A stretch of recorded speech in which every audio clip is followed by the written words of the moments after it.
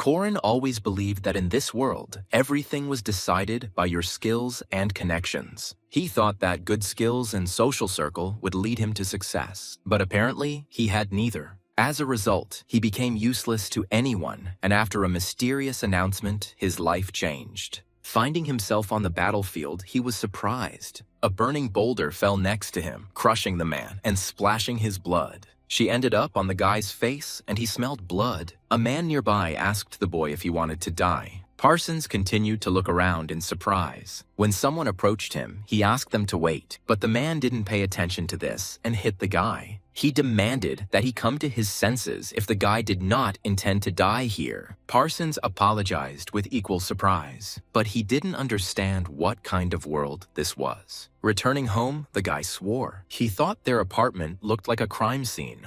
Entering another room, Korin greeted his father. For some time, the father did not answer, and then he greeted his son dryly. Korin heard that they should clean up before eating. The guy simply agreed to this. Sitting down on the floor, he thought that it was better outside than here. Korin suggested that this happened because the father found out how much the neighbor's son earned. It even seemed to him that his father had not known such numbers before. The sister, sitting in the corner of the room, confirmed this, and then she asked Korin if he remembered something. Hearing her, Korin became frightened. He asked his sister why she was doing this. The girl replied that those who lived next door had come to them. Korin asked what they wanted and if they had left their number, but the girl asked her brother to leave her alone and told him to clean up. Then Horan watched as she went to clean up as well, and after that, he just walked out of the room. Finally, the sister said that they did not have money to help Korin, but the guy asked not to worry about him and was going to go to his room.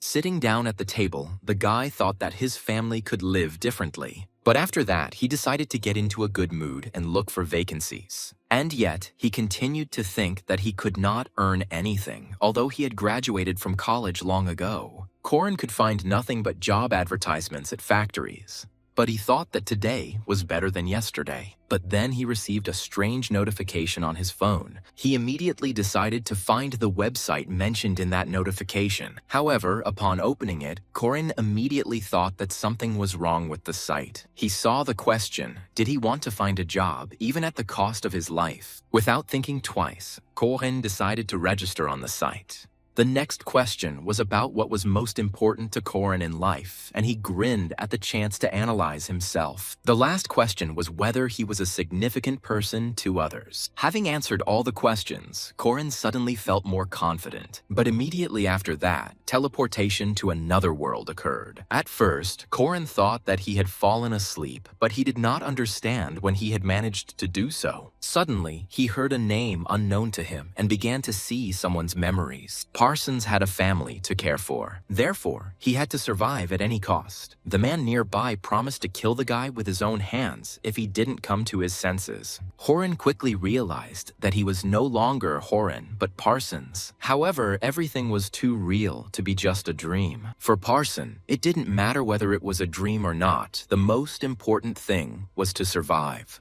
When arrows fell from the sky, people covered themselves with shields. Many have already been injured, but each of them continued to try to hide behind shields from arrows. In the heat of battle, someone approached Parson. The man asked if this was the boy's first time fighting. The guy assumed that he was dealing with a military corps sergeant and replied that he was fine. The man finally said that Parson must forget about fear if he wanted to survive. In the heat of battle, the boy thanked the sergeant for his instruction. Their task was to get behind the walls and open the gates from the inside, using a siege tower. When they do this, the knights will go on the attack, and their group had to try to survive until that moment. After this, the soldiers were ready to enter the battle again. The sergeant asked them if they wanted to survive. In one voice, everyone answered yes. Then the sergeant said that if they took a step back, the arrows would strike them in the back. Therefore, they had to besiege the walls and leave no one alive. Corin thought that it already looked like a war, or something like that. Suddenly, he noticed an arrow flying past him.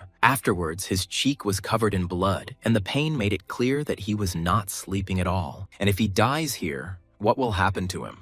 At that moment, with the help of the siege tower, the soldiers were already able to get close to the wall. Immediately after this, they began to fight with the archers. As Corin ran up to them, many pointed their weapons at him. Having pierced the man with a spear, he thought that he could not die here. He couldn't afford to die in a place where he couldn't tell truth from fiction. Therefore, he continued to boldly break through to his enemies. When he tried to attack the man, his spear suddenly broke. This was because his opponent was wearing plate armor. Then Corin had to throw away his broken weapon. However, even without a weapon, he still had determination. Corin had the idea to push the man off the wall. The man's body broke through the wall fence and fell towards the ground. Having fallen on the stairs, the man rolled down them. At that moment, Corin heard voices telling him to get rid of him. However, he intended to get hold of weapons. He grabbed the first thing he came across and started waving it around. At that moment, the soldiers in front of him were at a loss. Swinging his weapon, Corin wished death upon them all. Then the whole wall was filled with shouts and cries. The battle continued, and more people fell from the wall and died. Suddenly, the sergeant noticed that the new recruit was not bad. And now, the time had come for the knights to finish off the rest. The boy watched the battle, breathing heavily. Afterwards, the guy looked around and looked down at his weapon. At that moment, Corin managed to survive. It was not a dream. Because he felt pain and fatigue, and until he understood everything, he needed to remain Parsons. When the soldiers were able to break through the wall, they began to break into buildings. Some tried to stop the invaders. However, such people were immediately attacked. At that moment, those invaders were unstoppable.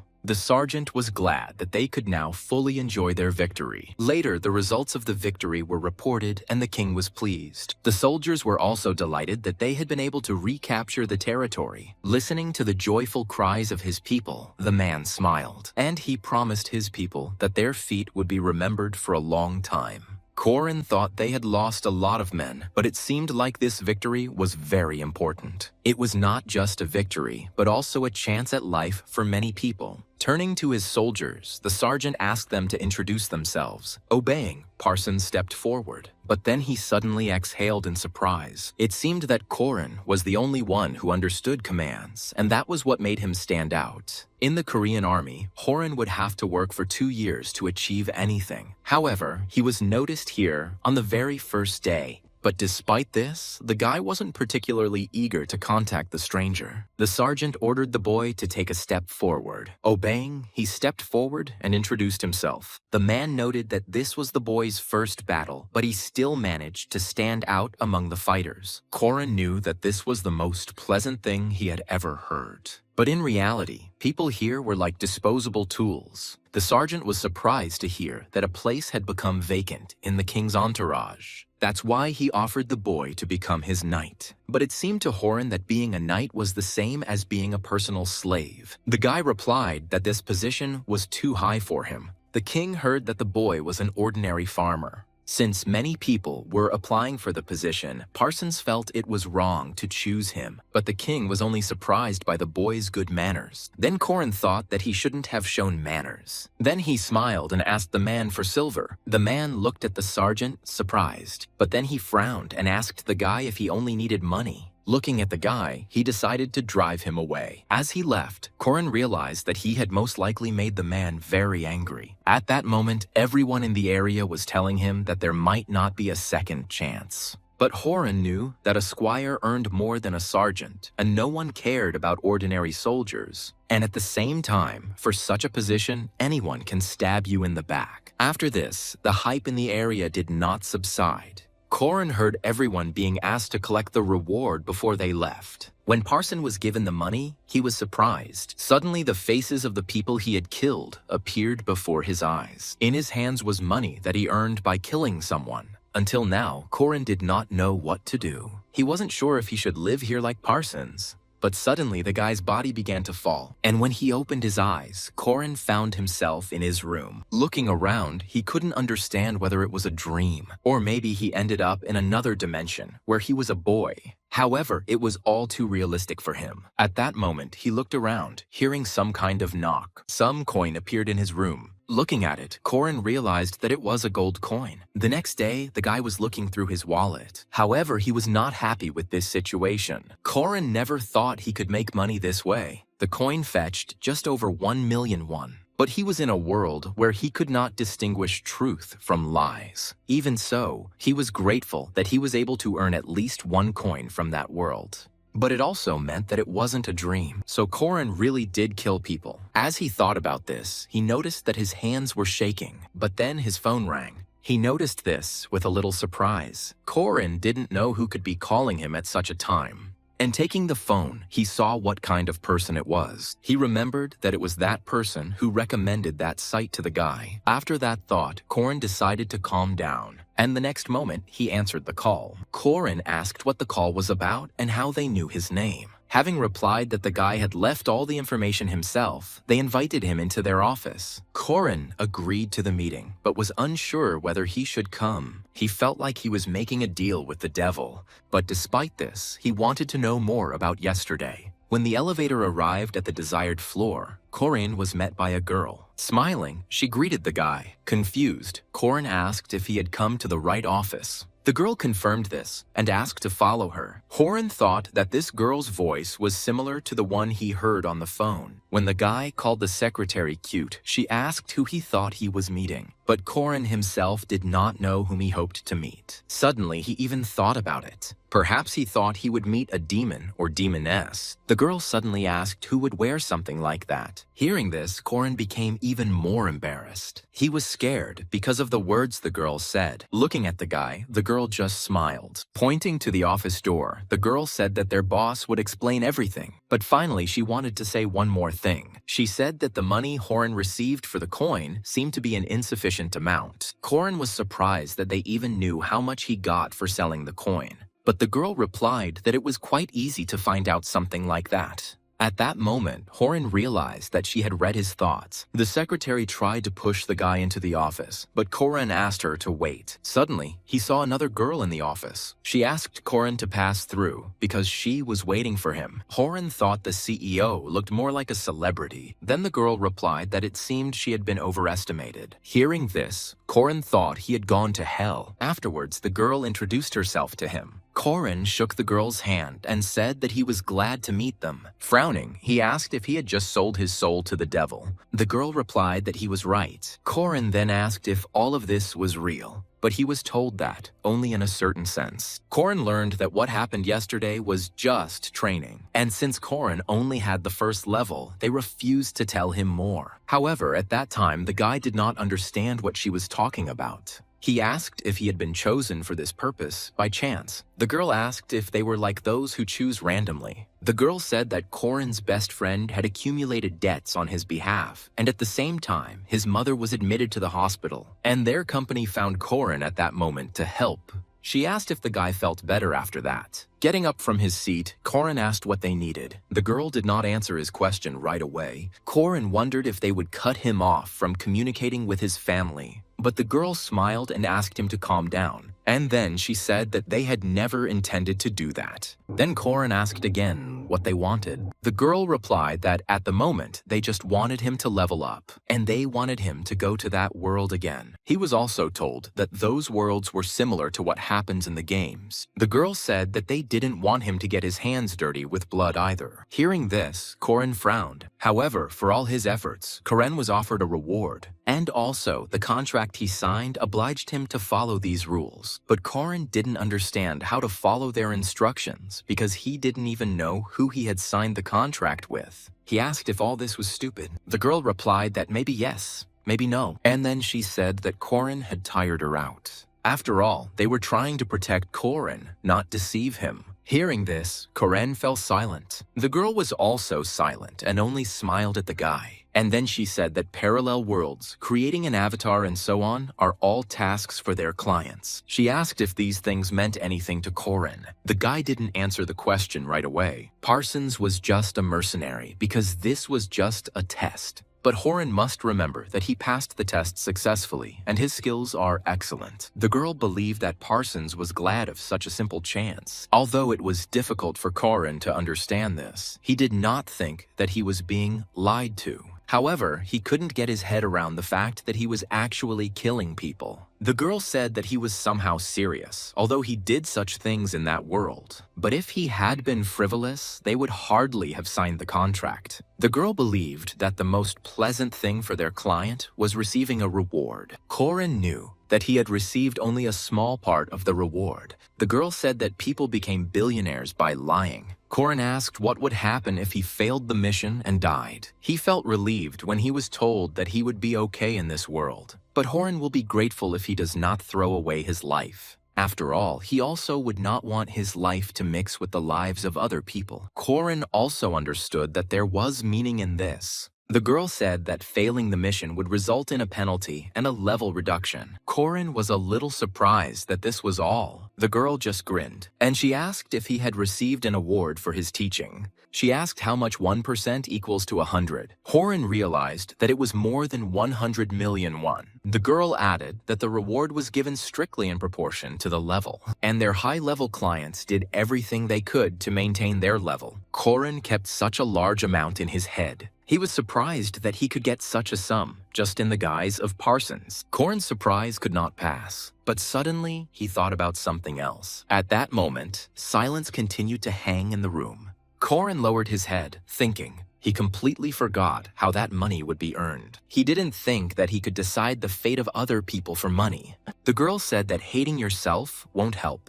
She suddenly said that Parsons had returned home safe and sound. Corin did not answer. Turning away, the girl asked him to think about it. After all, to kill another or to give oneself up to death is his decision. Corin was also told that he could refuse and go home, as no one would force him. However, the guy continued to think, and then he asked what he would have to do this time. Smiling, the girl replied that he should figure it out himself. At that moment, Kren started coughing, but then he looked at his hand. He noticed that his head was starting to spin. Suddenly, he was transported to another world again. He immediately noticed that someone was swinging at him. Corin didn't even have time to realize anything before the axe almost caught up with him. But it turned out that the man hit the wall. At that moment, there was horror on the guy's face. And the man in front of him was smiling brightly. Looking at him, Corin still didn't understand what was happening. He couldn't understand what he would have to do here. Suddenly, the man asked him to concentrate because the guy was trapped. After that, there was silence between them. And looking down, Corin understood what they were talking about. Then Corin was surprised to see the trap. The man said that those arrows were poisoned, so we had to be careful. But Corin was surprised that they wanted to save him with the axe, not kill him. But it turned out that they were not the only ones there. The man turned to look at his comrades, but he was told too late that he too had fallen into a trap. When the man fell unconscious, everyone was surprised at how their boss could have fallen into the trap. At that moment, Corin gradually began to understand what was happening. He was here to find someone. Suddenly, he saw notifications in front of him. The person's name and age, as well as the task, were displayed on them. Seeing those windows, Corin still thought that it looked like a game. However, he frowned with displeasure. Then he pulled out his sword and looked at his reflection. He was told to play along with what was happening, but to remember his mission. Corin had to preserve his life and personal qualities. The boy continued to think about those words. He wondered if he would have to kill anyone to complete the mission. Perhaps he should have thought twice before agreeing to this. But then he remembered his whole family. Corin understood that he had already agreed for their sake. Suddenly, the boss asked if Yuraval wanted to sleep.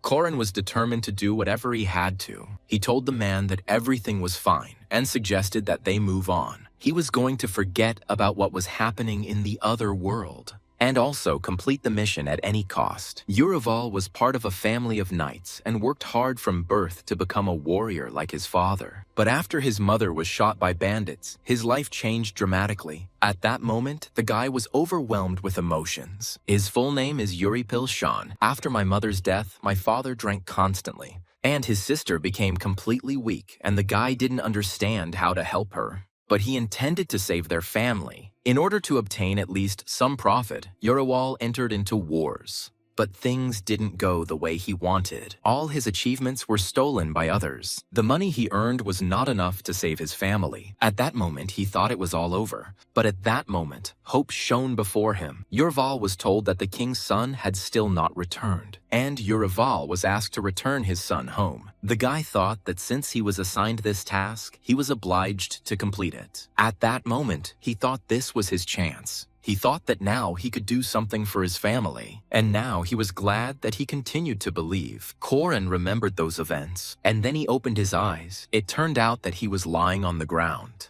As he got up, he wondered why he couldn't sleep. Every time he tried to sleep, he saw other people's memories. But to complete the mission, he must be full of strength. Due to lack of sleep, Korin already felt unwell. He even started receiving messages about insomnia. But suddenly Korin thought about something. It began to seem to him that thoughts were one of the forms of torture. Because of their situation, he thought that Yurival and Parsons were similar, and Yurival was ready to do anything to save his family. Korin thought that this was because he too was ready to do anything for his family. He thought these characters were too similar to him. Korin remembered the words about how they chose worlds for each individual. Korin's thoughts were interrupted when he heard a crack, but those sounds only got louder. Korin thought he saw someone fighting nearby, so he grabbed his weapon, and then he turned back abruptly. Looking around at his sleeping comrades, he realized that one was missing. At that moment, Korin tried to wake everyone up. Meanwhile, the guy was attacked by a goblin. The monster let out a terrible roar. The guy's only weapon was a spear, which he held out in front of him. By hitting the monster, he was able to knock its weapon out of its hands. However, 2 more monsters attacked from the other side. Having managed to react, the guy defended himself from their attack, and then he started running away from them.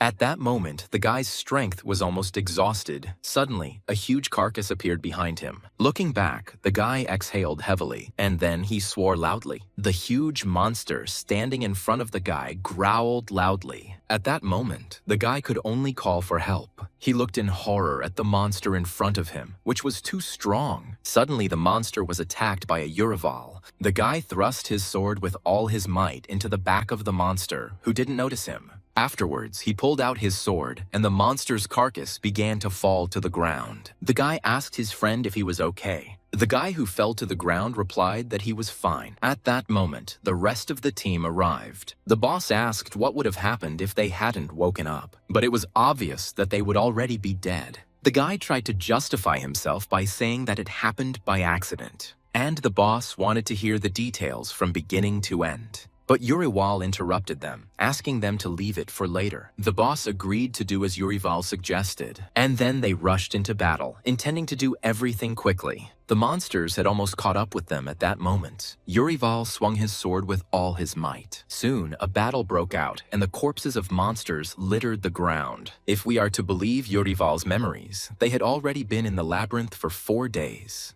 But this was the first time they had encountered so many monsters. Maybe that's why everyone was so determined, and the monsters continued to attack from every side. Most likely, they all fought in battles, but not with monsters. Korin understood that he was here to help them. He recalled his comrades' words that they would repay him for saving their lives. And thinking about this, the guy continued to fight. Suddenly, he turned to the side. Afterwards, I noticed their surroundings. And then he turned to their archer, and he said that he would throw the guy higher. But the archer did not immediately understand what Yurival was talking about. Then Yurival said that it would be easier to shoot at the orcs. The archer agreed that it was a good idea. Running up to Yurival, the blonde asked him to be ready. But Yurival had been waiting for his comrade for a long time. The next moment, he launched the archer up onto the ledge. Immediately after this, the archer was ready to attack the monsters. Korin understood that this guy was their trump card. After all, he had a pretty accurate attack. The archer made a confident shot. The arrow hit the head of the monster, who didn't even notice the enemy behind him. The man screamed in horror at the monsters to get out of here. It turned out that at that moment, the man was surrounded. Korin was the first to notice that the boss was in trouble. There were too many monsters, so the boss asked for help. Yurival asked the man to push through them. Then he turned around and called his other comrades. He asked the boys to help Sampat, but at that moment, they were also fighting monsters, and the man's screams only became louder. Suddenly breaking free, he rushed towards the monsters, and then I was able to ram them. At that moment, the man looked quite confident. His comrades also continued to fight the monsters. Urival continued to launch new attacks on his enemies. Soon, they were able to deal with them, and the guy looked around. He told everyone that it wasn't that bad. The archer asked the boss why the soldier gave orders better. However, the man said that without Urival, they would already be dead. But then another guy said that the blonde guy was just joking. Suddenly, Urival turned to their boss. The worried leader looked at his soldier, and then he asked what was wrong with the guy because he looked too serious. But Urival was worried about the man who looked like a ghost. The man replied that everything was fine, and then collapsed to the ground. Having reacted, the guy standing nearby managed to grab the man's, and Urival immediately said to put the man on the ground and look for open wounds.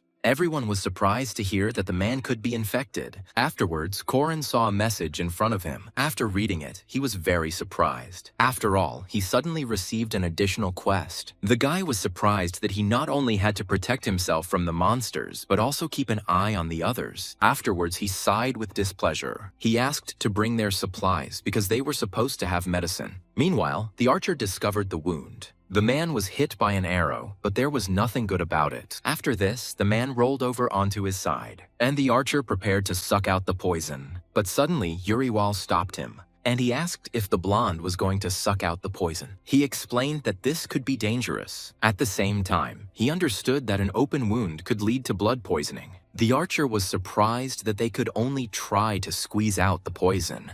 Urival asked to turn the man over, and then he put his hand to the wound, and with all his strength, he began to squeeze out the poison. Because of this, the man felt terrible pain. The next moment, the man screamed in pain. At that moment, another guy came up, buying medicines and alcohol that they could use for disinfection. Urival asked for a bottle of alcohol to at least somehow clean the wound. He immediately poured its contents onto the wound. The archer suddenly said that when he tried to save someone like that, all those guys ended up dying. After this, Urival was going to administer the antidote. But suddenly his hand stopped and he looked at the contents of the bottle. For some reason, the guy had a feeling that something was wrong. Korin wondered if it was an antidote. Suddenly, he remembered someone's words that he was in too much of a hurry, and that's why the man died. Remembering that moment, Korin froze. He understood that these were Urival's memories. The archer asked worriedly why he had not administered the antidote. However, Korin knew that he was in control of the situation now.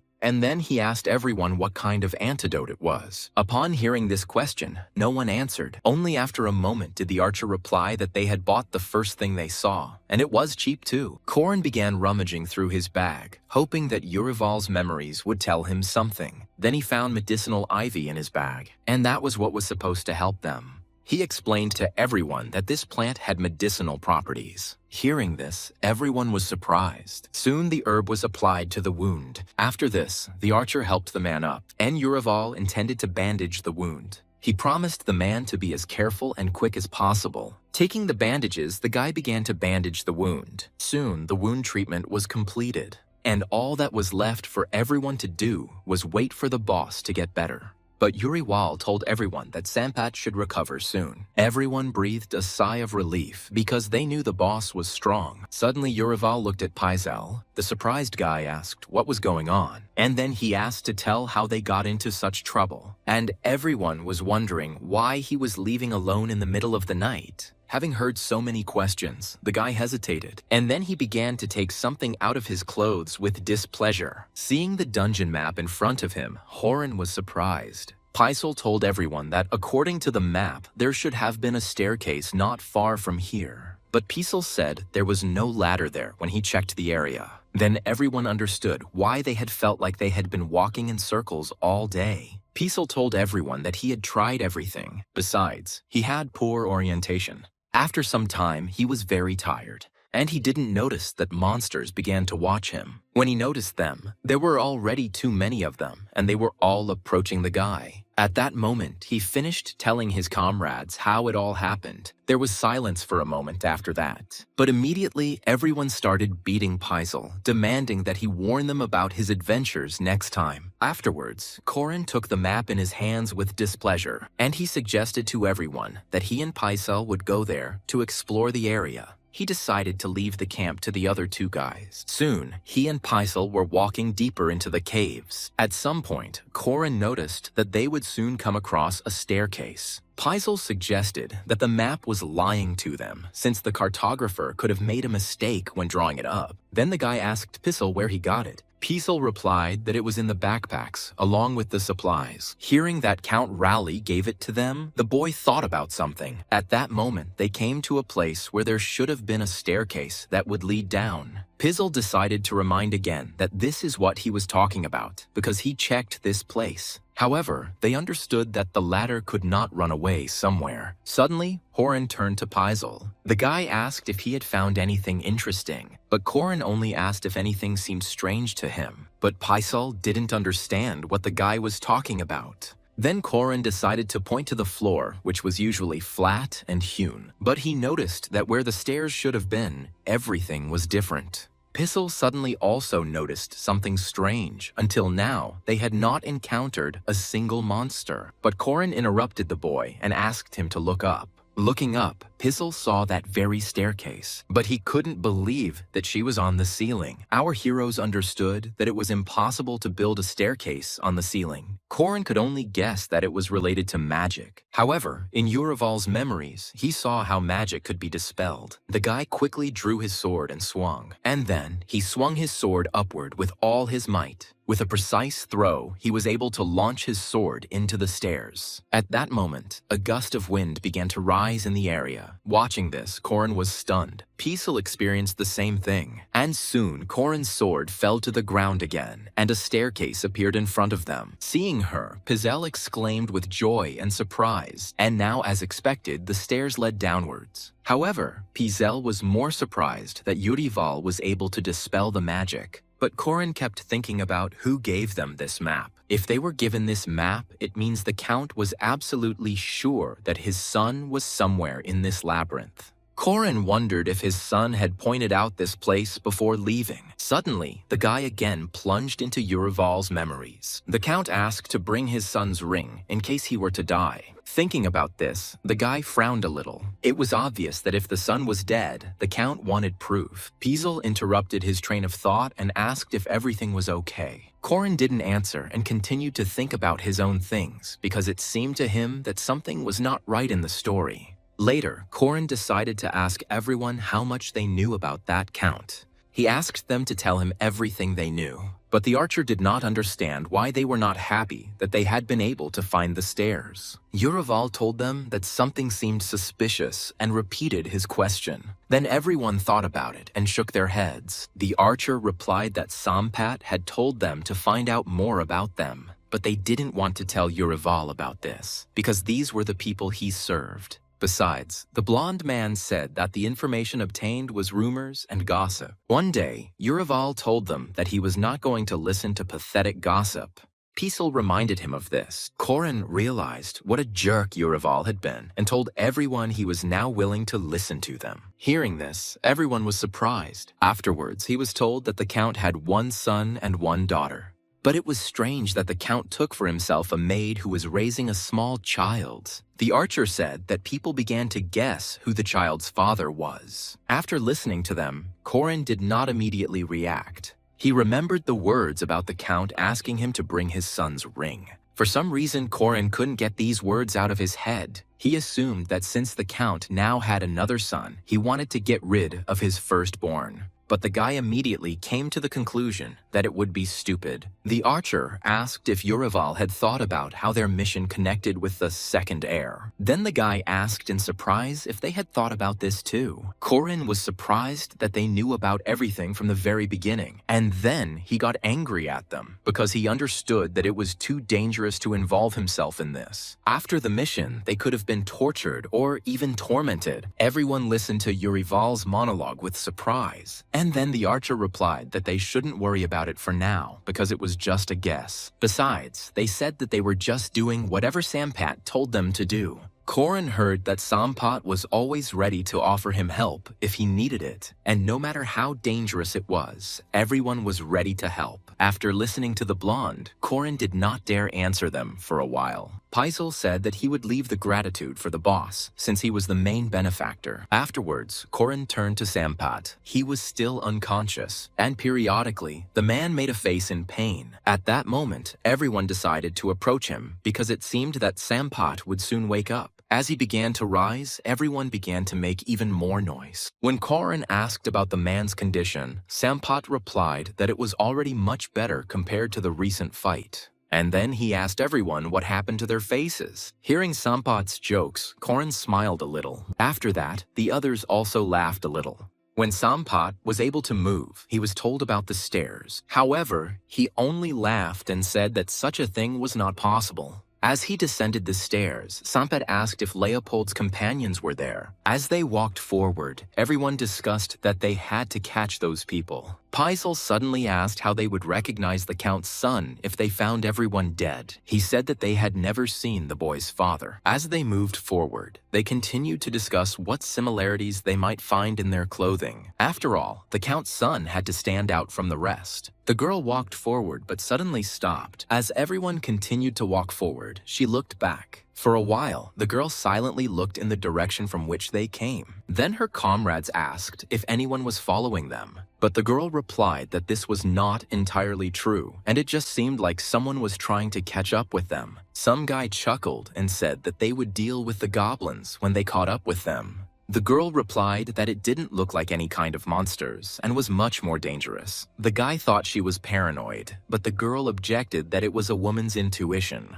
The old man intervened and said that if Azil said something, she had to be believed. Another man said they shouldn't have worried. After all, they were going to take care of those who wanted to find Leopold. Seeing some light, everyone turned their attention to its source. The butterfly flew closest to the old man, and afterward, he told everyone that it looked like someone was following them and was able to break through the magical barrier. Suddenly, the fair-haired guy looked at Azil. The girl asked the old man if these were the same people, but the old man could not answer her. But after that, they decided to set a trap and wait for their pursuers. Horan's group was inspecting the goblins that had been destroyed by someone else. It seemed to them that someone had been here just recently. And at that very moment, Sampat decided to vent his anger on the dead. The archer asked Uriwal to leave the boss alone, as he seemed to be very upset about losing consciousness. Suddenly, the guy added that the boss's mother lived alone, and he often sent her money. Even though the boss was acting like that now, the guy considered him a good son. Suddenly, Korin remembered his mother. For a moment, his face reflected melancholy. Approaching Sampat, the guy said that when people worked as mercenaries, they were prepared for the fact that they could die at any moment. And Sampat replied that everyone here worked as mercenaries due to some family circumstances. Then the others also shared how things were going in their families. Paisel went to work as a mercenary because there are many people he needs to help.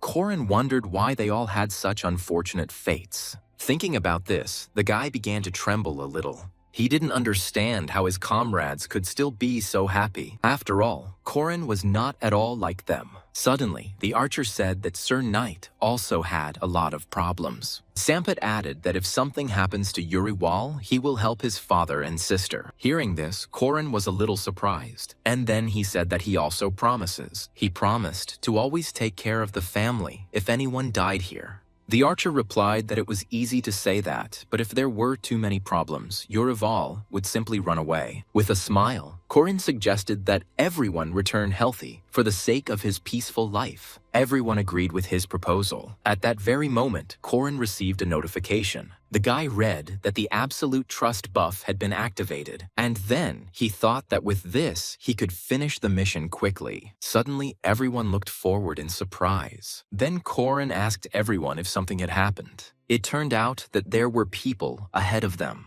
Seeing them, Korin, like the others, was surprised. The people up there thought those 5 guys weren't being careful at all. One guy said that the previous group looked more like assassins, but these ones looked stupid. However, his comrades asked him not to be so careless. The man said that when someone who looked friendly showed their claws, it was the most dangerous. The guy replied that those guys might not have been connected to Leopold. At that moment, Samput asked them if they knew Leopold. However, there was no response. The guy just asked who they were and what business they had with Leopold. When Uriwal asked if they were Leopold's subordinates, they answered in the affirmative. The boy happily said that the Count was expecting his son to return. Afterwards, he asked again where Lord Leopold was, but the man replied sullenly that talking openly about the Count was not funny. Hearing his answer, Korin froze in surprise. Sampat asked if people were having a strange reaction. Urival told the men above that he would like to speak with Lord Leopold. But Ozil said that they had nothing to say to the Count's dogs. The guy added that if they didn't want to die, they'd better leave. But Sampat was outraged that at their first meeting, they were called dogs. Azil suddenly asked her comrades to leave. The guy asked if she wanted to use the trap. The girl replied that if they abandoned their mission, they might survive. After that, there was silence between them. Sampat was interested in what those people suddenly started talking about. At that moment, Azil's comrades began to leave. Seeing this, Korin's comrades became a little tense, and then the girl stretched out her hand and pointed forward. However, no one understood what she was going to do. Suddenly, the archer noticed something. His gaze fell on the stone on the floor, which began to move. Korin pushed Sampat aside as a rock rolled towards them. At that moment, they noticed that the earth was shaking, and then everyone noticed that the stones began to form something, and soon everyone realized that a golem was appearing before them. Then Urival shouted out that the girl was a summoner. Meanwhile, the first golem was already approaching them. Soon, others joined him. Reacting, Sampat took up his weapon and attacked. Afterwards, he told everyone to aim for the center, otherwise the golem would be able to recover. Then everyone prepared for battle. However, Uriwal noted that this was easier said than done. He also said that the attack did not cause any damage. The archer decided to take aim, but his hand was shaking. He then released an arrow, which aimed at the golem's eye. However, having hit his head, it immediately flew off to the side. At that moment, Sampat also received a blow to the chest. Seeing their boss fall to the ground, the archer lost his fighting spirit. Hearing alarmed cries behind him, Urival turned around. Suddenly, Urival decided to approach the girl. He said that she attacked them without reason. However, Azul did not answer him. Urival asked again why she did it. But the girl said they just had to disappear. Her answer made Korin a little tense. The golems parted, and the girl said that the guys needed to hurry and leave. Putting the sword on the ground, Urival said that there was some misunderstanding here. He didn't want to fight her because everyone was on Leopold's side. But the girl smiled and asked if they should go to the Count, who was diligently trying to kill his son. Hearing this, everyone was surprised, and then Urival thrust his sword into the ground and asked the girl to stop.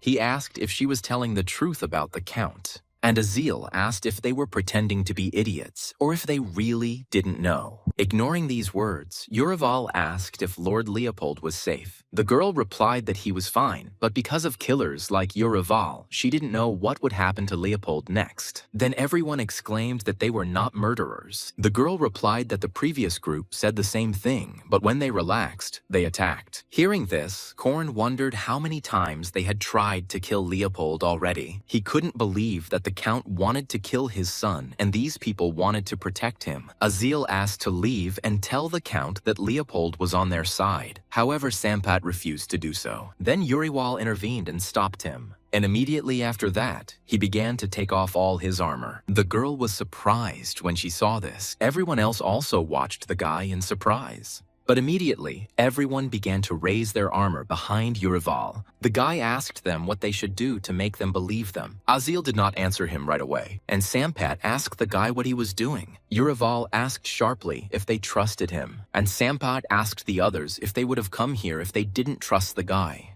Hearing this, Urival raised his hands high up. He again asked whether Leopold's life was in danger, and then he said that the least he could do was put his life on the line.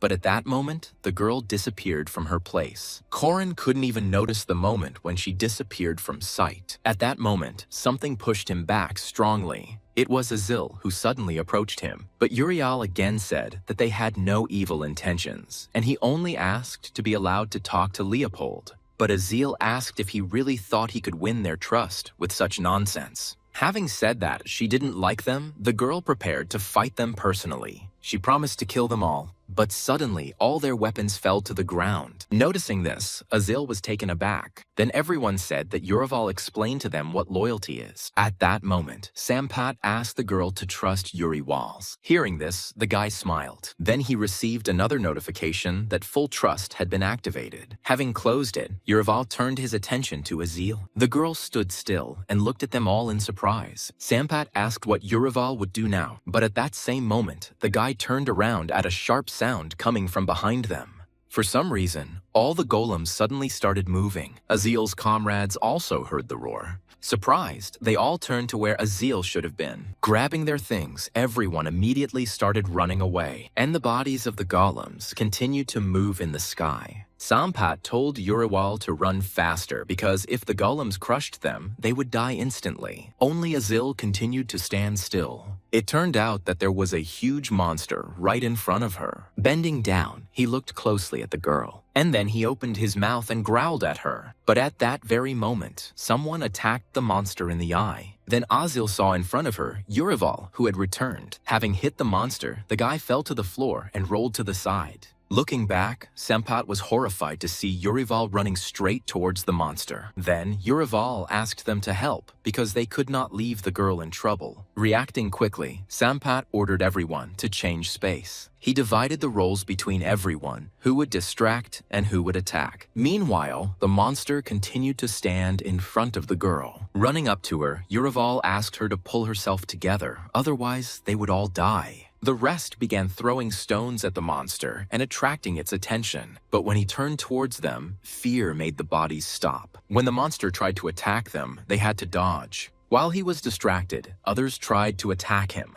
At the same moment, Urival was informed that the monster was beginning to come to its senses, and now it was necessary to take Azil somewhere where it was safe. At that moment, she told Uriwal that she was okay, but she wondered if she was scared. Immediately after that, she summoned the golem again. Sampat was surprised when he saw him grab the monster's leg, and then he swung and was about to attack. The next moment, the monster's blood was spilled. As soon as he got wounded, he immediately started screaming. At that moment, the archer decided to take aim at him, and his arrow hit the monster right in the eye. When this happened, the guy was glad that the monster was now deprived of both eyes. However, Sampat sensed something was wrong. At that moment, the archer became afraid for his boss. Sampat was told to run away, but it was too late. At that moment, the monster's paw almost covered the man. But suddenly the monster stopped and noticed the emerging light. It turned out that the fire attacked the monster. This was the work of Azil's comrades, who rushed to her aid. Then the magicians continued to attack from afar. More and more fire arrows hit the monster's body. Azil was glad to see her comrades. At that moment, Urival asked everyone to continue attacking. Everyone was determined and was going to kill the monster. One after another, Urival's comrades pounced on the monster, and soon the monster collapsed without strength. Urival turned to the others and asked them if everything was okay, and they answered him that everything was fine with them.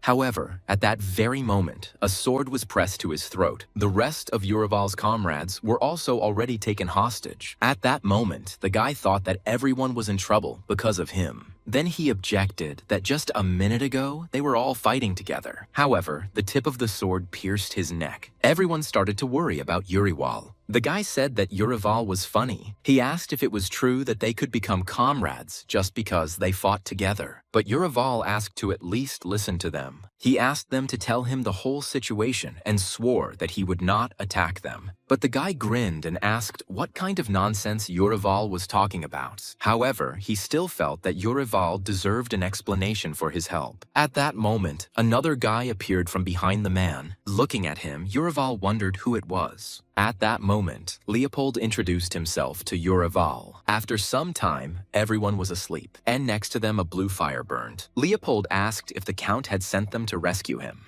Now the boy knew that Urival's detachment had come here without knowing anything and added that the Count had an heir. Urival objected that the infant could not be considered a legitimate heir. Then Leopold told how one day his father got drunk and said that his wife's son was here. Urival realized that they were not talking about the Count's son, but about the child of his wife and someone else. When Urival asked if this was true, Leopold could not answer for sure, especially since his mother was no longer alive. And then he said that what was more important was that the Count did not consider him his son. Urival understood that no one would make a person who was not a blood relative their successor. Then Urival said that he would report to the Count that they had found Leopold dead. Leopold thanked the guy for this, but then Urival added that this would require the guy's ring. And the ring meant that this man was the heir to the throne. At that moment, Leopold frowned. Leopold did not want to get the throne, but there was something personal in his behavior. Leopold said that this was the only thing he received from the Count. Therefore, this ring was very important to him. He still remembered how happy he was when he received it. He admitted that this was the only thing that connected him with his father. Then Corin understood what gave Leopold the strength to go on, and he understood that most likely the guy would not part with this ring. Suddenly, Urival said that their team was very strong. Leopold said that they were good people who saved his life several times, and then he heard that he had to give the ring to Urival. The guy asked if everyone would be in danger if he didn't give up the ring, but Urival said that Leopold had misunderstood him. He said that Leopold had a big heart, so there must have been many supporters, and if he decides to go against tradition, the soldiers will split into two parts, and thus the soldiers will be killed.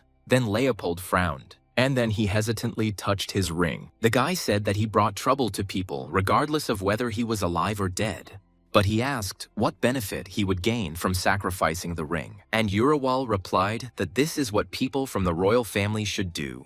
Leopold was surprised when he heard this, and then he smiled. Suddenly, he turned to the old man, and he said that he wanted to give the ring to that man. The old man asked the boy if he was sure. The old man thanked Urival for helping Leopold make a difficult decision, but Urival replied that it was nonsense. Seeing that the old man had prepared a knife, the boy became scared, and the old man prepared to cut. This made Leopold feel afraid, and when it was all over, he winced in pain. In horror, Urival asked why they did this. It turns out that because of magic, no one could remove the ring, and the Count did not want to kill his son without having a clear plan. Leopold asked that this sacrifice not be in vain, and he asked Urival to accept the ring. Then Urival found a ring stained with blood in his hands. The guy thought they had finally gotten him. But Horan wondered what would happen to Leopold's hand now, because now he will have to live his life this way. Suddenly, the guy saw some kind of light in front of him. It came from Leopold's hands. Then Corin saw how the old man began to use magic. It turned out that a severed body part could be reattached using magic. Leopold asked what Urival would do. Leopold was glad that his hand was okay. The old man told Urival that it would be difficult for them to return the way they came, and he said he would ease their burden. He offered to teleport Urival's group. Soon everyone was ready to leave. Sampat said they were very lucky. The old man was about to start casting a spell because everyone had gathered. Urival asked to take care of them. When the old man asked if everyone was ready, Urival answered in the affirmative. The next moment, he began to cast a spell. A stream of air and mana immediately appeared. Seeing this, Corin was surprised. But from surprise, their faces took on a frightened expression. Soon, their bodies began to rise. Finally, Leopold decided to say something to Urival. He said that they would meet again soon. He thanked the guy and said that now he was in his debt. At first, Corin did not answer, but then he smiled and said that there was no need to thank him for that. Immediately after that, they disappeared behind a stream of mana. But at that moment, Corin sensed something was wrong. Covering his face with his hand, he screamed. He experienced the same thing as when he first went on Urival's mission, and then he received a notification that the mission was completed, but he didn't understand how it could be completed if he hadn't yet brought the ring. Later, reports came out that having received the Count's ring, he had successfully completed the mission. The additional mission was also completed because he saved all his comrades. The guy thought with relief that it was good that he was able to complete the mission early, but it seemed to him more as if he was in some kind of dream. Uriwal did not have a distinguished background. However, he was surrounded by good friends. In fact, Horan would like to have friends like him. Opening his eyes, Korin wondered if he had returned to his world. However, there was nothing in front of him. Korin didn't understand what kind of place this was. At that moment, he received an error message. At that time, Korin did not understand what this meant. And then the movement into the spiritual world began to occur. Then Korin hung in the air. Opening his eyes, the guy was very surprised. It turns out that Korin was floating in the sky. At first, he thought it was due to a system glitch, and then he saw that other people were standing on the ground. Hearing laughter behind him, Korin turned around abruptly. Then he saw Sampet and his other comrades. Sampet asked Uriwal to say something inspiring in honor of the good reward they would receive. Seeing Uriwal in front of him, Korin was surprised. After all, this was the real Uriwal. Suddenly, someone appeared behind Korin. Then Korin was told that he was right. In front of Korin stood a man, exactly like Uriwal. The guy couldn't believe his words. This made him wonder what was going on. Uriwal told Korin that it was he who called him here, and then he said that obviously Korin was confused. Korin agreed, because it seemed to him that the mission was completed. But earlier, he could not even imagine that he would be able to talk to Uriwal. Afterwards, Uriwal said that what was happening below was an illusion that he simply wanted to show to Horan. At that moment, the people below froze. Uriwal said that Korin had a desire. That's why he came. And then he asked Korin to turn his attention downwards. Then, down below, Uriwal appeared before the Count. This was Count Raleigh's room, and Uriwal, who was saying something to the Count. There was also Pizel, who answered Uriwal while the Count remained silent. Frowning, Pizel was about to take something out of his pocket, and then he rushed at the guy with a knife and apologized. Before he could react, Uriwal was stabbed. Pizel said that his family was captured. That's why it's like that. And if he doesn't carry out the order, his entire family will die. Thus, Korin learned what had happened. Uriwal said that this is how the return from the mission ended. Korin was surprised that Pizel behaved this way. Pizel did not give the impression of being a traitor at all. Uriwal said that Korin completed the mission shortly before his death. It turned out that Uriwal also had his own mission. Caden and Rob died in the labyrinth, but they still managed to capture Leopold. Uriwal admitted that, unlike Korin, they were not looking for a peaceful solution. Korin was surprised that it seemed like Uriwal could read his thoughts. And Uriwal said again that after he became a soul, he was able to do a lot. Korin said that in order to take the ring, it was necessary to at least cut off a finger. Uriwal suddenly said that he never met them. It turns out that when Uriwal arrived, Leopold's comrades were dead. This happened before they encountered the orc.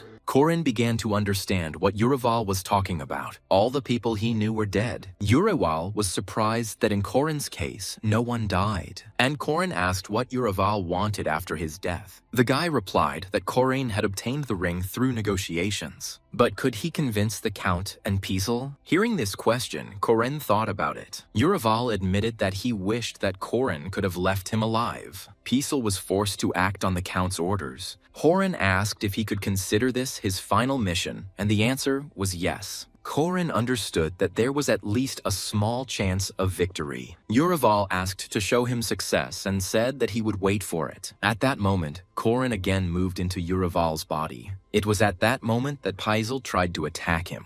But the guy managed to react and dodged. He took a few steps forward, which greatly surprised Pizel. Seeing the guy approaching him, the Count tensed up. Korin understood that the Count must have planned what was happening, and he didn't think that a normal conversation would happen now. Hearing a sharp sound, Korin turned back, and he saw that Pizel was attacking him again. Then Horan had to intercept Pizel's hand. Afterwards, he made the guy drop the knife, and by tripping him, he knocked Pizel off balance. At that very moment, he was able to knock the guy to the floor. Uriwal asked Pizel to come to his senses, because if this continued, they would all die. Hearing this, Pizel was surprised. The Count watched what was happening in silence. Uriwal asked Pizel why the Count wanted him dead. Without waiting for an answer, Uriwal said that he knew the Count's secrets, but that applied to Pizel and everyone else who was on the mission. He asked Pizal where the guarantee was that he would be alive after killing Urival. Then Pizal said that he was not thinking about himself, but about his family. The Count promised not to touch his family if he got rid of his friends. Afterwards, Corin turned his gaze to the Count. Again, he asked Pizal if he believed the Count. He promised Urival a good reward and even a castle. So, will the Count keep his word given to a commoner if he does not keep his word even to a knight? Then Pizal had nothing to say. Urival said that they would also get rid of the Pizal family, since no one should know about the Count's atrocities. Looking at the Count, Urival asked if he was saying everything correctly. The Count did not answer immediately. Pizal looked at the Count and also waited for the man's reaction. And then the Count said that Urival was wrong. He told Pizal that after the mission was completed, he would let his family go. He asked if Pizal would believe the ravings of a madman.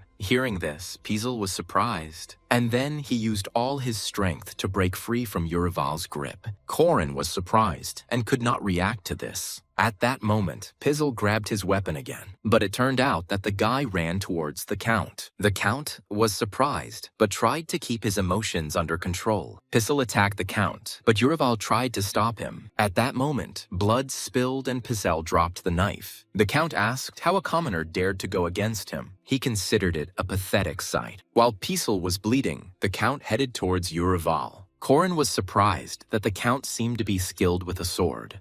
Meanwhile, the Count came very close to Urival, and unlike the Count, the boy didn't have a sword with him.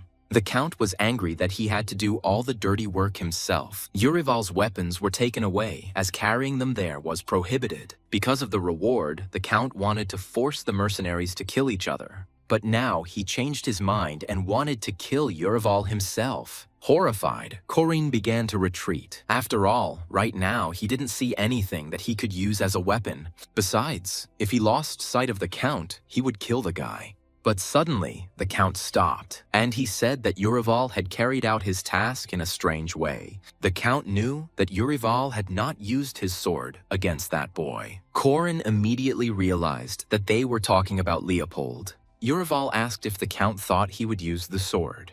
The Count admitted that he did not expect that Urival would bring the ring back without killing anyone. Suddenly, Corin remembered that this ring was very dear to Leopold. The Count asked if he had given away the ring so easily. Corin did not understand why the Count asked about this and did not want to kill him right away. Suddenly, Urival replied that it was not so easy. He noticed the Count's expression. Knowing that the man was interested made Corin grin. Therefore, the Count did not attack immediately. Then Urival decided to tell something about Leopold. Suddenly, he said that before Leopold gave the ring, something strange happened. Leopold loved his father and did not hold a grudge against him and gave the ring in exchange for a promise. But the Count was still surprised that Leopold gave away the ring for a couple of words. By chance, Urival was able to learn a lot about Leopold and his comrades. Together they managed to experience a lot. During this time, Leopold studied Urival and gave him the ring when he realized that he could be trusted. Taking a step forward, Urival said that Leopold trusted him. And since Urival had already made a promise, he hoped for approval from the Count. He knelt down and lowered his head to the floor. For some time, the Count continued to look at the guy in silence, and then he laughed loudly. Unlike him, Corin showed no emotion. At that moment, the Count loosened his grip on the sword, and afterward, the man said that he always knew how stubborn Yuri was, but he didn't understand how the guy could speak like that in such a situation. He said that talking about Urival not leaving here alive was a waste of time. Hearing this, Urival remained silent. The Count, swinging his arm, promised to fulfill Urival's promise, but the boy would pay with his life. Having time to react, Corin was able to dodge the blow, but the Count immediately swung again, and the situation escalated. He quickly realized that the situation had become much worse, and putting his knee under the blow, he said that he had to fulfill his promise. After that blow, the guy lost his balance a little. The Count did not understand what Urival was talking about. Urival told the Count that he was not a fool. He admitted that he didn't understand anything about intrigues and setups, but he saw them. The Count asked to get down to business. The boy spoke of a knight who was taught to be trustworthy and honest, but he was not. A knight who should have been trusting, but wasn't. Urival was sure that he would be useful to the Count. Hearing this, the Count was surprised. Corin was glad that the Count's expression changed. A man whom everyone trusted could be a very useful acquisition. When the Count again plans an intrigue, Urival may be useful to him. And Urival's voice could serve well in the reprisal against Leopold. The Count asked if the boy wanted to make a deal, but Urival said it was not a deal. He considered it a mutually beneficial cooperation between them. The Count will give him what he originally promised. Urival said it was obvious how much the award meant to him, given his family's status. And Urival said that he would never betray the one to whom he entrusted his life. The Count noticed that the guy was much more dangerous than he initially seemed, but then he fell silent for a moment. Urival said about the saying that you should keep your friends close and your enemies even closer. The Count thought it was interesting, but Urival couldn't even imagine that this would happen. But the Count asked how to shut the mouths of the mercenaries with whom Urival was fighting.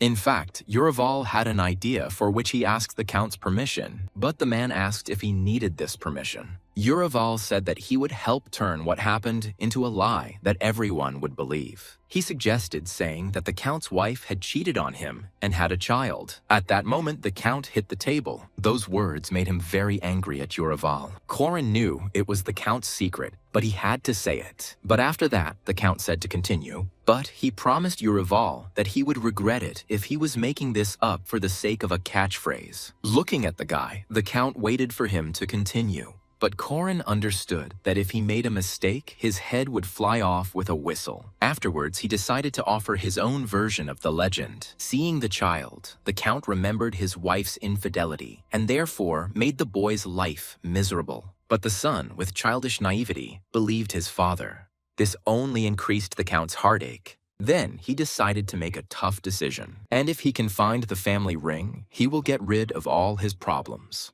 Urival knew about what happened only from the testimony of the Count and Leopold. The Count was angry that with such a legend as Urival believed, the mercenaries would keep their mouths shut. However, he asked where there were guarantees that the mercenaries would remain silent. Corin realized that judging by the reaction, it was all true. Afterwards, he told the Count that the mercenaries left home for a whole year to earn money. These people did not know the fear of death, but they were still afraid. They always had the fear that their wives would cheat on them. It will be difficult to shut people's mouths with threats, but in the case of a man's tragedy, everything is different. After all, they will be able to put themselves in the Count's place and will empathize with him, so they will remain silent about what they know. The Count was surprised that simple mercenaries could sympathize with him. At that moment, his hand began to shake. He continued to mutter the question of whether the common mercenaries would sympathize with him. Watching the Count, Corin thought the man was showing an interesting reaction. Then he thought with hope that this was a good sign. The Count said that Leopold would be killed if he returned here and asked how Urival would decide this. But Urival said there was nothing to worry about because he would not return here. The Count noted that Urival was sure of this. In fact, Leopold tried to care for other people and was very kind-hearted. Urival was sure that he would not return because he would take into account the possible consequences. Hearing this, the Count was surprised, and then he agreed with Urival's words about Leopold. The man looked down and said that it should make a good legend. But after that, he wanted to ask Urival about something. He asked what was most important for a knight on the battlefield. Corin didn't understand why they were asking him about this, but he answered that the most important thing was probably the spirit. The Count agreed that this was also important. The man said that the sword and shield were also important. However, the most important thing in his opinion was the horse. They were large and docile, but with proper training, they could become killing machines. Suddenly, the Count said that he considered Urival to be the ideal war steed. Urival merely replied that he simply always followed the Count's orders. However, the man suddenly swung his sword and aimed it at Urival's neck. Feeling the cold steel, Urival became afraid. But afterwards, the Count said that he would name him Juriwal Halls. Corin was surprised that a knighting ceremony was taking place now. The man said that Urival had seen his true face, so the man hoped that Urival would not disappoint him. Urival confidently replied that this would not happen. When he asked if he could take Pizel to a doctor before it was too late, the Count said that Yurival could do as he pleased. After this, the guy thanked the Count, but it was at that moment that Yurival noticed that time had stopped. Then he thought the mission was complete. Since he was able to convince Pizel and the Count, it turns out that Yurival's request was fulfilled. Then the Horan joyfully exclaimed that he had done everything as the Yurival had wanted. He asked the guy if he liked the ending. However, there were many mixed feelings on Yurival's face, so Korin realized that something was wrong. At that moment, Yurival bowed his head and pursed his lips, and then he screamed loudly. Korin watched from the side and did not understand what had happened to the guy. For some time, Yurival continued to release emotions. Korin asked him to calm down and asked what had happened. Then Yurival finally asked himself why he hadn't done it. The guy began to blame himself for the fact that he had a chance to save everyone. Korin watched as he said that it was entirely possible to save everyone. And then the guy's screams filled the void again. Yurival admitted that he thought that if he did everything possible, he would be rewarded for it. However, he later realized that the world was not so simple. At that moment, he thanked Korin. Yurival hoped that Korin would be able to learn from his mistakes, but Korin asked him not to slander himself because in Yurival's place, he wouldn't even be able to gather everyone. He was able to win hearts and trust, and only thanks to Yurival was Korin able to achieve success. Korin believed that Yurival had not lived in vain. Korin thought it would be cool if Yurival was more gentle and listened to the advice of others. Yurival chuckled and said that Sampat had always told him this. He thought that it was precisely in his heart that he differed from Korin. When Yurival wanted to get something from his pocket, Korin noticed his movements. Showing Horan an unknown item, the boy said that he would like to give it to him as a gift. The boy said that it was a piece of his soul that Korin was worthy of possessing. Korin didn't know where he could use it, but he thanked the guy. But when he accepted the gift, he felt strange. Suddenly, he was transported to a new place and wondered where he was now. Ordinary people took a break from their work and were happy to greet the Lord. They called Yurival, who also greeted everyone, Lord. He looked carefully at all the people who greeted him. People of all ages were always glad to see him. They also greeted the girl who was riding in the carriage and who also greeted ordinary people. After some time, she got out of the carriage and began distributing food to people. Korin realized that it was Yurival and his family. Yurival explained that in exchange for his soul and life, this was the reward he was promised. Yurival had to wait a long time for that mission to be completed. However, in the end, Korin managed to complete it. However, Korin understood that what was happening was not reality, but just a lie and a dream in which the guy would be fine. He asked for such a scene for his soul. Yurival did not crave wealth and power. He just dreamed of his family living in peace, but he lost everything. Korin thought it was cruel that all this had forced Yurival to suffer for many years, but he didn't understand why a man like Yurival would agree to sell his soul. At that moment, Yurival admitted that he wanted to ask Korin something. He asked why a man who could read people's hearts decided to take on such a job. Hearing this, Korin was a little confused. Korin replied with a little embarrassment that his world was not so simple. But suddenly, a white flash appeared in front of the guy. Seeing a strange light in front of him, the guy was confused. Covering his face with his hands, he wondered if he was being moved somewhere again, and he hoped that this time he would go home. Those watching what was happening on the screen could not believe their eyes. The girls were surprised that Korin was able to win without scoring, and they also knew that Korin was bound to lose in the end. Afterwards, the girl ordered her assistant to find out everything about Korin, and she herself continued to look at the screen and wonder what was actually happening now. Afterwards, the girl congratulated the guy on his successful completion and said that he was like a wizard. She also said that Yurival's soul was grateful to him from the bottom of its heart. Listening to their conversation, the secretary decided to look back at them. However, something still continued to bother Korin. He recalled Yurival's words that he was the first person who had managed to complete this mission.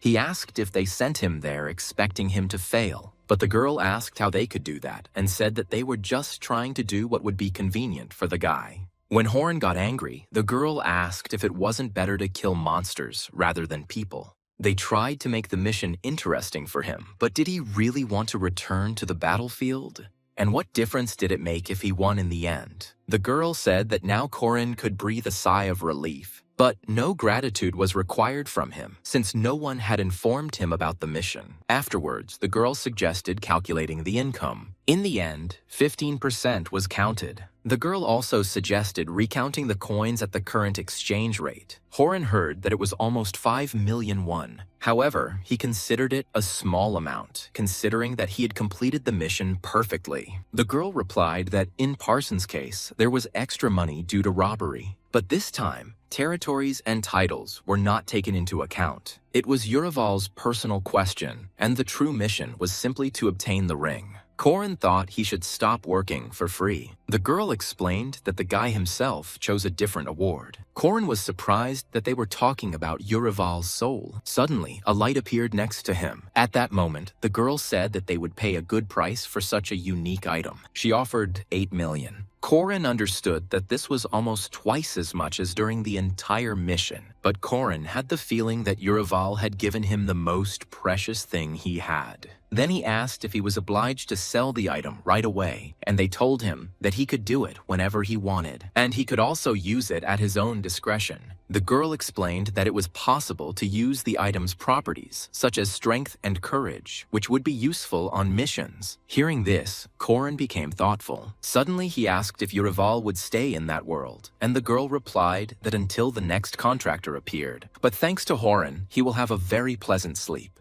And when someone starts a new mission, the world will return to its starting point. Hearing this, Korin felt a little sad. This agreement forced Urival to relive his mistakes and death over and over again, and he was constantly forced to endure that pain. Korin thought that he would go crazy in such a situation. For example, if the situation from 3 years ago was constantly repeated. Suddenly, the girl asked to listen to what she was about to say. Korin noticed the sudden change in her mood. The girl said that they decided to launch the simulator based on the information about it. Korin was surprised to hear that they felt as if someone was playing with Korin. The girl said that he needed to do something about his karma, otherwise a great tragedy awaited him. Then Korin asked what would happen to him. However, they couldn't give him a definitive answer. However, it was assumed that a situation too tragic could have arisen, leading to death. Hearing this, Korin thought it was nonsense. He asked if it was possible to predict the future using the simulator, and could they really change his level of failure at will? The girl said that she could explain it again, but there was no guarantee that he would understand. However, he could be told how to change his karma. Frowning, the guy asked how to do this, and he was told that he needed to reach level 10. Income and reward will be on a different level, and it will become a different life. And with those resources, he could easily change his destiny. The guy was a little surprised when he heard this. He thought that this was quite possible to achieve, since in just 2 missions he had risen to level 3. Then he agreed and asked when the next mission would be. Hearing this, the girl also smiled and said that they would contact him in a couple of days. After their conversation, the Horan headed to his home.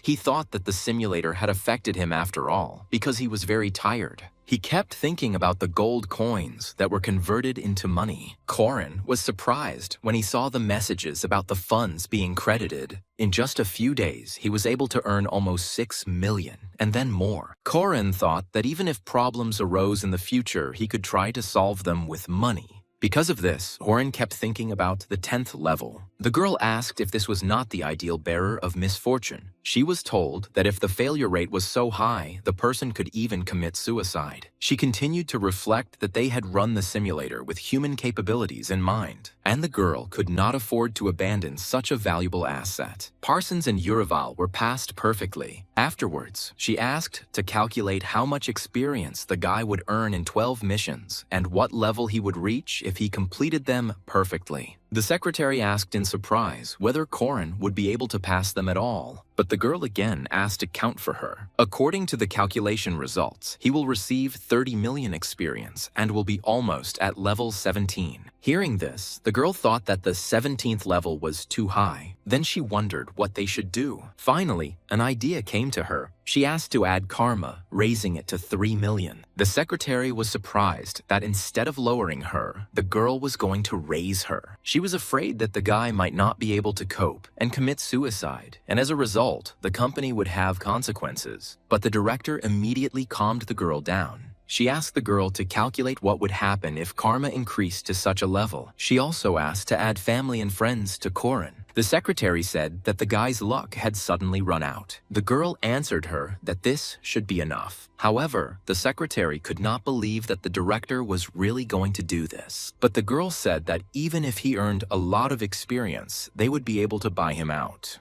The girl was also asked to monitor the top-ups on the guy's card. The director replied that on Earth, everything could be solved with money. Also, she couldn't just leave such talent behind. She wanted to organize enough support for Horan to rise quickly. Once inside the store, the guy couldn't wipe the smile off his face. After all, for the first time in a long time, he was buying good groceries for his home. He suddenly thought that money was power anyway. The anxiety is past, and now it is time for stability for Corin. Suddenly, he began to estimate how much he would be able to pay for now. It turned out that 3 million would fly away instantly. Besides, the guy didn't understand how to explain to him where such money came from. Continuing to think about this, Horan came to his house, but suddenly he heard someone calling him. Some man greeted Corin. Seeing him, the guy threw down the bag of groceries, and he immediately attacked Mika with his fists. Horan was about to get into a fight, but Mika asked him to wait. Despite those words, Corin still hit the man. From that strong blow, Mika fell to the ground. Corin was too angry at this guy. He asked if Mika was tired of living. The guy couldn't answer because he was trying to endure the pain. Horan told Mika that he destroyed his family. Then the man finally said that he was here because of Corin's sister. Hearing this, Corin stopped. Mika asked Corin to calm down for at least a minute.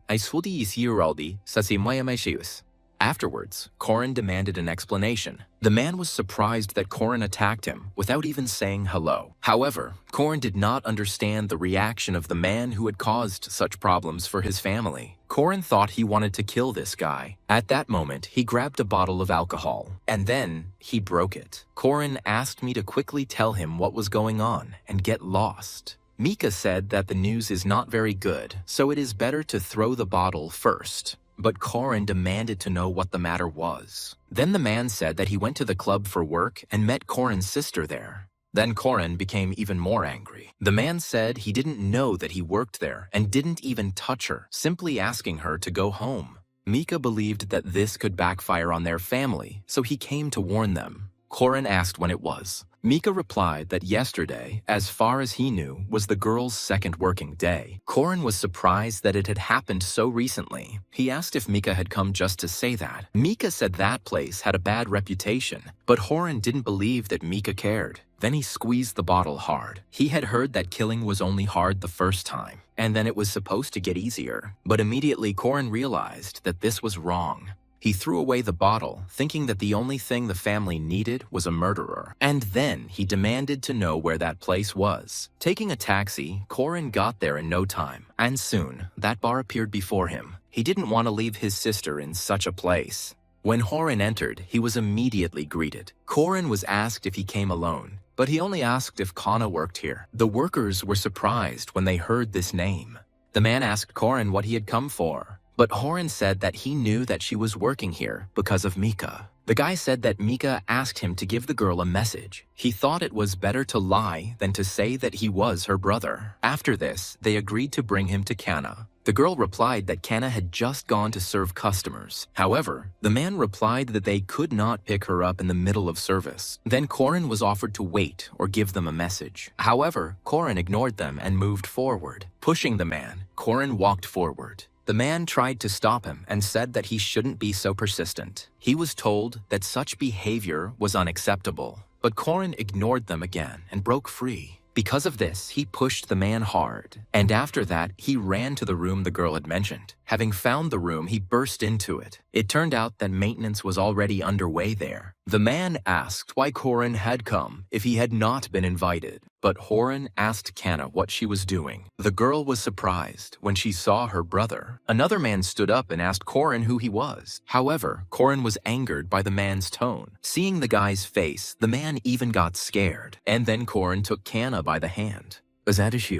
Ignoring everyone, he tried to take his sister away. Kana asked if Mika had told him about it. Korin ignored her too, and then he asked her to keep quiet until they got home. His tone worried Kana a little, and at that moment, they saw that their path was blocked. The man said that this was not the way to do things and that Korin should compensate them for the damage. Then the big security guard grabbed the guy, and then he punched me in the face. Seeing this, Konya began to worry about her brother. Despite the strong blow, Korin seemed to be okay, and then he hit the man in the nose with his head. The brute staggered back from the powerful blow. The guy asked if it was reasonable to beat them just because they lost a client. He despised such standards. Watching this from the side, Kana was surprised. They no longer dared to block Korin's path. Finally, he asked if they needed any more compensation. Hearing that no, he again led his sister away from that place. They left there with hasty steps. They walked in silence for a while. But afterward, Kana asked to let her go because she was in pain. However, Korin ignored her.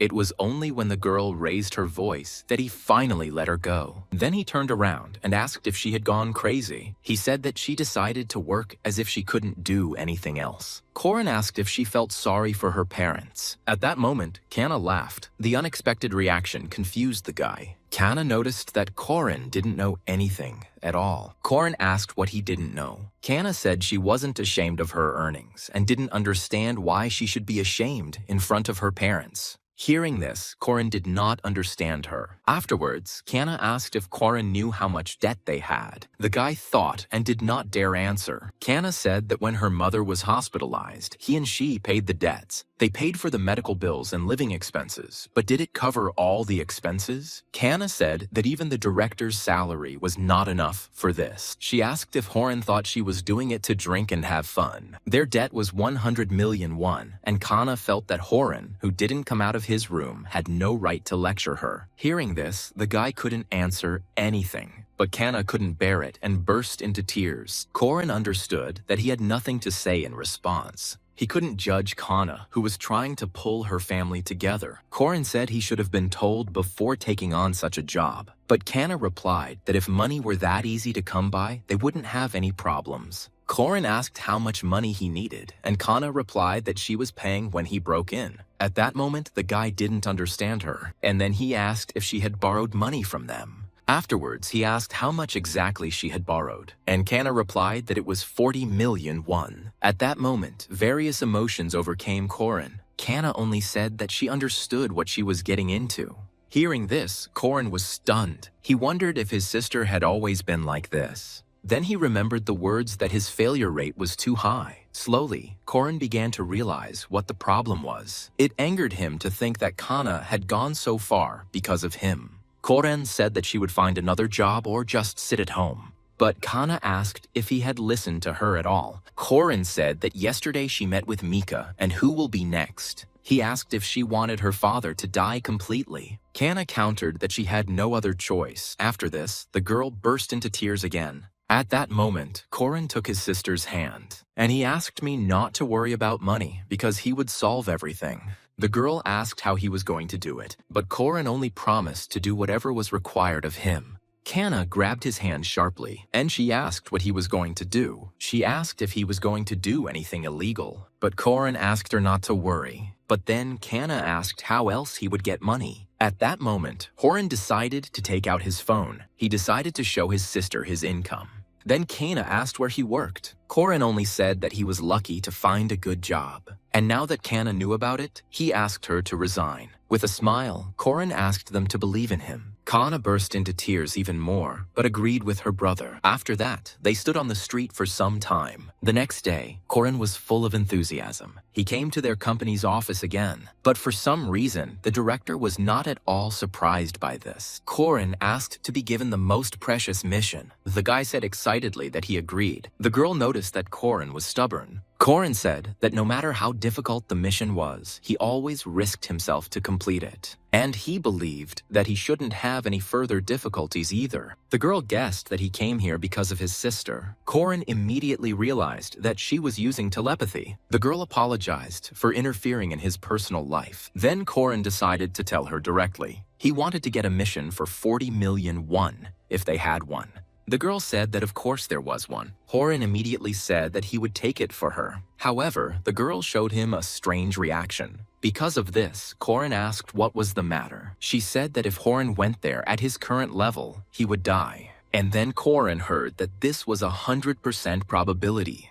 But afterward, he asked if it was possible that he would be lucky and survive. The girl noticed that she had not spoken to him about the risks of the mission. Korin asked what it was. It was then explained to him that this was also called the synchronization level. The higher this level, the more damage Korin took during the mission. And if Korin was at the 3rd level, then the body's level of protection was about 1%. And the higher the reward, the more the risk approaches 100%. Things could end badly if Korin wasn't careful. The girl said it was like suicide. Korin was surprised that he had no chance at all of surviving that mission. He was a little upset that he wouldn't be able to solve the problem in one mission. The girl said that his death would not help the family in any way. Korin knew that this company was an opportunity he couldn't pass up. He had to be patient and had no right to die. Then he asked what was the most precious mission he could carry out. And the girl said that they had no missions for him at the moment. The guy asked when he could continue, and the girl said she wasn't sure about that. But Korin wasn't sure that there really were no missions. Afterwards, the girl said that they would contact him if anything was found. After this, Korin walked down the street. He tried to persuade his sister because he thought he could earn money, but he was refused. He didn't understand where he could get such a large sum. Korin thought he could borrow, but I realized that this was too much money. However, he still thought it was worth a try. Korin believed that there was always a chance. But at that very moment, he refused this because then all his friends would turn away from him. Korin knew that loans could be obtained in many places. It would be best to go to a bank, but they won't give him a loan due to his bad credit history. Korin wasn't sure he should borrow money from places like that. At that moment, he felt desperate. Because of this, he had to return. The girl immediately greeted the guy. Embarrassed, Korin asked her to lend him 40 million won. Hearing about this, the girl was interested. She chuckled at the fact that first he promised his sister to repay the debt, and now he was getting into debt himself. Korin replied that this was the only place where he could get money, and he didn't care whether they refused him or forced him to do something. The girl agreed with a grin. Korin was delighted, but she wanted to make one condition. She admitted that she had thought about entrusting Korin with one mission. Hearing this, the guy became interested. Then he asked what this mission was. He was told that it was a mission of increased complexity, and such missions were only available to a few. Korin asked if they would give him money if he did this. Then the girl admitted that at the moment, only missions of increased difficulty remain. Korin immediately felt that this was some kind of setup. The girl said the standard price for the mission was 1 million won, but if he did well, she would raise the price. Hearing this, Korin's eyes lit up, and if Korin passed the bonus level, he was promised to double the amount. The guy immediately realized that this was more than all his previous missions. Although it's not 40 million, it's still a huge amount. But then the girl reminded him that he was currently being charged and that he would only receive 10% of the amount. At that moment, Korin returned to reality, and then he cursed under his breath. Korin was angry that the task was already difficult, and they were stingy. Then the girl proposed a deal. Korin asked under what conditions this would be. They told him that the risk would be increased and that Korin would have to endure more. Korin decided to check if there would be more pain and injuries. Although this was true, the guy became interested in the fact that the amount would rise by 50%. He agreed to it almost immediately. The girl admitted that she liked the guy's assertiveness. But when they immediately decided to send Korin on a mission, he was outraged by this. But finally, they wanted to tell him something else. Korin didn't understand when he was told to try not to lose himself. The girl added that she hopes he will return in one piece. Korin wanted to ask what it meant, but didn't have time. There was silence in the room when he disappeared from it. But at that very moment, the secretary burst into the office. She asked why the president raised the synchronization from 30 to 50%, but the girl replied that Koren himself had agreed to this. But the secretary was angry that the guy had not been told about the high risks. But the president responded indifferently that if Koren remained crippled after this, then that was his limit. But the question followed, what if he really does become crippled? The girl couldn't even find a word to describe the president. But suddenly, someone said that the president had no heart. The guy who came in asked if that was what she wanted to say. The secretary was surprised when she saw him, and the president replied that this guy recommended raising the synchronization level of Koren. The girl objected that Koren was a newbie and could even die. The man replied that he wanted to understand whether Koren could withstand the mental pressure and whether it was worth working with him in the future. The president agreed that this mission was to completely change Koren. While Koren was moving, he received messages telling him to avoid injuries as they would appear on the original body. Koren still couldn't get used to the transfers, and each time he again experienced the excitement of a new beginning. The president liked Koren's assertiveness, so she decided to send him on the mission right away. But at that moment, Koren was surprised. He asked with displeasure if this was really their policy. At that moment, his hand began to dissolve. This made Koren feel uneasy, and the president decided to give some final advice. She asked the guy not to lose himself on this mission. Koren was surprised and did not understand what she was talking about, but the president also hoped that the guy would return in one piece. When Koren transferred, he received warnings that his original body would be damaged, but he didn't seem to pay any attention to them. He just thought that he still couldn't get used to the transfers. At that moment, Koren fell to the ground and clutched his chest. For some reason, he only got worse, and he felt as if all his insides were on fire. At that very moment, the memories of the man into whose body he had moved came rushing back to him.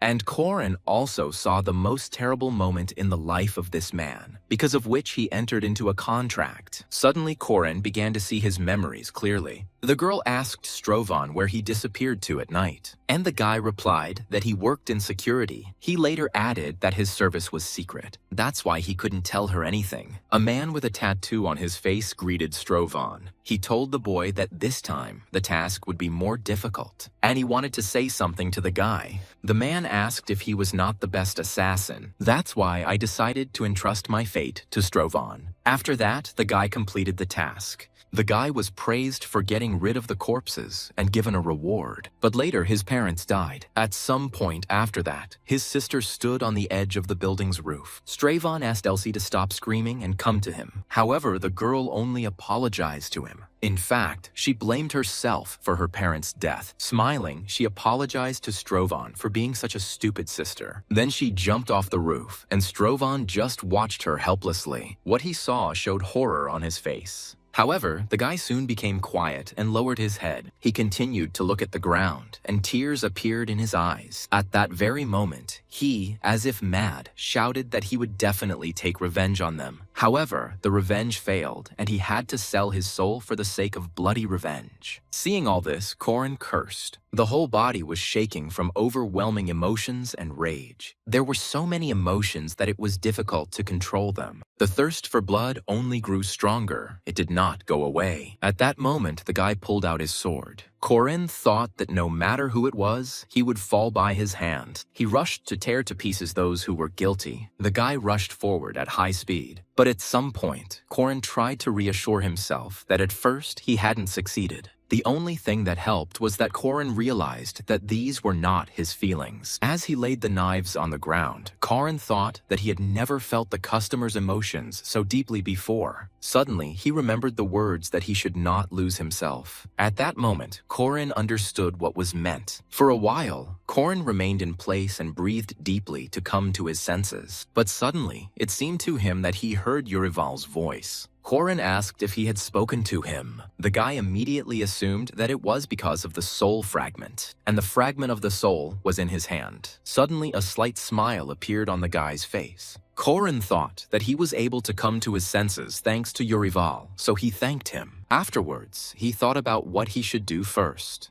When Koren opened his eyes, a blue light flashed in them. It was because of the window that appeared in front of him with information about Strovone. He noticed that his health and stamina were above the limit. Korin assumed it was because of the boy's condition. Seeing that the boy's skills included the ability to endure torture and enjoy the suffering of others, Horin tensed up. Strovan was a man who chose the path of the assassin and darkness, and Urival was a knight who was able to win the trust of his comrades. Urival and Strovan were too different, which surprised Korin. Suddenly, Korin assumed that such skills were not without reason and he would have to torture someone. Korin didn't like this arrangement, but he immediately assumed that the enemies of Strovan's parents would have to be tortured. Korin realized that the entire mission was most likely built around killing people. Korin was warned that there were no missions for him. It was then that he found out what his sister was doing. After talking to her, Korin promised to find money and help, but he was angry that everything led to the murder of some people. However, he knew he had to do it to help his family. Korin understood that it was not time to give up because he knew about his family's situation. Because of this, the guy was even ready to commit murder. He wanted to focus only on his task, to avenge the Stravan family. Strovan killed many people and obviously made many enemies. But they didn't target him, but his family, who couldn't even resist. And the sister committed suicide, unable to bear what had happened. It was all too harsh. As the older brother, Horin understood Strovan's feelings. So he was willing to do it, especially considering the guilt he himself felt. At that moment, he was determined and ready to take action. First, he ran forward through the forest. He was going to get to the city, which was 4 kilometers away. However, he understood that Strovan had special skills. At some point, the muscles in his legs began to work harder, and the next moment, Korin rushed forward. With great leaps, he could move forward quickly. He also felt that his body was incredibly light. But while thinking about this, Korin did not notice that he was high in the air. Korin noticed that it was too high to land safely, but after landing, he was perfectly fine. Korin even thought that he was starting to feel jealous. Thanks to the training of this body, its movements corrected themselves. Strovan was of noble birth, with a good body and face. That's why Korin didn't understand how the guy managed to become a killer. Strovan grew up in the slums. He had to steal to avoid starving to death, did not join gangs, but eventually ended up in the Assassin's Guild. Korin thought that life was throwing Strovan from side to side. He had an unfortunate fate, but killing people still came back to haunt him. But Korin considered himself no better than him, since he earned his living in a similar way. Suddenly, Korin stopped. He suddenly wondered what the company he worked for even did. They were like devils, since people sold their souls to them. The more devoted a person is, the higher the price of his soul is for the devil. Even the Bible mentioned that a sinner who came to God was more valuable than the righteous, which means that for the devil, it should be the opposite. Korin thought that he was taken because he was a good man. He didn't understand why they chose him, because he wasn't ideal, but he had never done anything too bad either. Korin recalled the words that a contract can be called a silent agreement on both sides. When Eve was tempted with the forbidden fruit, it was based on the free will of both parties. Because of this, Korin thought that in order to agree, a person must actually want it. Suddenly, he remembered that he had been asked questions before the contract. Korin wasn't sure, but it seemed like there was a flaw in the contract signing. He wondered if it was possible to put this contract into paper, but he also understood that it was not worth it for an ordinary person to speak out against them. At that moment, Korin thought it was time to stop thinking about it. He already knew that his thoughts could be read, so it was worth stopping. Besides, what he needed now was money, not knowledge of who owned his soul. Korin decided to focus on the task again. Soon, the guy came to some place. It turned out that the bodies of the Strovan family were supposed to be here. Wanting to find clues, Horson activated his keen eye skill. Then he looked down at the ground and examined it carefully. It turned out that some tracks led inside the building. He decided to take a closer look at them, since it was not clear whether they were left by a person or an animal. But suddenly, something made Korin tense. It seemed strange to him that the area was so quiet. As soon as the guy turned around, some object flew at him. Without hitting the guy's body, the dagger stuck into the stone wall. After the attacks continued, but Korin had already moved forward. The guy jumped, and then a knife was pointed at him. Because of this, Korin thought that he wouldn't be able to dodge. But unexpectedly for himself, Korin managed to avoid the knife. Afterwards, he landed on the ground. Korin was surprised that he could do a double jump. Drawing his sword, Korin rushed forward. Now he was ready to attack back. He swung his sword and was ready to strike. But then the guy shouted to Strovan that he didn't know Strovan was here. Hearing this, Korin stopped. He asked Kesha what he was doing here. Looking at the guy's sword, Kesha suggested putting it away first. As soon as Strovan did this, Kesha was able to exhale. Kesha was Strovan's partner, and now the guy admitted that he thought he was finished. But Strovan merely repeated his question. After all, neither Kesha nor the guild should have known about this place. Hearing this, the guy fell silent, and then he asked if Strovan really didn't trust him, even though Kesha had been cleaning up after him for 5 years. To this, Strovan merely said that he didn't trust anyone at the moment. Having said this, Korin gripped his weapon tighter, and then he began to wait for Kesha's answer. Seeing that Strovan was clutching the hilt of his sword, Kesha became frightened. But then he threw away his own weapon. Kesha said that he came to help, and if Strovan doesn't believe him, he can just kill him. He was ready to give his life for Strovan, so he would have died at his hand without regret. Korin wasn't sure if he was being told the truth. At first glance, it seemed that Kesha was sincere, but Korin did not want to let his guard down. After all, Kesha was Strovan's comrade, and therefore also an assassin. Seeing Strovan swing, Kesha was ready to accept death. However, the guy only put the sword behind his back. Because Kesha could help Sampat Uriwal, Korin decided to let him live. However, he still treated the guy with suspicion. Despite this, Kesha understood Strovan because he knew what had happened. He knew what happened to Strovan's family. That's why he was here. Even on the previous mission, Kesha remembered how the wounded Strovan came from here, so he remembered this place. Strovan asked who else knew about this place. But Kesha replied that no one from the guild knew about him, and then showed Strovan his hands. After examining them, the guy realized that it was Kesha who had put his parents' bodies in order. Kesha replied that it was so. Kesha did this because he thought that Strovan would not be able to do it himself. Hearing this, Strovan grabbed the sword again. He was angry that the evidence on his parents' bodies was erased by Kesha. Kesha even trembled in front of Strovan out of fear. Strovan was angry that, given what had happened, Kesha was surprised that Strovan didn't believe him. Then Kesha fell silent, but the next moment he got angry and told Strovan to stop. He said it was too much even for Strovan. Lowering his head, Kesha repeated that it was too much. He said that even if Strovan's heart was encased in steel, he would not have been able to perform an autopsy on the people who raised him. So he decided to do it for him and drew every wound. Feeling his heart breaking, Horan realized that these were Strovan's emotions. Putting away his sword, the guy said that it looked like he had caused trouble. Kesha admitted that for a second he thought that he would actually be killed. From Strovan's memories, Korin knew that Kesha never lied to him, and apparently the guy could be trusted.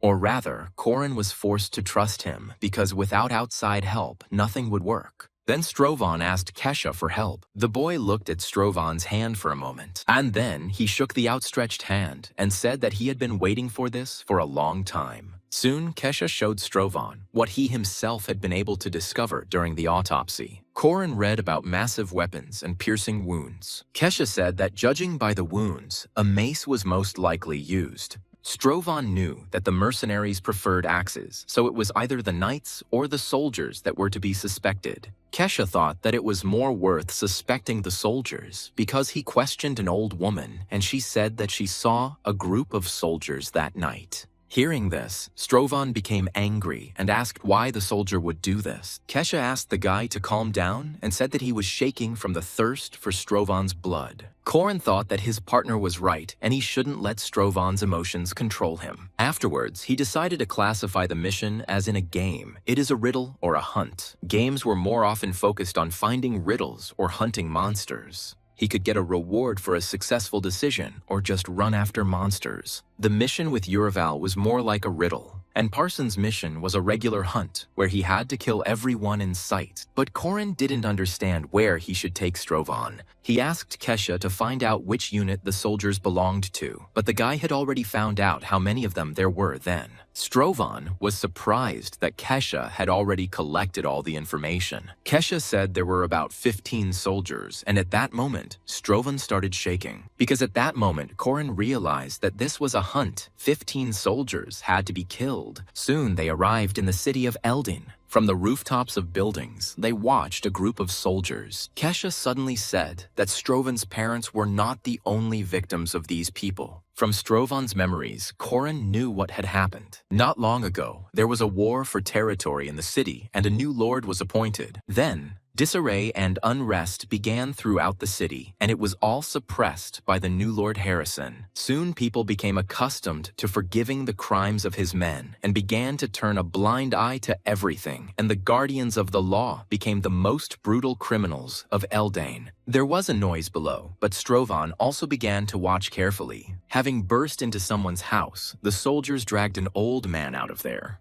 Bending down to pick up the pebble, the girl demanded that he let go. Afterwards, she threw a pebble at the head of one of the soldiers. The man turned to the girl with displeasure. The girl said that they did not steal anything, and the soldiers just wanted to make fun of someone. The man heard the girl asking to take her instead of her father. At that moment, the guard released her father. Having said that she was a good daughter, the guard swung his spear. At that moment, Strovan understood what would happen next. His fears were justified because the girl was pierced by a spear. Strovan immediately decided to go down, and Kesha was unable to stop him. The man chuckled that her father would soon join her, so the loneliness would not last long. When Strovan landed, everyone turned their eyes to him. Instantly, everyone tensed up and looked sternly at the guy. The guards immediately asked who he was. Strovan didn't answer, but lowered his head and laughed. The guards only had more questions, but then one of them suggested stabbing the guy to shut him up. Approaching the guy, they told him not to move. Strovan continued to laugh and, to the guard's surprise, thanked them. He thanked them for being such scumbags. Hearing this, the guard gritted his teeth. The man pulled out his sword and told him he was crazy. At the same moment, he swung at Strovan, who continued to stand motionless. For some reason, he was unperturbed. With a grin, the guard called Strovan a presumptuous fool, but at that moment, he noticed that his sword was already broken. Sensing something was wrong, he turned sharply to look at the guy in front of him. He didn't even notice that Strovan kicked him.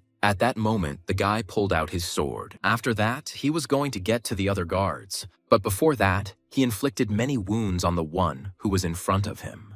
The man was killed instantly, and then he was thrown back to his comrades who were standing behind. The first to tense up was the one to whom the dead man was closest. But immediately, his reaction was adopted by everyone else. The silence was broken only by Strovan's laughter. The guy thought he might be crazy, but he wasn't the only one here. Finally, the guards came to their senses and got angry at Strovan. One man called everyone over and said that the guy in front of them was crazy. At the same moment, Kesha came down to Strovan. He told Strovan that they needed to retreat as the guards were calling for reinforcements. However, Strovan didn't care. On the contrary, he was even glad that he wouldn't have to look for each guard separately. Afterwards, he rushed into battle and again ignored Kesha. As the boy approached, the guard held out a spear in front of him, and then he lunged, trying to pierce the guy. However, Strovan easily dodged the blow, and then he turned around and cut off the man's hand. Seeing that the limb was missing, the man screamed in horror. While he was confused, Strovan struck him in the neck. At that moment, there was a creepy grin on his face. Watching this, the other guards thought the guy was a demon, so they decided to attack at once. Using his mace, the man rushed at Strovan, but at that moment, the guy stood motionless. Even when they were about to attack him, he did nothing. However, at the same moment, the attacker received multiple wounds. Bleeding, the man screamed in pain. Strovan told Kesha that this soldier had a mace and asked him to make sure he didn't die. Kesha heard him and was about to take out his weapon.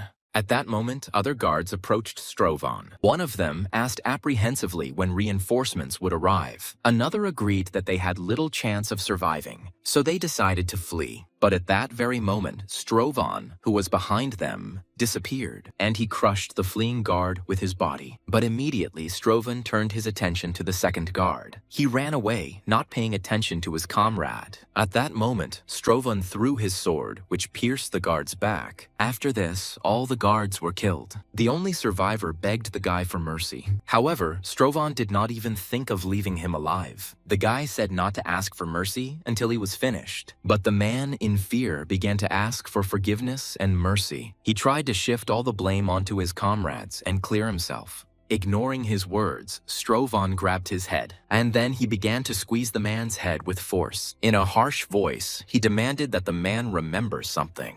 But the man asked what the boy was talking about. Strovan told him to remember the people he had killed, even though they had begged for mercy. In a cold voice, the guy said that he hoped the man would be able to do it. Then the man said that he truly remembered each of them. Strovan said that if the man could name the 3 people he killed 3 days ago, Strovan would do nothing to him. The man replied that it was Emily, Park, and Lamy. But Strovan said he would kill the man if he got even 1 letter wrong in his name. The man got angry and said that he couldn't remember everyone because there was a war going on and they were under martial law. However, Strovan was not surprised to hear his answer. At that moment, the rest of the guards heard someone's screams. Then they all started moving in that direction. And when they arrived at the right place, they saw that their comrades had been killed. They were surprised that only 2 people killed everyone. While everyone was preparing for the attack, Strovan chuckled again. When it was all over, Strovan used water to wash the blood and dirt off himself. He wanted to erase the traces of what had happened from himself. Strovan suddenly said that this reminded him of Parsons' mission. But in reality, for Corin, it felt even worse. There was a war on Parsons' mission, and Strovan was acting like a butcher. He was not content with simply killing, and he even hunted his victims like a predator, and then he listened to their dying cries. And I felt genuine pleasure in doing so. Continuing to think about this, Strovan poured water on himself. And then he told himself that he had lost. The guy even thought that perhaps he shouldn't have taken this mission at all, but immediately he told himself to think about his sister and father. Corin tried to convince himself that it was just a game he was being paid to play. It was as if Corin had a choice, kill in the game or die in reality. Corin risked getting seriously injured here, but at the same time, with the money he received, he could help his sister. The reward had increased 5-fold, and now he simply set himself the goal of completing the mission perfectly. Kana said she borrowed money from the club. And now, if they didn't pay, their family could be killed, and their sister could be taken as a slave. Corin didn't understand how Kana could sell herself for them. And he was going to kill anyone who touched her with even a finger. At the same moment, Corin's level increased, and he received messages about it. He was given the ability to empathize more, so he began to hear someone's voice. Corin immediately felt as if his blood was boiling inside him. Afterwards, the skill was forcibly disabled, and the emotions immediately subsided. Corin was surprised by what happened, and falling to the ground, he sighed heavily. But almost immediately, the guy burst out laughing. Then Corin began to understand what kind of empathy this was. The massacre that was carried out was the will of Strovan, because then he managed to enter his body. This means that this madness was more related to Strovan than to him. Corin thought that perhaps he should be glad about this, but then the guy shouted that he would not run away. Corin thought that since it wasn't entirely him who killed them, then it wasn't entirely his fault. But he thought that he should not run away and take part. He was going to guard the killer's last truth, just as Urival guarded his pride until his last breath. Suddenly, he saw notifications about the Bloody Avenger. Not understanding what this skill was, Horin began to read its description. He then discovered that he had already killed several people, but Strovan was only half satisfied. He wondered what would have to be done to make Strovan satisfied. Now he didn't understand whether he left one guard alive for the sake of information or for some other reasons. At the time, he couldn't think clearly, but now he realized that Strovan had another skill. It reminded him of a scene from Law-Abiding Citizen. The hero did not want to give the murderer an easy death and dismembered the culprit alive. And while the torture lasted, he received genuine pleasure. Then Corin thought that only this method would help in satisfaction. After Kesha brought Strovan to some place, he asked why the guy decided to keep them alive. Kesha thought he wasn't going to kill them, and the guy confirmed it. Corin also noticed that after the last fight, his health was almost at 0. When Strovan asked about their condition, Kesha replied that they were breathing, but not for long. Strovan replied that then we must hurry. And then he said that they needed to use drugs. Hearing this, Kesha tensed up a little. Afterwards, he did as he was asked. But in that case, even if the guard wakes up, he will be of little use. At some point, the man finally opened his eyes, and then he saw 2 assassins in front of him. Then he turned his head to one of them. Before him stood Strovan, whom he recognized. Strovan assumed the guard was aware of what was happening. He asked if his wife and 2 daughters lived in their hometown. To this, the man simply asked what Strovan needed, but Strovan said the answer was wrong. At that moment, he plunged the knife into the man's leg, but he was surprised that there was no pain. Strovan replied that the pain would come later. Immediately after this phrase, the man began to feel pain. Unable to bear it, the man screamed in pain. The dagger was dipped in the antidote, and this dagger reversed the anesthesia. Strovan spoke about the first rule, which was that his questions would be answered. And the second thing is that if the man answers, he will remain okay, and he agreed to this. After this, Strovan took out his dagger. Afterwards, the man was given an anesthetic again. Strovan asked if the man's name was Aldin.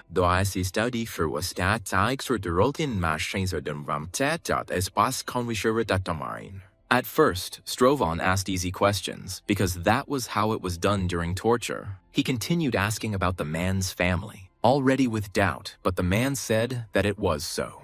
But then the man realized that he had revealed his family's situation. He immediately started trying to escape and said that his family had nothing to do with it. Hearing the wrong answer, Strovan stabbed him again. Strovan said he should have simply answered the questions, and if he couldn't do that, then Strovan was going to kill the man's family. Hearing this, horror was reflected on the man's face. Afterwards, Strovan started talking about how he would torture his family. With a grin, he asked the guard how he felt about this. In horror and despair, the man began to beg not to do it. Strovan said that they were only people, and if Aldin lived, then what difference did it make whether they died or not? The boy understood that the feeling of helplessness, fear, and guilt would break the guard. Strovan asked how many women the man had raped and killed, even though they also had families. Hearing this, the man began to apologize. Seeing this, Corin realized that he had achieved success. Torture was a form of domination. It was necessary to force a person to see in front of him not a person, but the devil. Strovan told the man that this was his last chance, and that he should tell everything. He understood that now the guard was completely in his power. Strovan asked for the names of Aldin's colleagues, as well as their addresses. The man promised to do it. Then he told where Theo's family lived,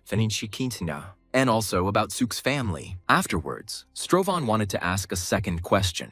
He said that 3 days ago, they destroyed the food streets. Aldin said that they received a tip about a traitor living in that place. Strovan asked who gave the tip. Then the man had to admit that he did not know who the tipster was. He just found a note on the table. Hearing this, Kesha and Strovan were surprised. Kesha suggested something, but didn't finish the sentence. Despite this, Strovan seemed to understand what he meant. He said they would discuss it later and told Kesha to release the guards. Kesha immediately fulfilled the request. At that very moment, the 3 surviving guards were freed. One of them immediately became angry with Aldin. Another of them was also angry that Aldin had turned them in to save his own family. Although Strovan was the culprit, the guards' anger was directed at Aldin. The choice between the assassin and the helpless Aldin was obvious to them. But before that, Strovan wanted to ask a third question. The man tensed as he waited for him. Strovan chuckled at Aldin's naivety. And did he really believe that his family would be spared? At that moment, the guards reached Aldin. At one point, they surrounded the guy. Since they had no weapons, they started biting the guy. Strovan watched what was happening with indifference, and then he told Kesha to leave because there was nothing to do here. But Kesha asked him if he was really sure about this. Strovan said he had no intention of touching Aldin's family and simply wanted to make the man suffer. But Kesha said that he was asking about the guild, and Strovan said that even he wasn't sure about that. Strovan was a killing machine bred by the guild, and the guild master, the only one who had even a drop of humanity left in him, taught Strovan, and discreetly placing notes is his signature. Kesha said that the master's involvement was obvious. Strovan believed that this meant that the master didn't care whether it came to light or not. And Strovan said that it didn't concern Kesha. He asked the guy what he was going to do. Kesha had a round face and a trusting look, and he was on the lower rungs of the guild, having no desire to rise. Strovan believed that Kesha had retained his humanity and that he should leave the guild before he got his hands dirty with blood. Kesha said that the guild will not simply watch this, but Strovan said they would have to do it. Hearing this, Kesha tensed up, and Strovan said that if they hunt for Kesha, he will destroy their entire guild. Kesha was silent for a while. Suddenly, he said that it seemed like the master's words were coming true. Kesha told Strovan about the master's words about how his family was a hindrance to the boy. After all, if his family disappears, he will become the best assassin. After these words, Kesha became excited. Afterwards, he told Kesha to leave with his family under cover of night. In fact, Alden's torture didn't really impress Strovan, but the last scream raised the bar by 30 points. And now Corin thought that this was exactly what he had to do. Suddenly, Kesha stopped him. Kesha asked what Strovan would do after he left. Then there was silence. Strovan told Kesha to just live. He asked the guy to find something he liked to do. Otherwise, he will lose himself just as Strovan lost himself. Strovan said that instead of living like an animal, Kesha could live like a human. Afterwards, Strovan came to the abandoned land. The guy realized that those he was looking for were hiding. The guy said that he came to meet the master. He already knew that 2 people were hiding behind the ruins, and 3 on the other side of the alley. Suddenly, someone said they couldn't let the guy cross that line. Then Strovan saw a man standing on the roof of the building. Strovan recognized Zyrtek, who was Strovan's superior. The man said that there was a misunderstanding. Corin knew the man was of higher rank, but he respected Strovan. But Strovan told him that the man had misunderstood something. Zyrtek was surprised that Strovan was challenging the master. Smiling that it had finally come to this, Strovan demanded that they get out of the way. With a grin, he asked if Zyrtek wanted to join. Hearing the master's voice, Zyrtek turned to look at him. Strovan also turned to look at the master, whose presence he had not noticed. The master asked again if Strovan wanted to challenge him. Then the man realized that the guy had already decided everything for himself. At the same moment, Strovan initiated assimilation, and then his body was enveloped in a dark aura. The master said that it was not a sin to part with his life for the fact that the guy had finally crossed his barrier. Afterwards, the master also prepared for battle. But before starting, Strovan wanted to make sure of something. When he asked if the master had killed his family, the man replied that the guards had done it. Suddenly, Strovan said that the master had disappointed him and that he was really so afraid of Strovan. But in fact, he was deliberately teasing the master. Unexpectedly, the master said that the cause of death of Strovan's family was Strovan himself. The master was dissatisfied with Strovan's lack of understanding, but agreed to explain. Later, he admitted that it was he who left the note for the guards. Strovan briefly thanked him for the answer and prepared for battle. And now Corin was beginning to assimilate with Strovan during the mission. Suddenly, he remembered his sister. The guy's whole body tensed up, and rage no longer made his heart beat. It seemed to Corin that time had stood still around him, and his body was screaming in pain. But at the same time, he felt that he had become invincible. At that very moment, he suddenly disappeared from his place. Noticing his disappearance, the master became a little tense, since he didn't even see any traces of Strovan. It was at that moment that Strovan appeared right under his nose. Realizing that the guy needed to be stopped, the man used some skill. However, this did not faze Strovan at all, and he attacked the man. At that moment, he was truly unstoppable. It was then that he furiously chopped off one of the master's hands, and then he continued to hit the man multiple times. At some point, the man lost his second arm, and all his clothes were stained with blood. Having lost his strength, the man threw his head back, and after that, he fell to his knees. Looking down at the man, Corin thought that this was the end. However, Strovan's satisfaction level only rose by 2 points. At that moment, the man said that he had not been mistaken and that Strovan really did have talent. But Strovan did not understand how he could follow the king's path. The master said that Strovan could become the king of assassins and the lord of shadows. Hearing the man's ravings, Strovan asked the master if he was laughing. But the master admitted that he had been waiting for this dream to come true for a long time. Korin was surprised because he thought that such things only happened in novels, but the master really did raise his student in order to later destroy his personality. The master said that in his stupidity, Strovan had no ambition and was earning a little money for his family. Gritting his teeth, Strovan replied that it was so. It was obvious to the master that the boy wanted to preserve what was most obvious to him. But what the master wanted to do was also obvious in his opinion. Strovan said that the master was crazy, and the man agreed with the boy. As a result, he destroyed Strovan's life and happiness. But Stravan didn't agree that the murder of his family was becoming an excuse for him. Suddenly, the master said that Strovan was an assassin who made his living by killing other people. Because of his kindness and guilt, Strovan refused a greater reward. The master was convinced that he killed Strovan's family for his own good. With disdain, Strovan said that the master was pathetic and nauseating. Strovan said that he would not become what the master dreamed of him to be. But then the master said that he had already sent messages to all the assassins in the country. He told everyone that the king of assassins, whom they had been waiting for, had been born here. Korin understood that if the man had really done this, then it was obvious what would happen next. Everyone will come to this city, and if Strovan defeats everyone, he will become the king of the assassins, even if he does not want to be.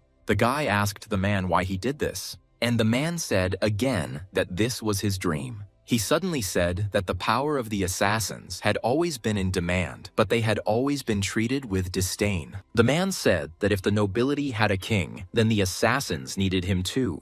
The king of assassins, before whom even kings will tremble. However, Strovan did not crave recognition and only earned money for his family. The man believed that the family was holding back Strovan's growth, so he decided to get rid of it. The master was glad that he was not mistaken about the guy, but was a little upset that he saw this power only before his death. And then he told Strovan to end it and go his own way. Hearing about the dream, it seemed that Strovan understood the man's feelings. He was the one who would follow his dream even with fire and sword. Strovan felt disgusted to look at him, even though the master was one of those people. He understood that death would mean nothing to the man since he had already achieved his dream, so Korin made a different decision. After the guy cut off his hand, he grinned. Seeing this, the man shouted in anger. With a grin, Strovan asked if an assassin without an arm could become the king of the assassins. This made the master feel helpless as his whole dream was crumbling. But this was not enough for Strovan, and he decided to cut off his legs as well. The master asked the boy why he did this and renounced the world at his feet. Strovan also gouged out his own eye and cut off his ears, and finally intended to kill himself in front of the master. He wanted to die as a man, not become the monster they wanted him to be. After these words, he cut his neck with his own sword.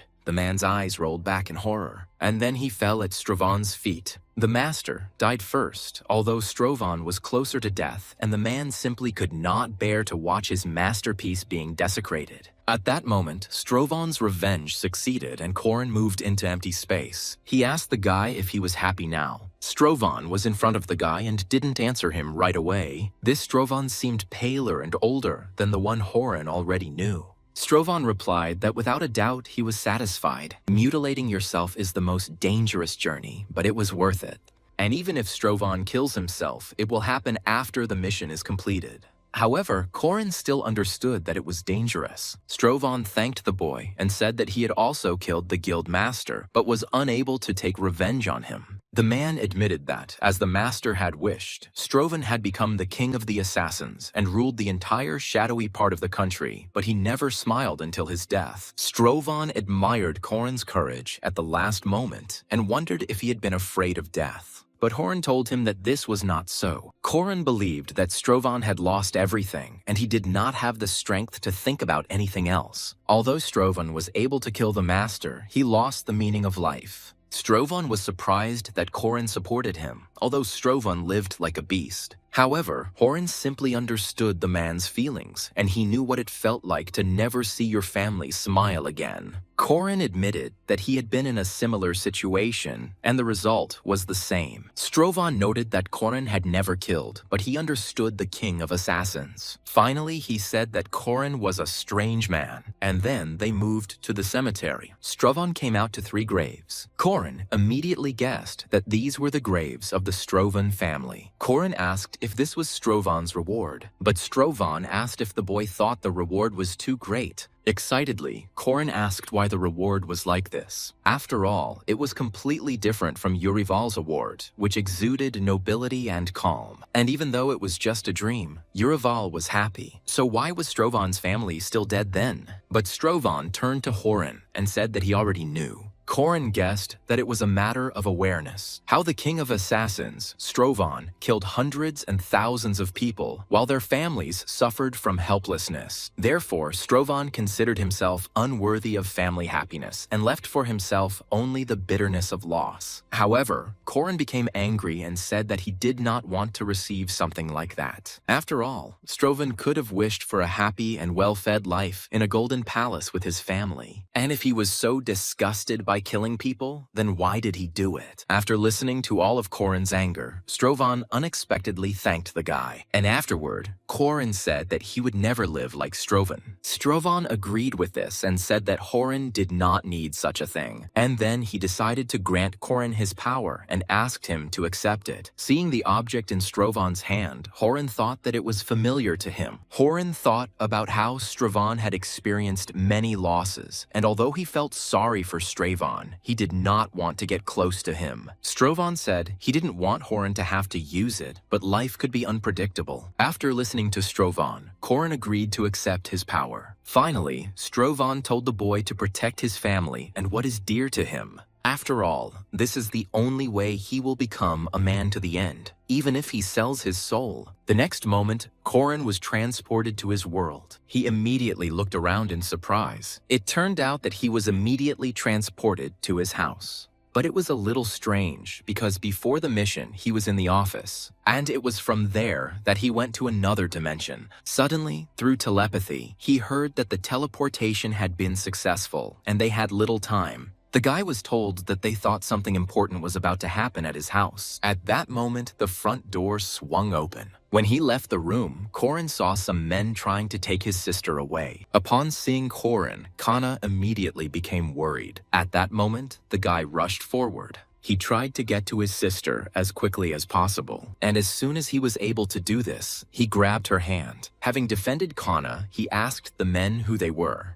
The men were surprised that there was someone at home, and it was their brother at that. One of them asked if the boy's name was Corin, who was the wayward brother. Frowning, Corin asked them again who they were. The man apologized and noted that this was only their first meeting and threw Corin a business card. Afterwards, Corin asked what such people were doing in their house and where they wanted to take his sister. The man replied that Kana had financial problems, and she said that she would work off the loan and even add on top. But after that, she didn't come to work, which became a serious problem. Corin noticed that the man spoke slowly and in a businesslike manner, which only frightened him more. The man asked if Corin knew what kind of trouble his sister was in, and Corin admitted that he found out about it yesterday. The man chuckled and said that Kana borrowed money from them and received 30 million and then did not show up for work, which is a big problem for them, so they were going to bring Kana back to work. Corin said that since Kana took out a loan, she just needed to pay it back.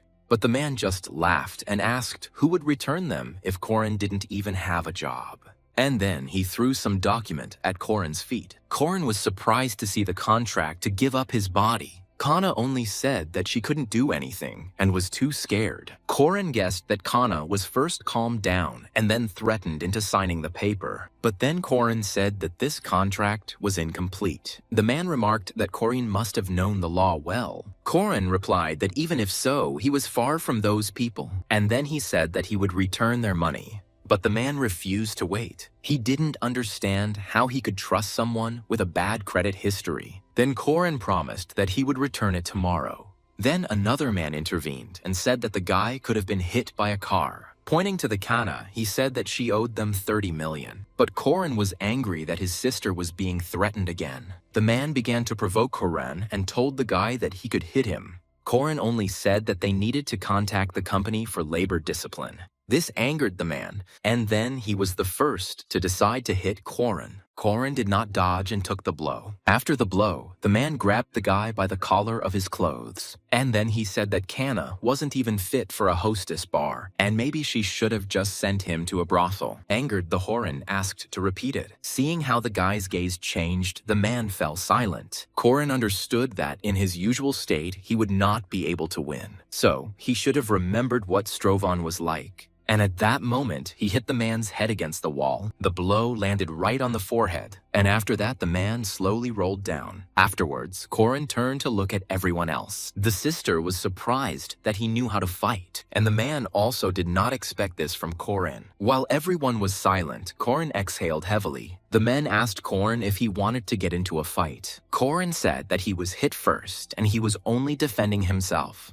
Afterwards, he said that they could call the police and sort everything out. However, the men remained angry. Then Koren realized that everything was as Strovan had said. He didn't want to use that power, but he had no choice. Koren was going to kill anyone who could harm his family. Suddenly, the man turned to his subordinates. To the surprise of the others, he asked to take away the one who was lying unconscious. Afterwards, he said that this family was different from what he had heard. Koren continued to watch the men closely. They were muscular, and if he missed even one blow, he would be finished. Strovan gave him the power of an assassin, but will his body be able to withstand it? But even with half that strength, Koren was confident that he could kill those people. The man said that they really needed to talk like civilized people. Hearing this, Koren was surprised, and the man said that Koren knew how to kill. He said that people like them saw it in their eyes, and Koren killed more than once. The man said that he always has openings for employees, and if they fail somewhere, he will not be able to run the business. The man said that the compensation for their arrival would be 10 million won. Horan was told not to even try to break the agreement if he couldn't pay. Afterwards, Koren replied that he would deal with this issue right away. The guy immediately dialed someone's number, and then he asked the person on the other end if they remembered his situation. The guy asked to send money to his account, and they immediately agreed to do so. However, Koren was surprised that they were ready to do this right away. The man asked if anything had gone wrong, but Koren said that the money should arrive now. When the men checked their account, they discovered that the money had indeed arrived. The man praised Koren for being able to get 40 million so quickly. After that, he took his people and began to leave. As soon as the door slammed, Koren immediately fell to the floor. Exhaling heavily, the guy thought that this was wrong, and then he turned his gaze to his sister. Then Koren asked Kana never to get involved with those people again because it was too dangerous. Feeling a little guilty, Kana said she would never do that again. Koren said not to even approach the club, and if she noticed them, she should run away immediately. He also asked her to buy her pepper spray and install location tracking apps so he could always know where she was. But Kana asked him to calm down because everything was already behind him. Horan agreed when Hannah said she simply wouldn't go out. And then Kana demanded that he tell her everything. She asked to tell where Koren got such a large sum of money so quickly, but the guy only replied with a smile that he had promised it. He did this regardless of how the money was obtained. Koren was even ready to sell his soul to protect his family. But his sister still demanded to know, and this began to spoil Koren's mood. The girl said that if it was a small loan, then next time they would come for him, not for her. However, Koren did not understand how to explain how he earned this money. At that moment, he asked anyone to help him, even if it was the devil. Suddenly, he heard someone's voice offering his help. After a brief telepathy, Koren learned that an office worker would soon arrive to help him sort out the situation. When there was a knock on the door, Kana thought the bandits had returned, but Koren was surprised that the worker had already arrived. When the guy opened the door, he saw a man in front of him. The man immediately told Koren that he had not been here for a long time. Koren hesitated a little, but then agreed with him. The man apologized for coming unannounced. Then Koren asked Kana to make them coffee. When his sister left, Koren immediately asked what they were doing, but the man asked them to pretend that they were friends and that he would take care of everything. When everyone sat down at the table, Hans introduced himself to everyone. He told Hannah that he and Horan had met at university and now he had his own business. Hearing this, Kana responded approvingly. She then asked what the businessman had in common with her brother, who had no similar business. But Hans said he was more of a co-founder than an owner. Then Kana asked who the second person was. Hearing that it was Horan, Kana was surprised. The girl immediately assumed that this was a lie because her brother was not like that. But Hans replied that Kana's brother was a genius and made a lot of money. But Horan could tell from Kana's look that she didn't think he was capable of such a thing. Hans asked if Horan hadn't told them anything yet. Sighing, the guy said that the conversation hadn't gotten to that point. The man replied that it was worth telling because it was honestly earned money. However, Horan still continued to hesitate.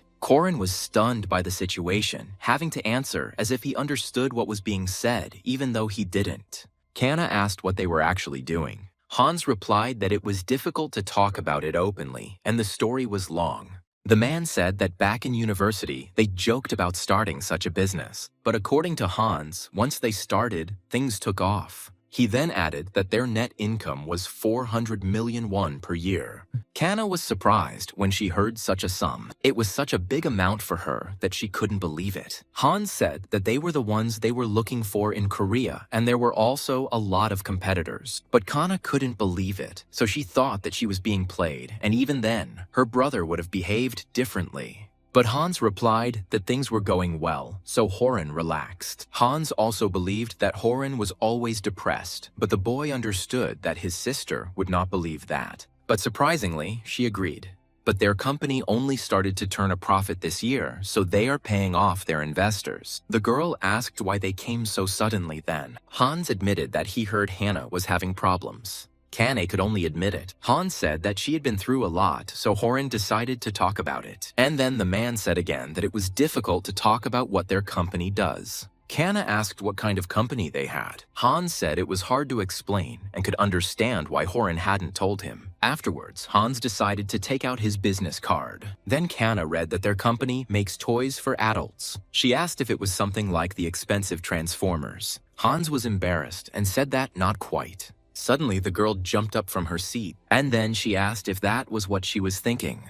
And Hans replied that judging by her face, she was right. At that moment, Horan grabbed Kana's hand, but the sister said with disgust that she now understood why he remained silent. And now she understood why he had sat at home for a whole year and not found a job. But she didn't want him to come close to her anymore because she didn't want to become a pervert. Afterwards, she left, slamming the door and leaving her brother in despair. The next day, Corin came to the company office. The girl asked him if something good had happened because he looked happy. After yesterday's disaster, everything at home got better, but Corin didn't say anything about it. The family now looked to Corin as a co-founder of the business. At home, he said that their company was currently experiencing financial difficulties, so he would not be able to help his family for now. Corin knew that this might not sound convincing to them, but he promised it anyway. He was going to make their family better because she was in his heart. But Horan was surprised when the secretary reminded him about adult products. Horan awkwardly replied that he thought it worked. At that moment, the president appeared and said that Horan looked better than she expected. However, Corin admitted that the mission was a bit scary. The girl admitted that she was ready to get a slap from him when he came to work, but Corin said that hitting was too much for him. Then the girl said that she meant Strovan's mission. Then Corin understood what she meant. At that moment, the guy felt dizzy and grabbed the table. Corin suddenly thought that he was being too careless. After all, he killed so many people and forgot about it.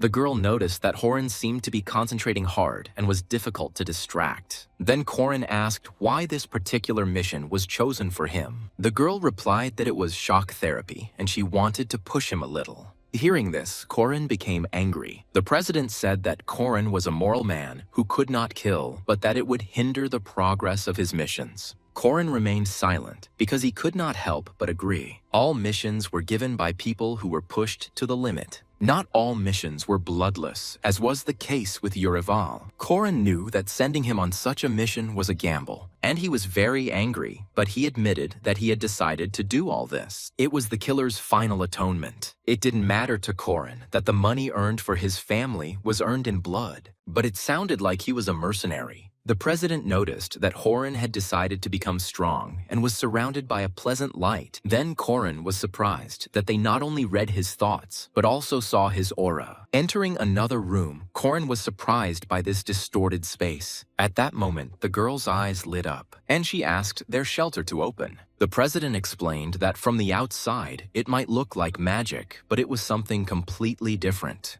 Korin knew that they wouldn't tell him anything because he had a low level. Afterwards, he asked for information about the task. The girl said that the circle would protect his body because he would be absent for a long time. She also said the guy could have raised the risk to 50%. Horan understood that he would then receive 175 million won. The girl said that the customers specially chose Korin for this mission. Korin immediately thought that that mission might be the same as Pasran's, but then he received only 1% of the total reward. But since the mission was supposed to be long-term, Korin decided not to raise the risk above 30%. But he also didn't want to experience the fusion of two minds anymore. Korin was promised a bonus for the long-term mission. He could exchange the points he received for experience points. Horan liked the opportunity to advance quickly, but he was more inclined towards money. The girl said that it was a good opportunity to prove herself to interested clients. If Korin successfully completes the mission, he will be able to pay off all the family's debts. Afterwards, he was thanked for listening to the long instructions. And at that very moment, Korin began to be teleported. Immediately after this, the merger with Kasain took place. Soon Korin arrived in the new world. He immediately noticed that it was too hot there, and it turned out that he was on the castle wall. At first, Korin decided to focus on Kasain's emotions. At that moment, he began to see some memories. Kasain reported that they had discovered a group of orcs. And if they do nothing, the city could be destroyed. Therefore, it was decided to gather troops. But suddenly, Kisain was informed that the king and the soldiers had disappeared. Kisain was angry that Gauss had escaped and left everyone to be eaten by the orcs. The man continued to say that Gauss took not only the soldiers, but also the money. Kisain was informed that the food warehouse was also empty, and now it was unclear whether the orcs would eat them or whether they would kill themselves. Korin knew that Kisain was fair and noble, and he was the leader of the city's guard. But his burden was much heavier. When the city was surrounded and soldiers stopped patrolling it, people began to attack their neighbors. The Kisains reported that they found out what those people were cooking.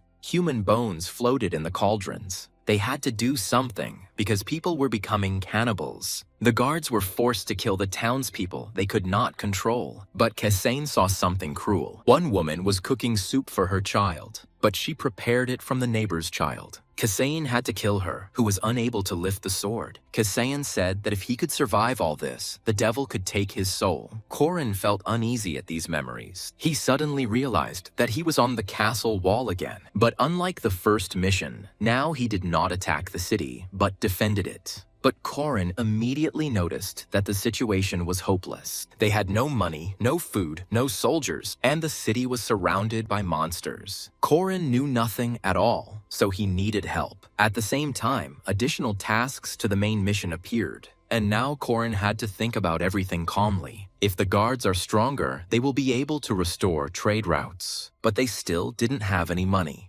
While Korin was thinking about everything, a guard approached him. He reported that there was unrest in the central village. Korin was angry that he was not given time to think, but decided to deal with the problem. He also thought that if he saw the real situation, he might get more answers. Soon, Korin saw that one of the houses was being robbed, and the guards were simply watching. At that moment, Kasin ordered it to be stopped. Upon seeing the leader of the guard, everyone immediately froze. The guy said that if anyone resists, he can be killed. Afterwards, everyone pointed their guns at the robbers. Korin wondered if their problem was now solved. When a man approached him, Kasain immediately recognized Boroval. For Kasain, he was like a brother, but unlike the knight Kasain, he became a mercenary. As they started talking, Horan thought that if he talked to more people, he could get more information. From his memories, Korin knew that Boroval was an intelligent man, and his patron was the brother of Lord Gauss. Kasain asked him to explain this disorder in the city, but Boroval simply said that they had not been repaid the money they owed.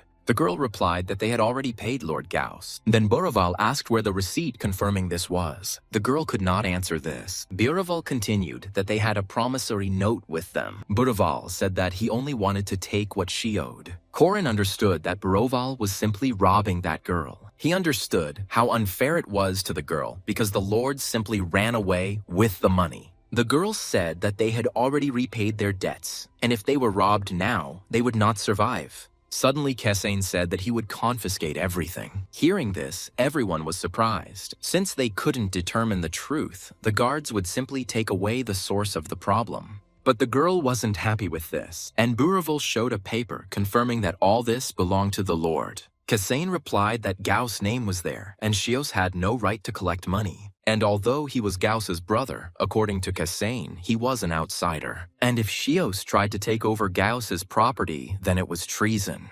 Kessain said that Gauss was still the lord of the city until his death was confirmed. Then Buraval fell silent, and Kessain told the guards to confiscate the things. The girl began to cry because she considered them all thieves. Buraval said that Kessain shouldn't do that. But Kessain said that while the lord was not in the city, he, as the head of the guard, was his representative. Buraval could not deny this, and then he just had to leave. The girl's family was in trade, so now Kessain had food. He thought something good could come out of this. Although he felt sorry for that girl, he could now feed his guards. There was only enough food for the guards, and the residents only saw how the guards robbed the house. And then the mood of the townspeople began to deteriorate. Corin noticed that there were significantly fewer positive citizens. The guards were the only ones who could do their job, so they were Corin's priority, and he couldn't allow the mission to fail. Afterwards, Kessain decided to come to someone. Kessain came to the vice lord of the city. Kessain thought he knew how to solve the food shortage problem. Zepiro asked how to do this, and the guy said that under the guise of war, they should take food from the residents. Zepiro was surprised. He was angry that the guards would steal from the townspeople. Kessain said that he had just met Buraval, and he tried to rob the store using the name Shios. And if this continues, the remaining food will disappear. And Kessain wanted to take this food from Shios. But Zepiro thought this was complete madness. He said that Kessain would be executed and his body would be torn apart in the middle of the street. Kessain said that when he was executed, Gauss would return and the city would be safe. And if they do nothing, they will die of hunger or be eaten by the orcs. And Kessain wanted to use any opportunity to save the city. Hearing this, Zepiro was surprised again. But he didn't get angry like before. Kessain was determined, so he agreed to help. All legal acts had to be approved by Zepiro, so his support was indispensable. Then Corin saw a message that Zepiro had succumbed to Kessain's suppression, and then the skill of understanding the situation was activated. Zepiro immediately listed the places where there would be the most food. Corin chuckled as Zepiro sorted through the documents as if he were only 20 years old. Afterwards, he gave Kessain a complete list of shops in the city. He said that this would make it easier for Kessain to find everything he needed. But Kessain said Zepiro could get into trouble too. But the man said that times of war require sacrifice. But Kessain said that if they survived, they would be taken to the scaffold. Suddenly, Hepero wanted to tell him something. Zepiro said his parents and his son lived here. And when he saw that a foreigner was risking his life, he could not stand aside. Kessain said that if Zepiro wanted to help, he'd better stay close. But the man said that he was not close, but much ahead of him. Seeing the seal of Gauss, Kessain raised a cry. When the sun rose, he gathered all the soldiers. Gaius took all the good soldiers with him, so these were in bad shape. Kessain immediately showed everyone the permission signed by the vice lord. But in the Middle Ages, few people were educated, so people didn't even understand what it was. And even if Kessain says that he is the new Minister of Defense, he will not be understood. Suddenly he asked if they wanted to die. Everyone will answer this question the same way. Kessain wanted to live, but asked everyone to look at what had become of their city. He said that they would die of hunger or become food for the orcs. In their situation, they had to think about death. And Kessain was going to let the soldiers' hidden fear come out. The speech before the battle raised morale. The soldiers were indignant and asked if Kessain wanted to send them to fight the orcs. Kessain said they had a way out. Then there was silence. Kessin said that he had declared a general mobilization and had the right to do so. He wanted all the men to lift spears and the women to cook. Hearing this, everyone thought that Kessin had gone crazy. Kessin noticed that everyone thought so, but he said he was prepared to die so that their families and children could continue to live. He was confident that he could reach these people. Suddenly, someone agreed. After that, everyone else also picked up the mood. Then Keisein asked everyone to repeat after him. He said that they would live if the people of the city united. All the soldiers repeated this with one voice. The phrase that they wanted to live continued to spread throughout the area. When fear gave way to the desire to live, the guards became true warriors. Afterwards, all the guards headed into the city. Keisein walked at the head and set the rhythm for everyone. They finally came to the right place. Buraval stopped them because they had come to Shiros's estate. But suddenly he was surprised. He asked what the head of security was doing here. Instead of answering the question, Keisein repeated the phrase that he wanted to live. Instantly, the entire security picked up this phrase. Surprised, Buraval asked what they were doing. Keisein said that if the people of the city unite, they will live. Everyone also picked up this phrase. Watching this, Buraval continued to be amazed. Afterwards, he got angry and was ready to draw his sword. Keisein replied that they would take the food. Hearing this, Buraval became a little angry, and then he put his sword to the guy's neck. He asked Keisein if he wanted to die, but he didn't answer right away. Only a moment later, he took a step forward and said that Buraval could kill him. But he asked if Buraval would be able to resist all those soldiers. Taking a step back, Buraval asked why he needed all this, but Keisein only took the man by the shoulder. He said that Gaos had run away and left them, and they could all have died. Keisein needed food and weapons, as well as leather and wood. He said that it remained in the city, but Shios owned it, and he wanted Buraval to know this. But Buraval was confused by this. But immediately he began to think about it. At that moment, someone was watching from above. The man asked the mercenaries why they were stuck there. Buraval said Keisein acted as if his life was on the line. And although the situation was serious, he could not kill Keisein. But the man was outraged that Buraval was simply going to watch while the house was robbed. But Buraval objected that without Keisein, the guards would be useless. And with the 50 men that Shiros had, they wouldn't last a day against the orcs. Afterwards, Buraval asked if Keisein would feed them if they helped. Buraval said they were given just enough to keep them from dying, even though his warehouse was full of food. Keisein agreed and promised to give Buraval twice as much, since he was an experienced mercenary. Afterwards, Buraval ordered his men to disperse. Seeing this, Shios became furious, and Keisein ordered the man's arrest. When the order was carried out, the man said that God's punishment would descend upon Keisein. But he didn't understand what kind of punishment they were talking about, because they had obtained a lot of food. Even though it was a robbery, Korin felt better, and then he started giving everyone food. A bowl of food was placed on the man. Suddenly, a message appeared in front of the guy saying that the number of people starving was decreasing. Korin solved the problem of hunger, but he still could not give new hope to people. It was understandable that people were upset, as the city was still isolated. While everyone was having dinner, Keisein stood to the side. Suddenly, someone called out to him. Buraval asked where they should patrol, but Keisein said he wanted to ask for something else. He said they needed coaches. Then Buraval said that he would choose 5 people for this. When Keisein asked what Buraval was going to do, the man said that the Lord had a white horse. Keisein understood that having a scout on horseback would be an advantage. Korin was glad that Buraval was on the same side as him. Buraval asked if Keisein was worried that Buraval might escape on this horse, but Keisein only grinned. And then he turned around and said that Buraval wouldn't have to run away. Buraval asked why this was so, and Keisein replied that he could save this city.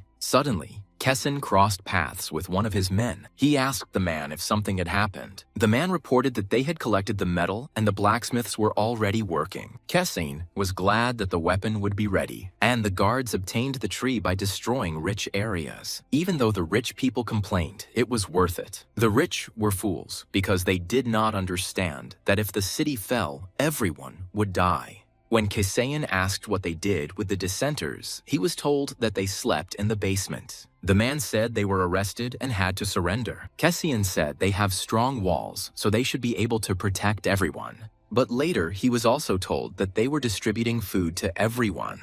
However, Korin could not reduce the portions, as this would destroy the people's optimism. The man added that now they had coaches, so if they had time, they should be able to handle everything. But Kasane replied that they had as much time as they had food. But Korin knew that the situation was better now than yesterday. He always felt like he was moving in the right direction. It seemed that the city could not be saved, but he managed to partially solve the problem. But where to find the key to solving the main problem? Korin knew that depending on the tasks, the course of the game changed. All the tasks had a certain meaning. Korin could even see how many well-fed and positive townspeople there were. Kessin asked if they could somehow trade with other cities. He said that trade needed to be restored somehow. However, they could not answer him. But suddenly, the man said that his father had a magical artifact. He said it was a teleportation scroll, but it was only for one person. Hearing this, Korin became cheerful. Then Kessin suggested sending Zapiro and asking for reinforcements. But the man said that this was impossible. The man said there were 1,000 orcs outside their walls. And while they are there, no army will dare to come here. In this world, the more orcs there were, the stronger they were. It will take 300 soldiers to defeat 200 orcs. And to defeat 1,000, you will need at least twice as many soldiers. Until now, their city had been saved by strong walls, but they could no longer rely on them. The man also said that these orcs were 3 times stronger than normal ones. The red orc was born once every 1,000 years and had enormous strategic value. Around him, orcs begin to go crazy and do not worry about their lives. The man understood why the Lord decided to flee, because the city had no hope. But he was angry with him only from the point of view of self-preservation. Suddenly, Kessin asked not to say that. The man agreed that if he had been heard, it would have affected morale. If people fall into despair, they will no longer be able to do anything. But Kessin didn't mean to lie. He simply asked for faith that the city would overcome these difficulties. The man envied Kessin because he did not understand where he got so much strength from. Kessin replied that God only gives them those trials that they can overcome. That's why the guy believed that they could handle it. The next day, everyone was given food again. They continued to distribute food for 2 days already, so the number of hungry people was decreasing, and those who were previously skeptical about this began to arrive on time. But the security guards also began training. One of the commanders was Buraval. Their men no longer looked weak and were focused on training. The hope indicator also increased, and this made Korin happy. Buraval asked Kessin if he thought this was really possible. There was little food, and the orcs could attack at any moment. But Kessin replied that he had learned something interesting. Buraval was surprised when he heard about the teleportation scroll. In this regard, Kessin wanted to entrust his position to Buraval. The man asked why the scroll had not been used until now. Kessin replied that it was probably because everyone believed in the city's victory. Buraval agreed with this. But Kassayin knew that Zapiro did not run away because he did not want to leave his son here. Afterwards, Buraval returned to the soldiers and continued training. He continued to give commands to the soldiers on how best to lunge. And meanwhile, the people's positivity only grew. Because of this, Korin thought that everything was going as it should. Because of Kessin's actions, more and more people believed in him. But suddenly they decided to report something to Kessin. With an impassive expression on his face, the guy asked what happened. The man hastily replied that they were already here. Hearing that they were talking about orcs, Kessin tensed up. At the same moment, he shouted the command to summon all troops. The emergency call immediately caused a stir. One by one, people began to learn about the state of emergency. Buraval immediately sent all the soldiers to the castle walls. One by one, the soldiers began to climb the wall. The archers were the first to take the stage. Kessin immediately checked that all the soldiers were in their positions, and they all began to repeat what Kessin had told them earlier. Suddenly, Buraval said that he had not experienced such a feeling for a long time, and Kessin said that thanks to him they became real soldiers. Buraval replied that he was glad to help Kessin. Zapiro said the soldiers were determined, and it was like a miracle. At that very moment, the enemy appeared on the horizon, and his appearance raised a cloud of dust into the sky. The orcs rushing towards the city looked quite terrifying, but Korin understood that if they remembered that they were together, they would definitely survive. He knew they outnumbered the enemy and were on the walls. Suddenly, Zapiro said that it looked like they were weaklings. Zapiro added that he read in a book about the life cycle of orcs. The orcs multiplied and grew quickly, and in just 5 years, they became warriors. But Zepiro said they had a weakness. Kessian agreed that they were short of food. Since the orcs were starving, they had to hunt and rob. That's why hungry orcs hunted people. Suddenly, Kessian thought about it. Now he looked at the orcs a little differently. They probably screamed so loudly because they were tormented by hunger. At that moment, he turned to his soldiers. Suddenly, he told everyone that the attack would stop in half an hour. The soldiers were surprised when they heard this. He asked the soldiers to remember this time. In their minds, the soldiers kept repeating to themselves that they would live. But suddenly, Zepiro screamed. He said that if Kessian made a mistake, people would die. But the guy replied that if Zepiro was right, then the orcs were weak and wouldn't last long. But Zepiro countered that the orcs were resilient. Then he decided to tell Zepiro something else. The man agreed that the orcs were stupid, but he wasn't sure the plan would work. Kessian said they must use their power wisely. After Zepiro started to leave and said that he would prepare everything. At that moment, the battle began, and the people raised their crossbows and were ready for battle. The orc's weapon was a huge axe. Approaching the wall, the orc raised his axe. And then everyone, just like him, started hitting the wall. Buraval asked the archers to wait for the command, since everyone had to shoot at the same time. Everyone stood quietly and waited for Buraval's command. Finally, the man lowered the flag and gave the command to attack. At that very moment, many arrows flew down. Without reacting to them, the orcs took the attack with their bodies. But this angered the surviving orcs. Because of the arrows, the orcs were unable to fully attack the wall. But even if so, they were already starting to break through it. Then Kessian ordered the archers to take a step back. This was done because they wanted to attack the orcs with stones. Noticing the stones, the orcs were caught off guard again, and they had to take the attack again. One of the orcs roared in anger, and then he threw his weapon up. The axe hit one of the archers right in the neck. But Kessian told everyone to keep attacking.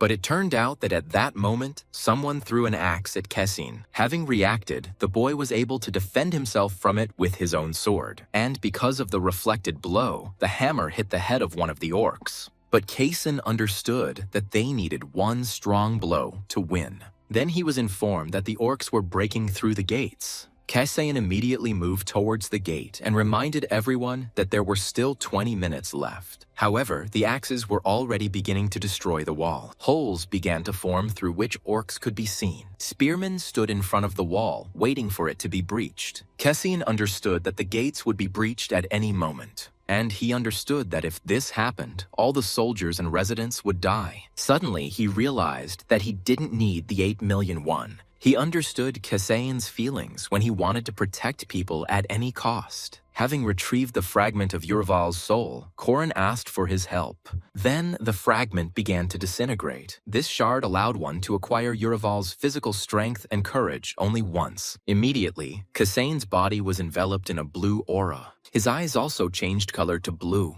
and at that very moment, he rushed forward, pulling a spear from one of the soldiers. It all happened so quickly that the soldier didn't even realize what had happened, and Kessian confidently held his spear out in front of him. He aimed at the hole from which the orc was visible. His blow was so powerful that it killed 2 orcs at once. At that moment, the guy exhaled heavily, and then he forcefully pulled out the spear, stained with green blood. Immediately after this, he was about to attack with his spear again. The blows were fast, so the orcs did not have time to react. Soon, the entire wall was stained with blood. Quite quickly, Kessian ran out of steam. Suddenly, Uraval said that although Kessian was a knight, he was too weak. And then he asked if he had defended the castle gates. But it turns out that the orcs still continued to break through. Then Uraval gave a hint to find hidden mechanisms in the walls. Without a doubt, Korin decided to trust him. After all, Uraval had been through many medieval battles, and memories flooded into Kessian's head. Suddenly, he called some soldiers to him. He ordered them to roll the hedgehog here. A hedgehog is a barricade created to strengthen a gate, but the soldiers said they didn't know how to use it. But Kessian still said to roll it in. Soon, the soldiers rolled the barricade back into place with difficulty. They continued to roll it at the same pace, but suddenly the barricade ran into a small rock. This was immediately reported to Kessian, but Kessian forbade them to change direction and told them to push on his command.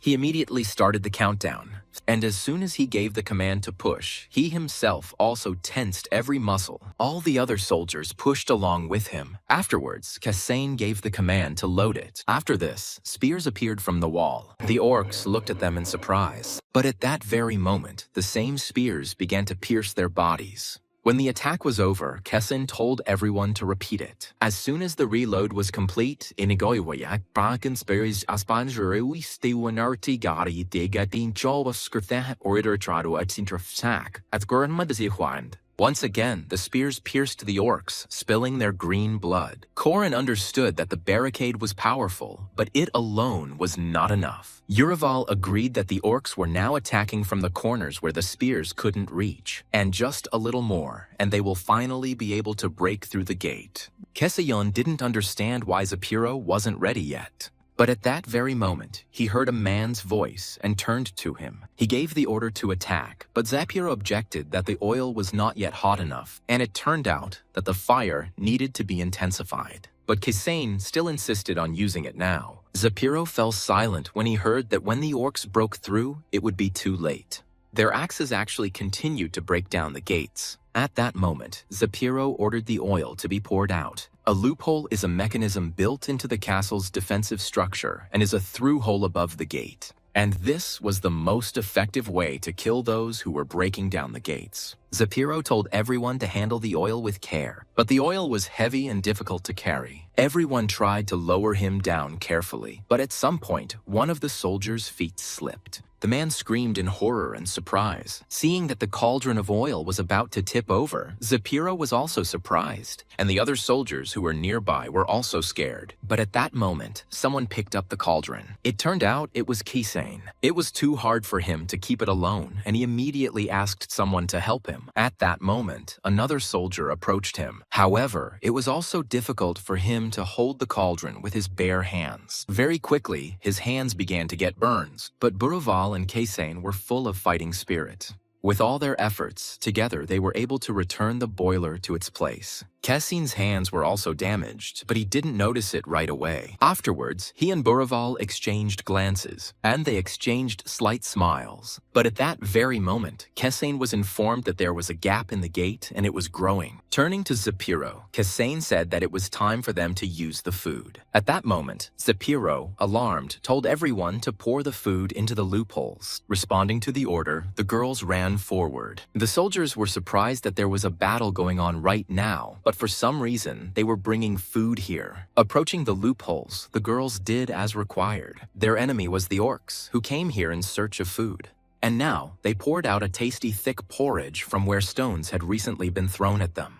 The orcs froze in great surprise, but mechanically they licked their lips, tasting the porridge. Having tasted it, their eyes lit up with a greedy sparkle. And at that very moment, their despair turned into madness. Instantly, they all rushed to where the porridge was pouring out from. And when all the orcs were gathered in one place, Kasane gave the command to attack and told the orcs to die. Apparently, the food was just bait, and the oil came after it. And such an attack was called the demon's tongue. Anyone who falls under the oil is fried to death. And the orcs who stood outside the affected area were deprived of visibility due to the thick steam. That attack was capable of protecting the most vulnerable points on the gate and brought death to all living things in its path. Frightened, the orcs began to turn around and leave. One by one, they lost their fighting spirit and no longer wanted to attack. Seeing that the enemy was retreating, Kasane could not help but rejoice at this. However, not every orc lost their fighting spirit. Some, on the contrary, became angry. Using his axe, one of these orcs cut the deserter in two.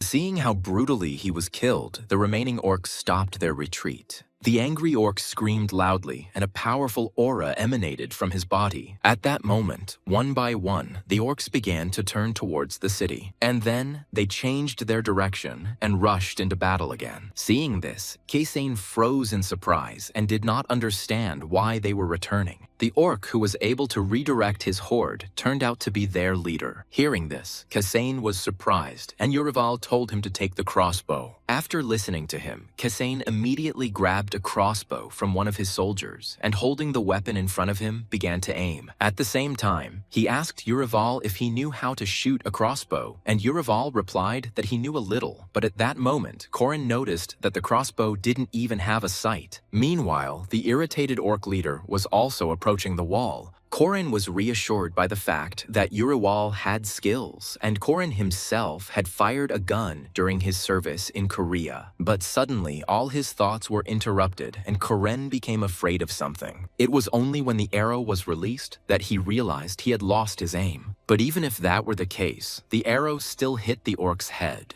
At that moment, the orc was instantly killed and his body weakened. After that, he fell to the ground, and his fall sent dust into the sky. Seeing this, Korin was stunned with surprise. But immediately after that, a joyful cry was heard along the wall. The guy happily said that he was still in uniform and said hooray to the Korean reserve soldiers. At that moment, everyone started chanting Kisan's name. Urival asked if he had missed, but Korin asked who cared now. Unlike the soldiers on the wall, the orcs had lost their fighting spirit. One after another, they began to run away with frightened screams. At that moment, Kasayan asked if 30 minutes had passed. As he said, during this time the attack ended, and now the orcs retreated. At that moment, the soldiers were able to defend their city from almost 200 orcs for the first time. On the 4th day of the siege, the battle ended in victory, and the people, surrounded by orcs for 2 months, were finally free. People couldn't get enough of the victory, but at the same time, Korin continued to work.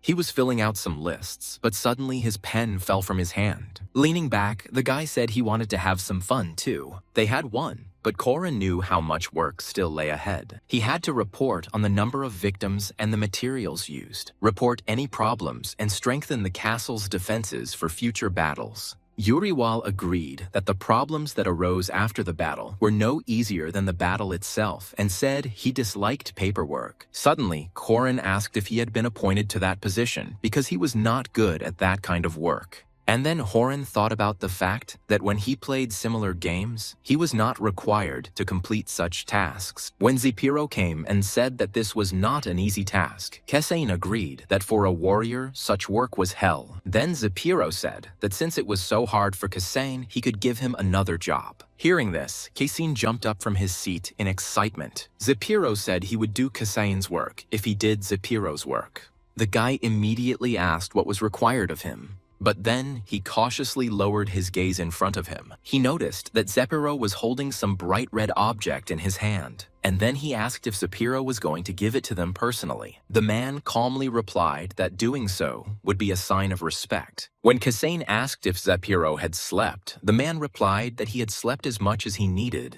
However, Korin believed this was not true and suspected that the man had been working all night. Kesain said that it was not a sin for Zepiro not to raise a sword in battle, just as it was not a sin for him to be a bureaucrat. And he asked her not to work so much, otherwise it would end badly. But the man replied that he found consolation in this. He admitted that when he tries to sleep, he feels like he is dying, but while working, he can afford to take a nap. Hearing this, Kesain calmed down, and then he accepted Zepiro's item and said that he would hand it over. In fact, the boy knew that the old man felt that way. Because of the man's anxiety, he began to have insomnia, and work calmed him down. In Kesain's hands was a scroll of red parchment and letters to the families of the fallen. One by one, he began to visit the families he needed, and he passed on letters of condolence to them. The Kesayan family said he was very sorry and that he tried to do everything he could. It was a harsh notice that the family would now live without one important person.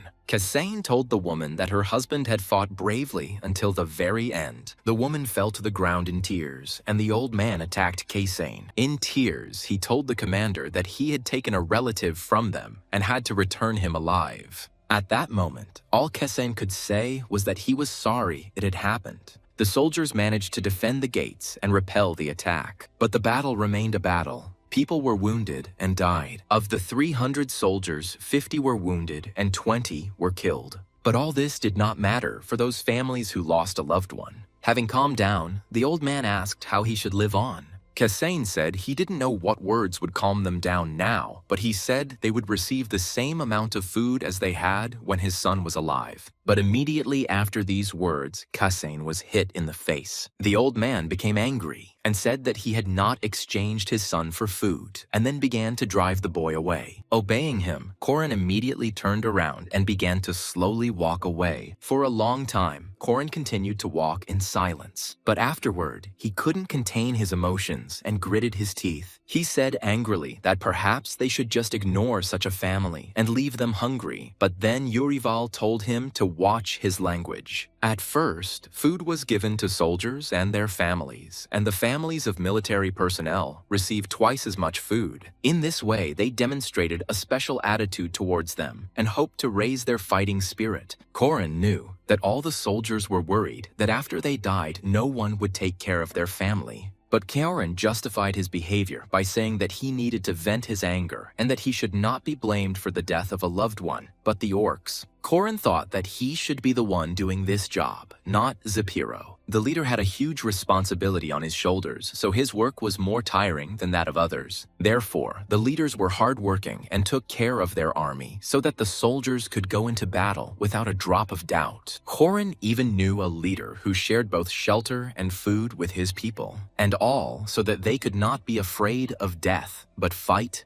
and win. This kind of work was hard, but Korin believed that the leader should do it. Now Kasane was the general of defense, so he had to distribute letters to everyone. He wanted families to be proud of their loved ones. He wanted those who died in battle to bring honor to their families. Korin agreed with Yuriwal's words that he wanted to inspire them. Kessin knew that sending people into permanent service would be difficult, so he only accepted volunteers. Korin understood that the more he inspired the people, the more they would want to join the ranks of the army. But then he heard from Yuriwal that it sounded good, but in reality, it would not be as Korin expected. Suddenly, Kessin turned to someone and asked the one who had been pursuing him for a long time to show himself. Then suddenly a man appeared in front of him and greeted the general. Approaching him, he asked how many people had died. Kasane calmly replied that there were quite a few of them. The man became frightened when he heard that many more were yet to die.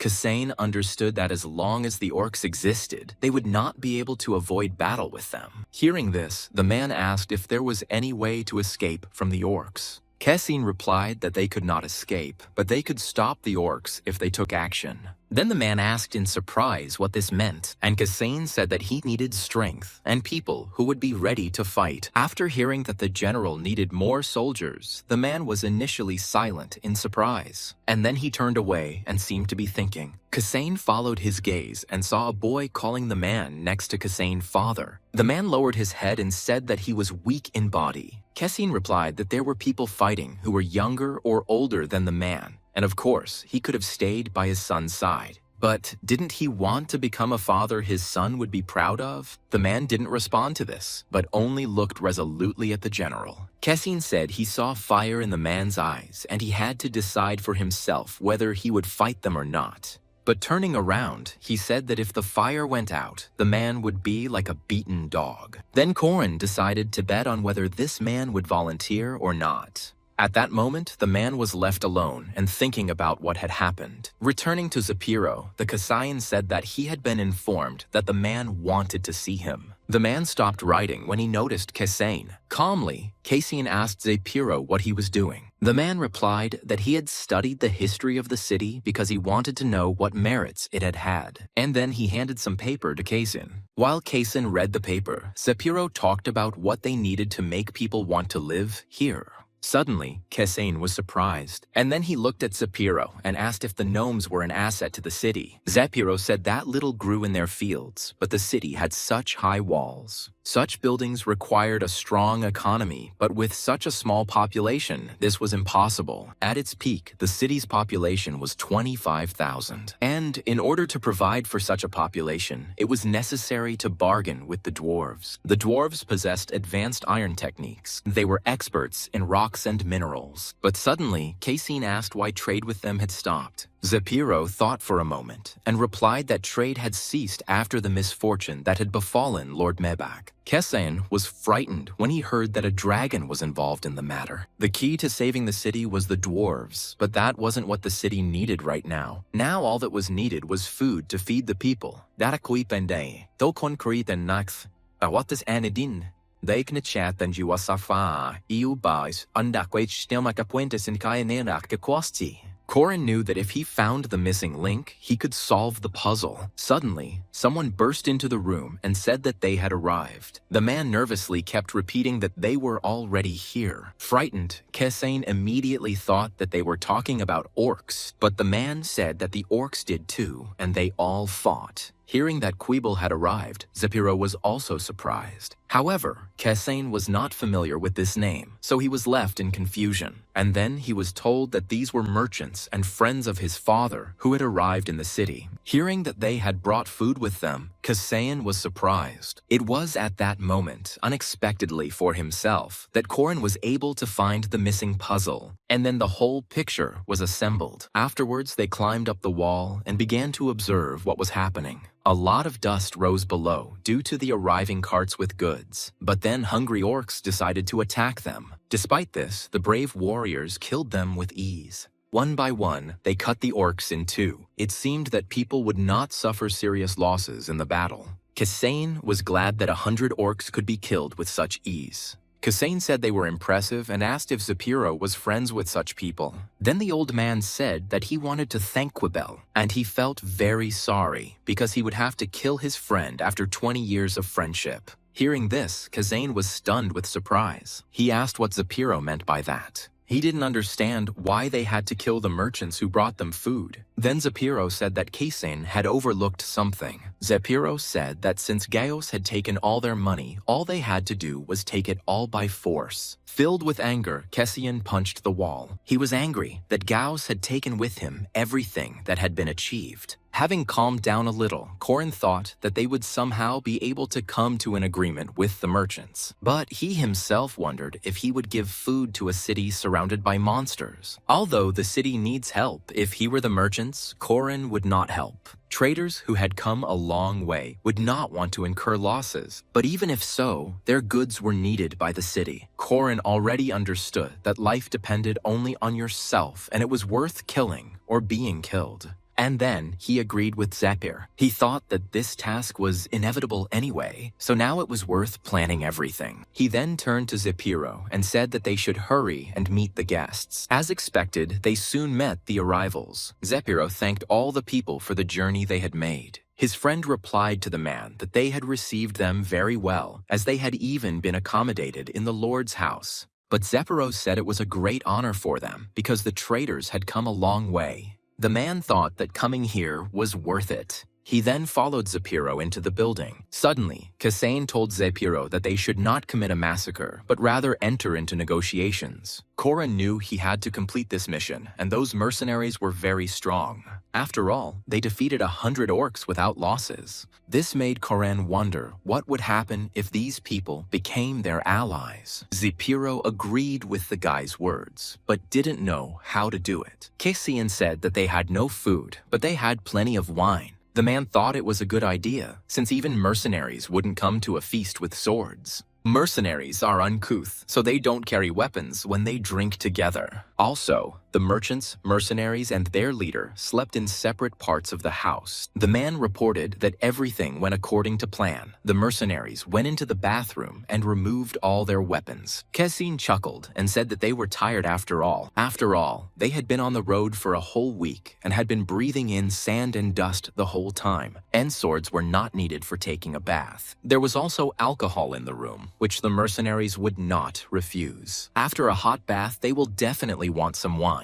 And in the Lord's house, they will feel safe, so they will not suspect anything. But even so, Kesane believed they should remain on guard. Kesane's mission was to survive the food shortage, and also protect the city from the orcs. When Urawal asked if there was another way, Kesane replied that he didn't have to help if he didn't want to. When night fell, Kesane and the rest of the guards set up an ambush. Kesane was asked to be careful because one of the mercenaries was supposed to be very strong.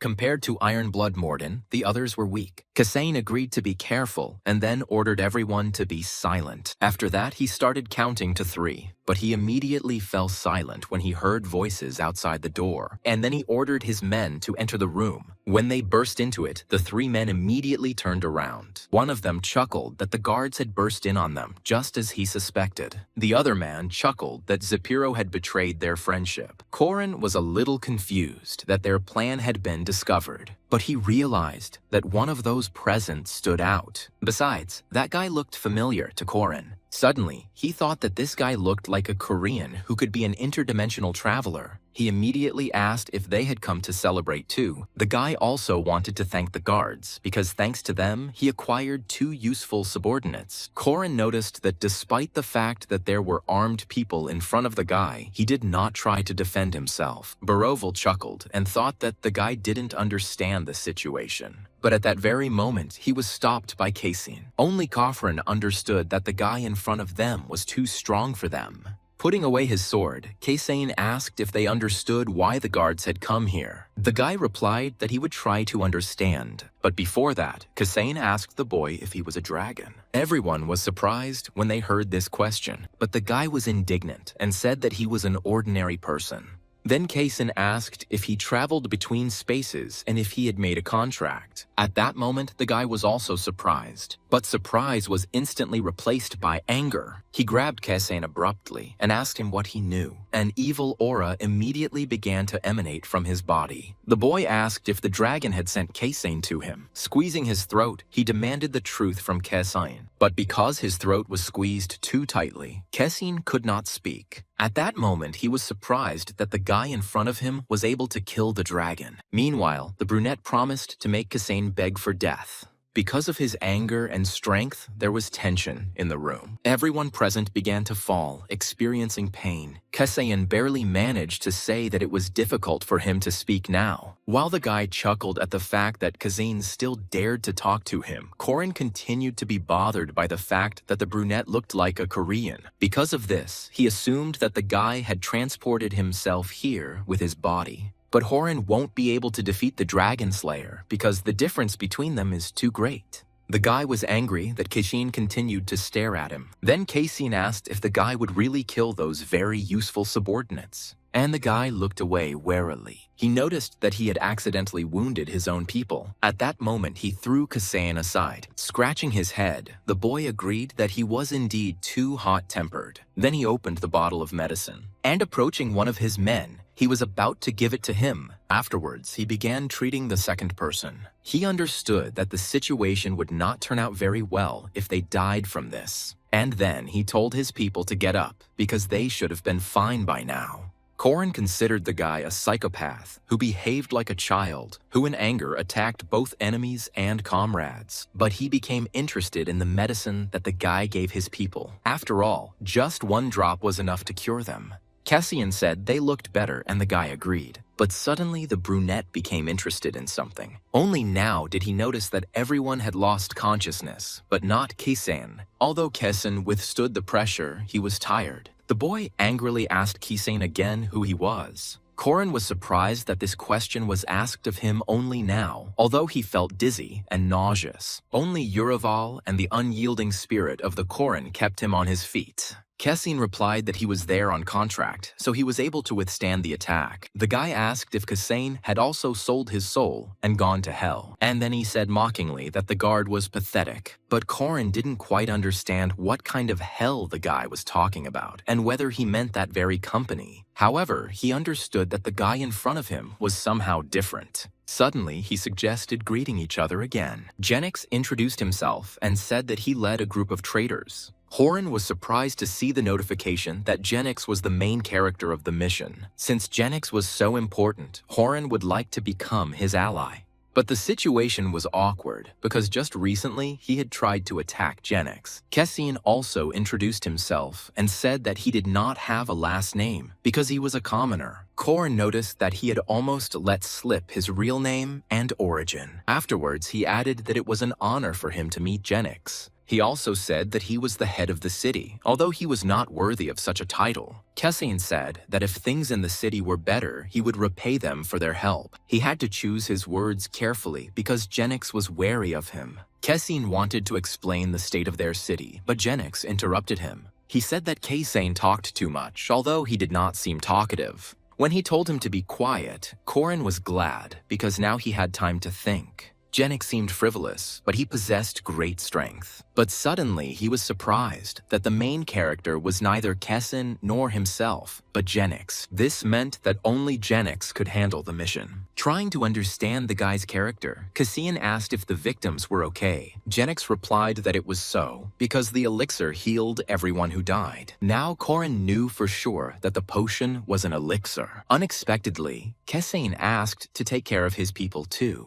Now they were all dying, but Genix didn't understand why he should help those who were trying to attack them. Then Kasane said that the city's residents were victims. Genix thought that by not knowing about Genix's identity, Kasane was trying to shirk responsibility. But Kasane only asked if Genix was to blame for what was happening around the city. The main character was not Horan, but Genix. Outside the city, there was a city where a dragon lived. But despite this, the city was surrounded by orcs. Suddenly, the monsters that always remained near the mountain fled. He asked Genix why this happened. Cassian heard that Genix was able to kill the dragon, and he assumed that because of the guy's intervention, the city was surrounded by orcs. Hearing this, the guy became quiet, and then he silently handed the elixir to Cassian. Seeing the elixir in his hands, Korin could not help but rejoice. Genix immediately warned that if more than one drop was given, people would die. Cassian thanked him briefly, and then he approached his people. Almost immediately, he was able to notice how effective the elixir was. Turning around, he said that he was finished, but at that moment, he did not find Genix in the room. Thinking that Genix had not denied his responsibility, Horan realized that his guess was correct. The fall of the city began with the achievement of Genix. But for the city, this achievement turned into a disaster. At the same time, Genix acknowledged his responsibility. Smiling, Korin thought that he would be able to complete his mission. Sitting on the floor, Korin called the gold to himself. When Uriwal asked what he was doing, Kasane replied that he was digging for gold. He said sadly that while he was locked up, there was nothing to do, so he would think about gold. Due to his own failure, Kisekin ended up in prison. Then he wanted to check the information about the task. And I noticed that after meeting with Genix, the task changed a little. The robbery was interrupted, but if it hadn't been for that attempt, he wouldn't have met Genix. According to the assignment, Genix was looking for 4 comrades, one of whom was supposed to be Kesane. The guy mentioned that Kasane helped him find 2 subordinates. Horan assumed that the 2 had previously refused to join Genix. But this made Korin smile, because if they helped him, then he would help them. The next day, they came to Kasane. The man said Genix wanted to see him. Standing up, Kasane immediately agreed to go. But the man thought he was acting strangely. He assumed that Kasane was so frightened that he began to delirious. Suddenly, he asked Kasane if he was okay. The guy replied with a smile that it was so. The man asked not to worry and said that Genix was not too angry and should not kill Kasane. Korin guessed that despair must have clouded his mind. But unlike the tense Kasane, Korin actually behaved calmly. Thinking it was better to act like Kasane, he said he felt relieved. He explained this by saying that Genix could help them protect the city. But suddenly he heard voices from the side. The guy saw that people were still being given food. Looking over the state of the city, Kasane said that Genix was probably not a bad person. When the man asked him to hurry, Korin seemed glad. It seemed to him that this man saw him in a good light. Deciding to try to get more information out of the man, Kasane asked what Genix was like. But the man himself didn't know. It turned out that they had met Genix only a week ago when they were traveling in a caravan. Kasane was surprised that they moved this way. The man admitted that he also thought it was unusual, but everyone had been doing it lately. Kasane learned that the ecosystem had changed, and now orcs were in many places. Kasane understood that this was caused by the death of the dragon, although all he knew about dragons was that they were some kind of natural disaster. But the death of such a monster was also a kind of disaster, because now there was nothing to hold back the monsters. Kasane was told that on the 3rd day they were attacked by orcs. The merchants went forward, and the mercenaries covered the rear. At that moment, the man thought they would die. But suddenly Genix appeared and saved them. He swung his sword just a few times, but he killed all the orcs. The only thing the man knew about him was that the guy was carefree and didn't think like ordinary people. Quibel was outraged that Zapiro had betrayed their friendship and wanted to kill him. Looking down, Zepiro only said he was sorry. But the man didn't need empty apologies, and he continued to be angry. Unable to bear it, Genix told them to stop. He asked not to insult Zepiro's parents, because it was disgusting for him to hear such things. And he added that Zepiro did not decide to do this on his own. And then he asked to invite their next guest. Then Kasain entered the room, and everyone turned to look at him. As he entered, he waited silently for Genix to speak to him. First, Kisain was congratulated on his promotion and asked if he had any excuses. But Kasain replied that there were none. His answer angered Kibel. Then Kasain repeated again that he had no excuses. The guy honestly admitted that he wanted to kill those who came to them with goodwill.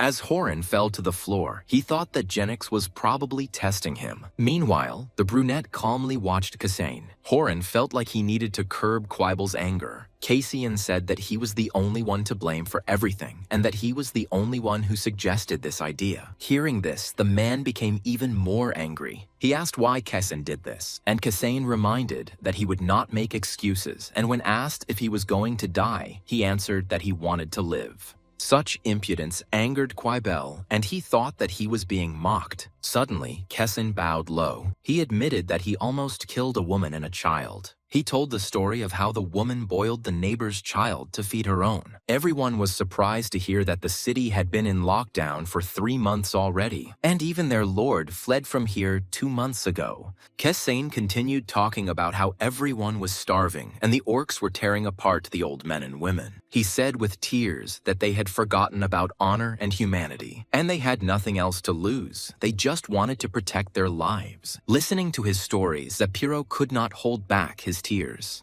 Genix listened calmly as the famine in their city continued for 3 months. Kasain asked to save them and said that the people followed him out of despair. He asked to save those who just wanted to live. Suddenly, Kisan hit his head hard on the floor. The impact immediately caused his blood to appear on the floor. Stunned, he rose slightly, but after that, they immediately grabbed him by the shoulder and did not allow him to continue. Genix noticed that Kasan had no intention of making excuses, but he did, and he was like a poisonous snake. But Genix was even glad about it. Looking at Kasan, he said that he could use a person like that. As he was losing consciousness, Korin heard everyone saying that he was a complete psycho. Korin thought that this was the end, but suddenly he came to his senses. He immediately thought it was because of Genix's elixir. Korin realized that the potion was quite effective. Genix told Quibel that he had lost. Quibel thought Genix's arguments were pointless, but the boy asked if the man was unhappy about anything. He wanted to complain about something, but Genix interrupted him. The guy said that the city had to endure a tragedy, so they forgot about conscience. And then he reminded that Quibel had recently abandoned mercenaries to save a caravan. Hearing this, Quibel hesitated.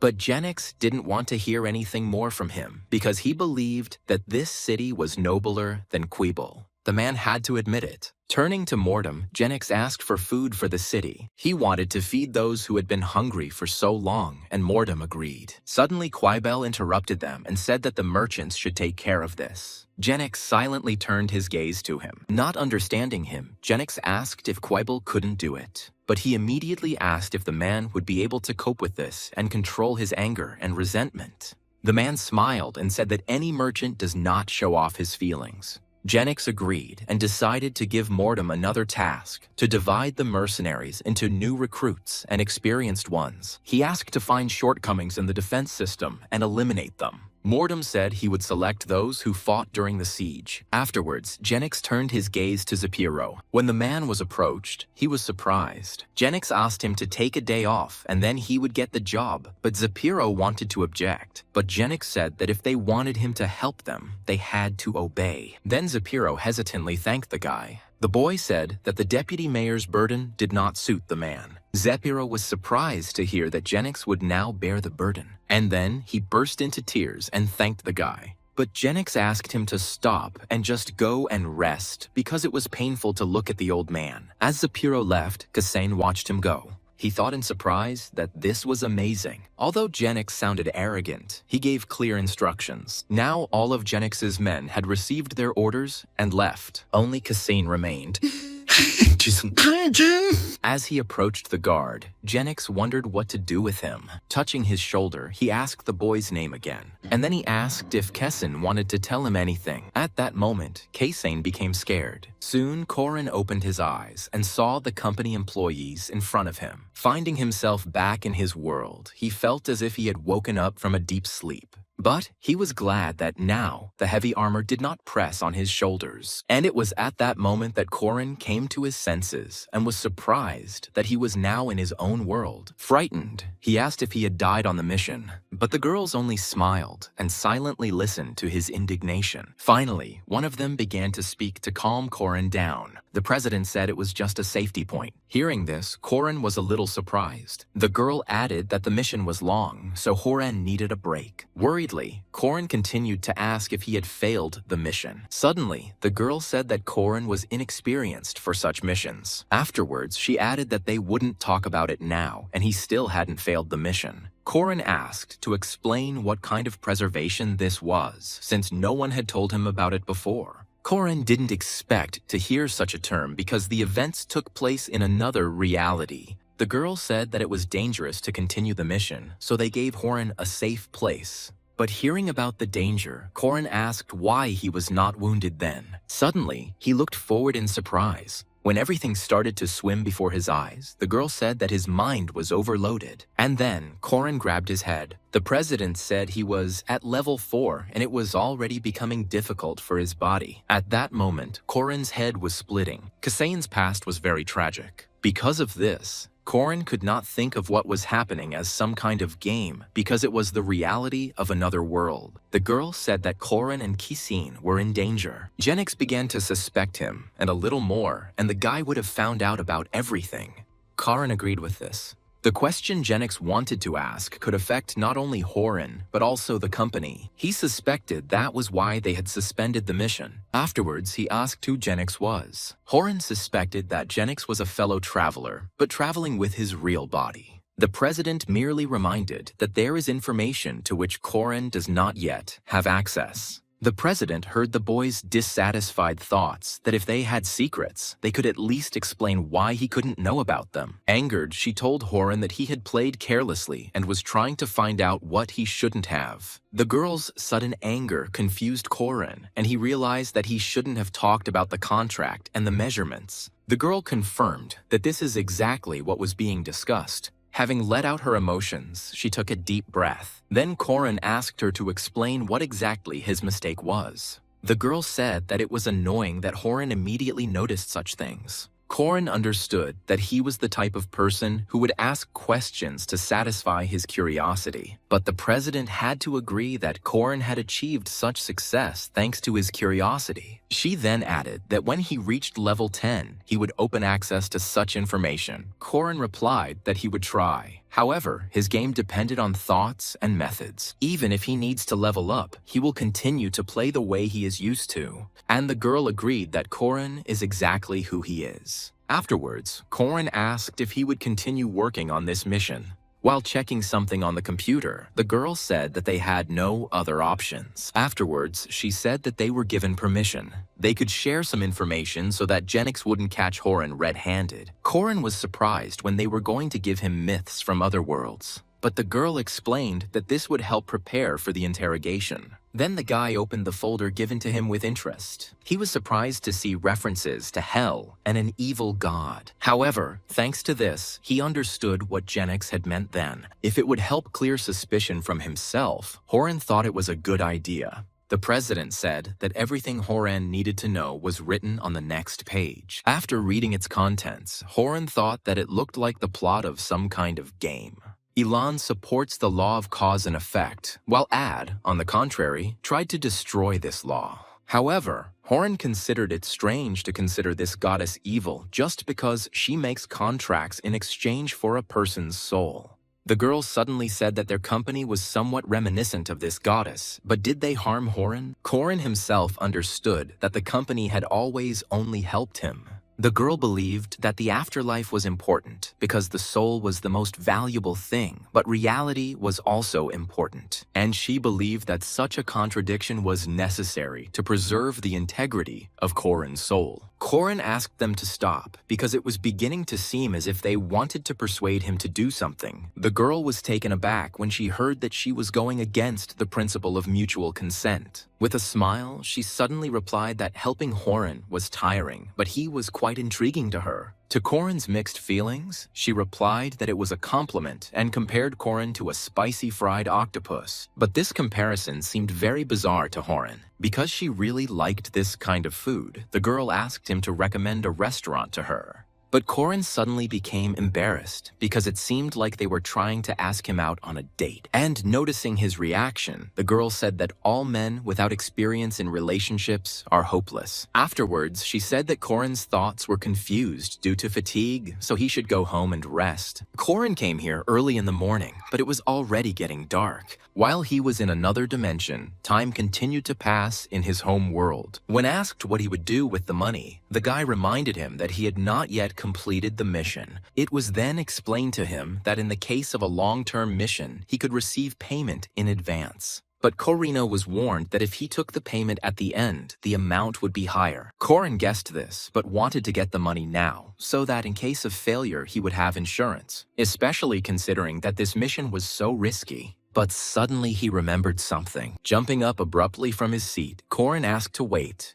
He asked if he could take something other than money if he successfully completed the mission. The girl asked what exactly he meant by that, and Horan admitted that he wanted the potion that Genix used. But upon hearing this, the president's face changed. She immediately refused, since bringing objects into another dimension is prohibited. Corin asked why, since he had been given gold coins before. He fractured his skull, but that medicine cured him. The president replied that it was completely different from gold coins. After all, he didn't exist in this world, which means his appearance would upset the balance. But Corin was indignant at these words, because it was just a bottle of liquid. Then the girl calmly asked not to bring personal emotions into this. Horan was surprised when she asked if he wanted to get it for his mother. He was angered that telepathy touched him on the raw, but then he realized that he had never told them about his mother. He sternly asked if they really had to pry into his personal life. But in fact, he understood that they knew everything from the start. They were even able to obtain all the information about a gang they had never seen. The girl understood that this made him feel uncomfortable, but they had their reasons for doing so. She explained that by drinking such a medicine, the sick person will be cured, and the healthy person will gain immortality.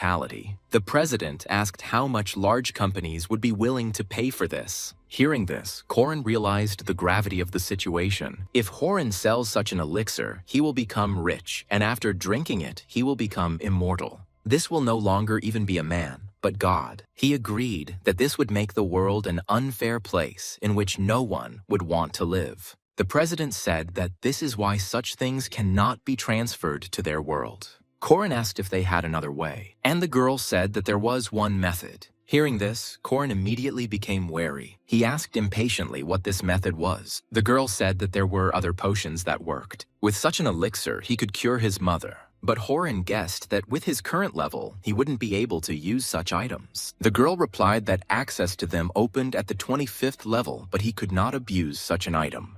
Corin realized that since the potion was available, it could be used to help loved ones and family. Once again surprised by his intelligence, the girl said that Corin had talent. She then added that she truly wanted to help him, but Horan needed to continue working hard, and she swore on her name, which she couldn't yet say. Corin tensed up at the fact that she was hiding her name.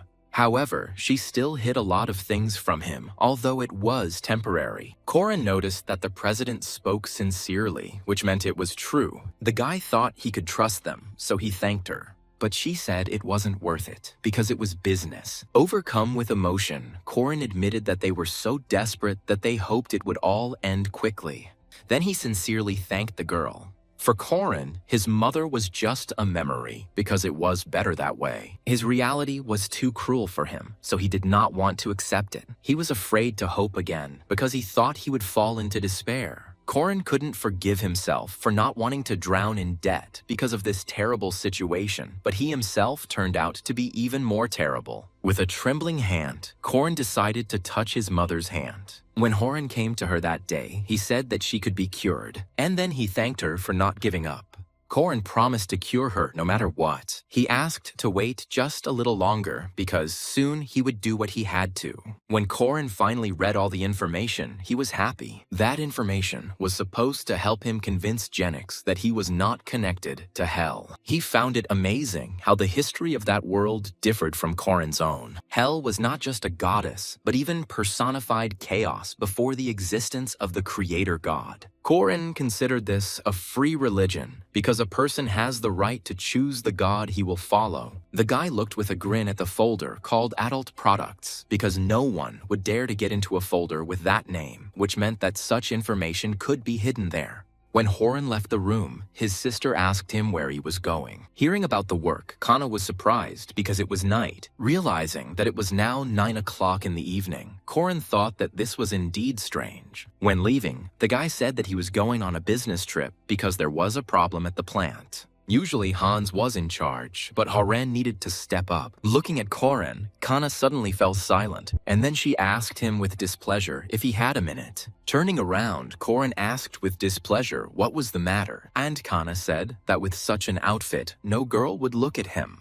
Scratching his head, he thought that Kana was going a bit overboard. Kana was outraged that Korin, the president, would meet clients like this, and even his shirt was wrinkled. A little taken aback, Korin replied that he heard her, and Kana said more calmly that Horan should get himself in order. After Horan promised to fix it, she smiled. Returning to her sofa, she wished her brother good luck at work. Before leaving, Korin wanted to say something to Kana. Because of something more important, he won't be able to bring home money for a while. But in the end, he changed his mind and did not tell Kana anything. When Horan arrived at the company, he was immediately greeted. The boy said with a smile that he was not tired, so they should continue Kessen's mission. If Korin had such a desire, the girl agreed. When she asked what the rush was about, the guy's thoughts flashed through her head. Realizing that she had seen too much, the girl apologized. With a smile, Korin replied that he could not sit idle. After all, now he had a chance to cure his mother. But to achieve his goal, Horan needed to level up.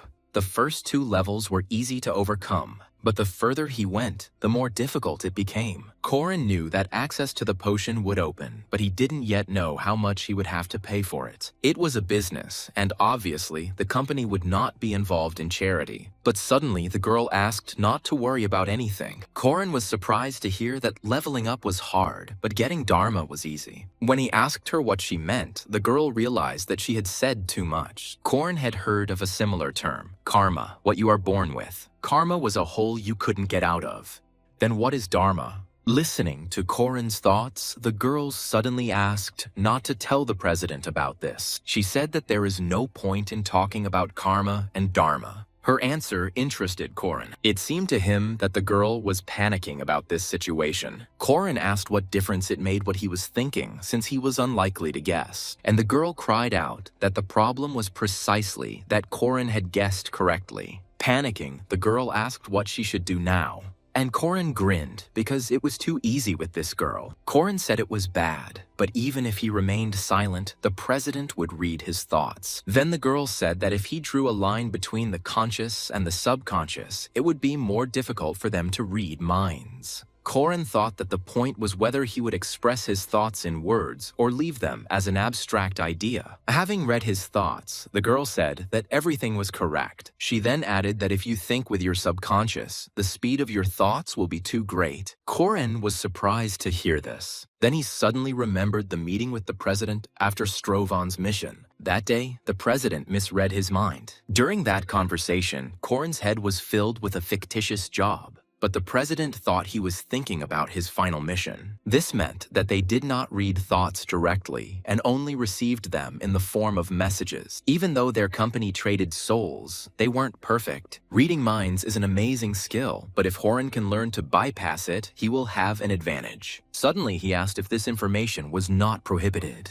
The girl said that when Horan reached level 10, they would stop reading his thoughts because they didn't do that with their official employees. Corin thanked her and was surprised that the girl was always very talkative. Afterwards, he asked where the president was and was told that she was absent. But at that very moment, the girl screamed that it turned out that the president had just returned, and Corin needed to be sent on a mission immediately. It was the right decision for both of them, because until Horin learned to control his thoughts, it would be better for him to have less contact with the president. Sending the guy on a mission, the girl wished him good luck. Corin noticed that the girl wanted to send him away as soon as possible, and he kept thinking about his goal. He definitely wanted to get that medicine. As soon as he thought this, a white flash lit up his face, and at that very moment, the president arrived. Approaching the assistant, she asked if the girl had sent it. The girl said that she sent it and did everything as the president said, and the president said that she was sure that Corin could handle everything.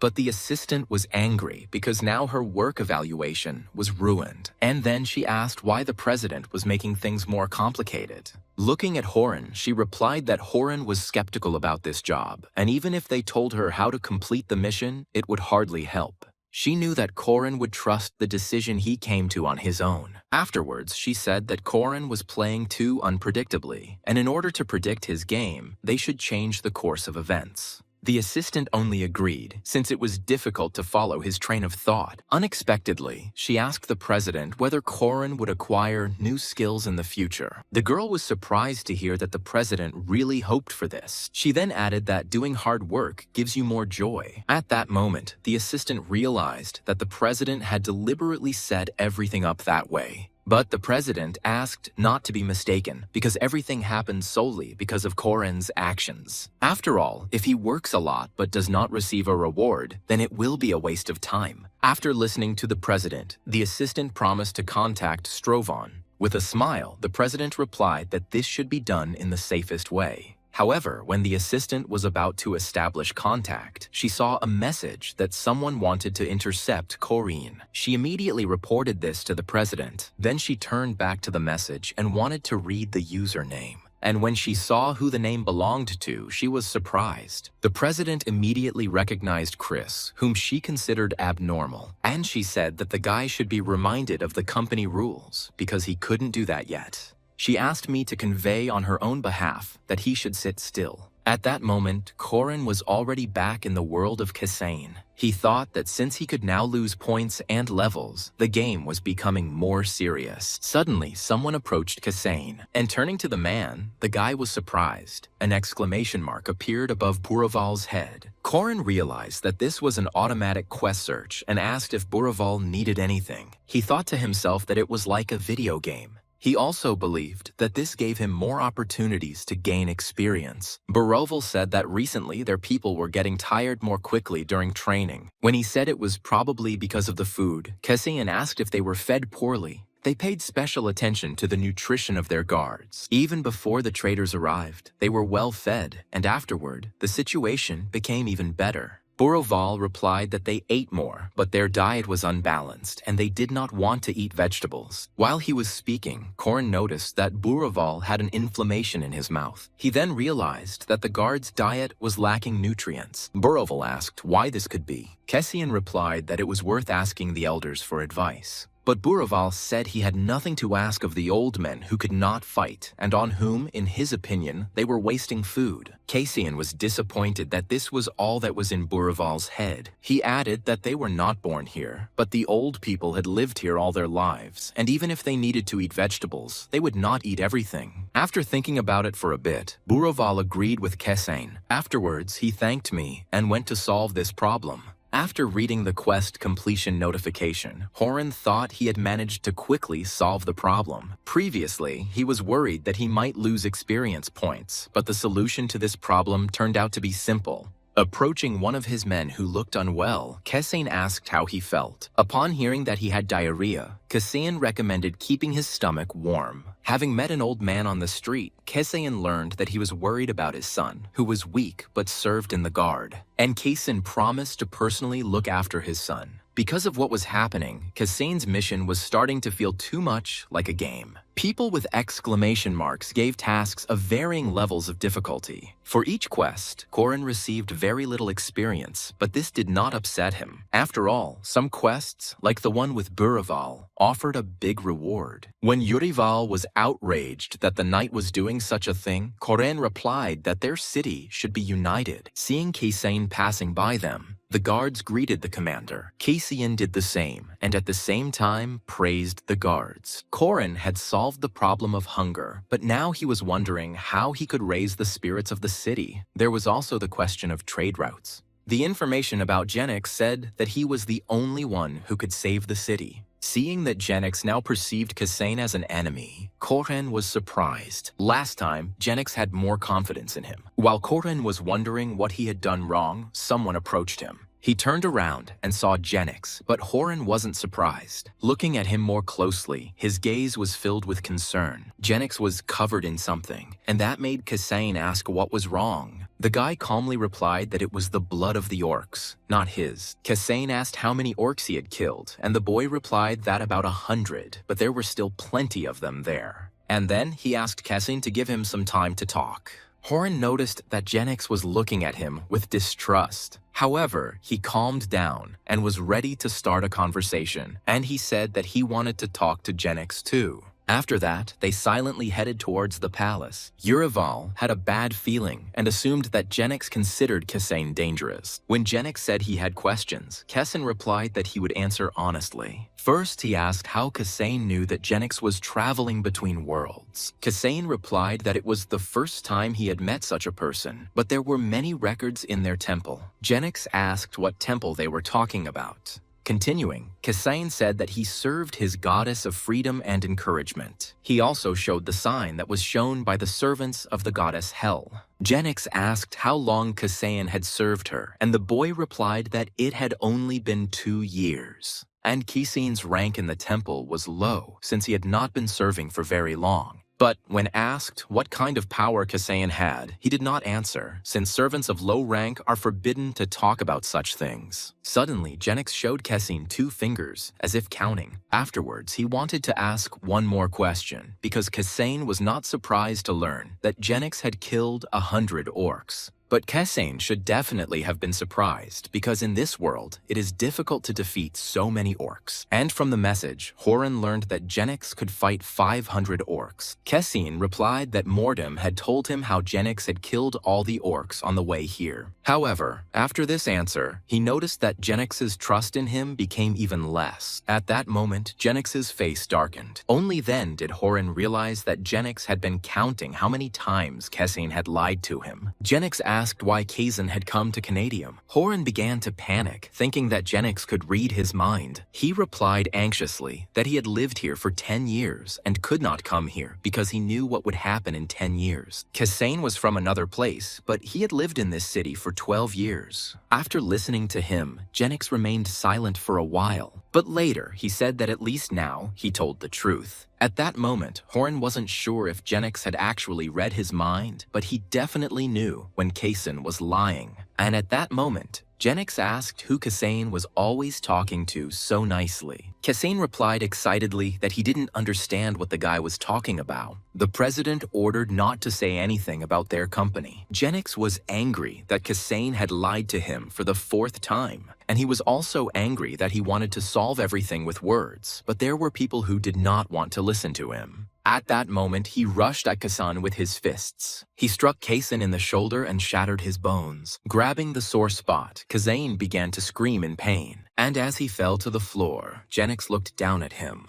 Kazan asked Genix why he did it, and the guy replied that Kazan had lied to him 4 times, so he would spend the next 4 hours beating the truth out of him. The next blow broke Kazan's bones again. Because of the pain, he could not dodge the blows, and only took them. And the blows were so strong that his body flew back. Very quickly, his body became overloaded, and he began coughing up blood. However, Horan noticed that Genix only broke bones, but did not hit vital organs. At that moment, he realized that this psycho would beat him for 4 hours. With a grin, Genix said that the elixir would be just right, but it was expensive, and there was little left. Reaching out to him, he told Kazan that thanks to the medicine, he would not die. Seeing the healing potion, Kesain was surprised. However, Jinx did not respond and only said that Kesain did not realize the seriousness of the situation. He later added that he didn't know how to torture people and it didn't suit him. Jinx won't kill Kesain, but if he endures all this, the guy will recognize him. Realizing what awaited him, Kesain trembled. After 4 hours, Kesain went outside. However, he was so weak that he tripped over a small stone. Moreover, after what happened, he was more sensitive to pain. Horan was angry that Jinx had decided to push him to this point. Jinx didn't know how to torture, but he understood perfectly well what it was for. When Jinx started beating him, Uriwal tried to bring Horan to his senses. However, he was too scared. Jinx was looking forward to the fun that was just beginning for him. Kesain asked not to approach him, but Urival wanted to intervene and help. Korin understood that if he hadn't given control of his body to Uriwal, then everything would have been over. Having come to his senses, he asked Urival if he was okay. But even Urival, who was a steadfast knight, was tired. Although, thanks to Jinx's potion, all of Kesain's wounds healed. Just when the guy thought that he would get by without quests today, he met Zapiro. He asked if something had happened, and there was a sign above his head. Kesain couldn't tell what had happened, so he simply replied that everything was fine. Zapiro continued that there had been unrest in the city lately, so he decided to take a look around. Seeing the reward for his quest, Korin knew he couldn't refuse. Zapiro said that fights started because of stupid misunderstandings between people. Suddenly, Korin thought that there was a similar person next to him, and it was his father. Zapiro asked what made people think that way. Sayhas. But the reason was anxiety, because although the city had food, the orcs had not gone away. That feeling made people cruel, and they couldn't control themselves. Kesain reflected that people used to think about how to survive, but now they think about a bleak future. When asked what to do, the guy thought about it. Kesain asked Zapiro if he had any ideas. The man said that it might be due to unemployment, as many people had lost their jobs. The sellers have nothing to sell, the shoemakers have no leather, and idleness gives rise to bad thoughts. Korin realized that to make the city safer, people needed to find jobs that didn't exist. Korin was able to lead many people, but creating jobs is another matter. He said he needed time to think about it. Afterwards, they said goodbye to Zapiro. Korin knew that there were many places in the city that needed to be rebuilt, but they didn't have the money to do it. At that very moment, he accidentally met Quibel. He also had a task for Kesain, and it was starting to irritate him. Wanting to get straight to the point, Kesain asked what was going on. The man said that last time, he had caused a lot of trouble for Kesain, and they had apologized to each other. Afterwards, he admitted that he had come to Kesain for advice. Kesain heard that Jinx had given him an impossible task. Quibel said Jinx ordered 3 times more food to be bought than last time. Hearing this, Korin was also surprised. After all, the amount of food they brought was already enormous. That food was enough to feed 5,000 people for 3 months. Quibel also said that Jinx kicked him out and told him that if he didn't know the solution, he should ask Kesain. Kesain was a little confused. Then in the task, Korin saw that he needed to surprise Quibel so that he would acknowledge him. Quibel already knew how to solve this problem, but he continued to be persistent with his questions. Then Horan realized that Quibel was testing him, but such a character trait was typical for a man, considering that he was a merchant. Realizing this, Kesain muttered something to himself, and then he pointed to the side and said that that place would be suitable. If you demolish those old buildings, they will have a large plot of land. However, Quibel didn't understand why the guy was saying this, and Kesain suggested making a farm to keep animals and grow vegetables. Hearing this, Quibel was surprised. Kesain assumed that Jinx wanted the city to be self-sufficient in produce. Quibel was surprised by Kesain's intelligence. Kesain continued that since the city was isolated, it was best to grow everything ourselves. In fact, this idea was given to Horan by the name of the next quest. Quibel replied that it was important, so he had to check on Kesain, and then he showed him the contents of his bag. Leaning towards him, Kesain's face lit up, and then he was surprised.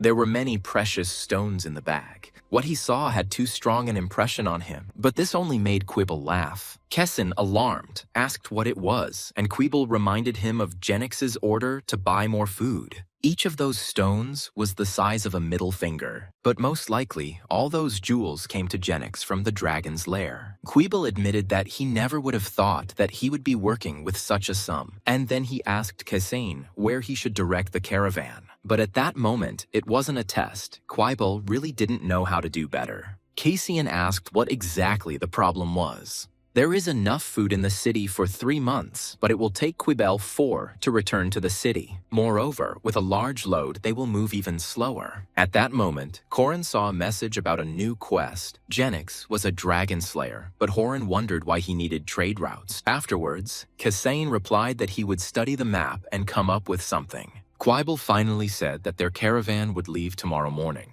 After this, Kessin sighed heavily. He thought that he should rest, because if his brain became too overloaded, he would not be able to think as usual. But at that moment, he saw that someone was approaching him again. It was Mordum, who had exactly the same task. Seeing him, Corin wondered why they couldn't just leave him alone. Mordum immediately realized that he had come at the wrong time. However, Kassane could not refuse him and replied that everything was fine. But the man noticed that the guy didn't look very well. Then Kassane said that Mordum looked more puzzled. The man admitted that he wanted to get advice from Kassane. He wanted to come earlier, but then Kassane was walking around the city, and Mordum only watched him from afar. Horan realized that he shouldn't blame others because of those small quests, he couldn't devote time to Mordum. Obviously, the best rewards he will receive will come from the most important people in this mission. Mordum said that there was no point in delaying it any longer because tomorrow he would leave with Quibble. The man wanted to ask a direct question. What did Kassane think about Genix? But Kassane asked why he asked him about this. Mordum said that he was carrying out his orders, but he had a lifelong contract with Quibble, and the oath of allegiance meant that he would live and die for him, but he wanted to make sure that Genix was worthy of his service. Kassane thought that serving him was a good option because the guy had money and he was strong. However, his answer angered Mordum. He replied angrily that loyalty is not for sale. Kassane explained that he had not meant to offend him, but would simply take it into account. But Mordum found it strange to hear something so selfish from Kassane.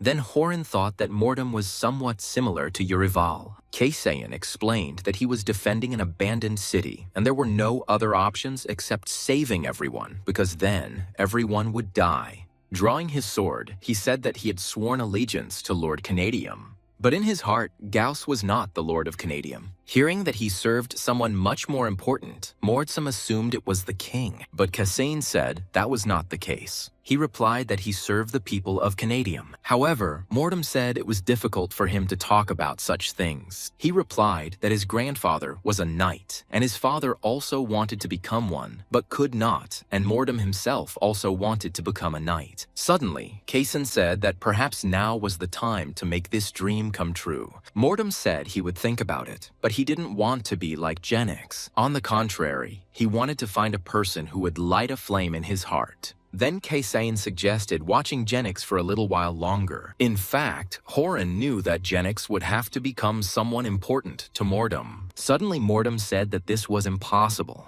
He continued that if he left the city tomorrow, he would never see Genix again. That was his premonition. Hearing this, Kassane became a little worried. Trying to sleep, Corin thought about that conversation. It seemed to him that perhaps this was the system's way of warning him about the failure of the mission. Perhaps Mordum shouldn't be allowed to leave the city, but Quibble was important too. At the same time, if Mordum stays here, then Quibble's mission will be in jeopardy because the other mercenaries are not good enough. When he woke up, Corin thought that he seemed to hear a familiar voice. As he got up, he remembered how he had hoped that after a good night's sleep, he would be able to come up with something. Looking at the map, he realized that there was still food left to buy in one city. But for some reason, the name of that city seemed familiar to Kassane. Then he remembered what he had been told about a teleportation scroll that could transport them to Erdel. It seemed like he came up with a solution at that moment. He remembered the teleportation scroll for one person. He thought with a smile that the scroll was made for this moment. At that moment, the caravan was already about to set off. But Kassane, who suddenly appeared, interrupted the conversation between Quibble and Mordum. Quibble asked what had happened since Kassane hadn't even gotten dressed. Then Kassane asked Quibble if he rode. The man replied, embarrassed, that it was so. Kessin then asked if the man alone could negotiate and find mercenaries to replace Mordum. Quibel indignantly replied that this entire caravan was solely his merit. From his words, Kessin knew he could do it. Quibel said, dissatisfied, that he was an expert in everything Kessin asked about. Hearing the answer, the guy immediately smiled, and then he told the caravan to stop moving. Mordum wanted to ask what this meant, but Quibel stopped him. The man asked if Kessin would take responsibility for this. But Kessin was already prepared for this. Afterwards, Quibel turned to Mordum and asked him to sort everything out. Then he turned back to Kessin and asked what the boy had come up with. However, Kessin refused to speak at that place.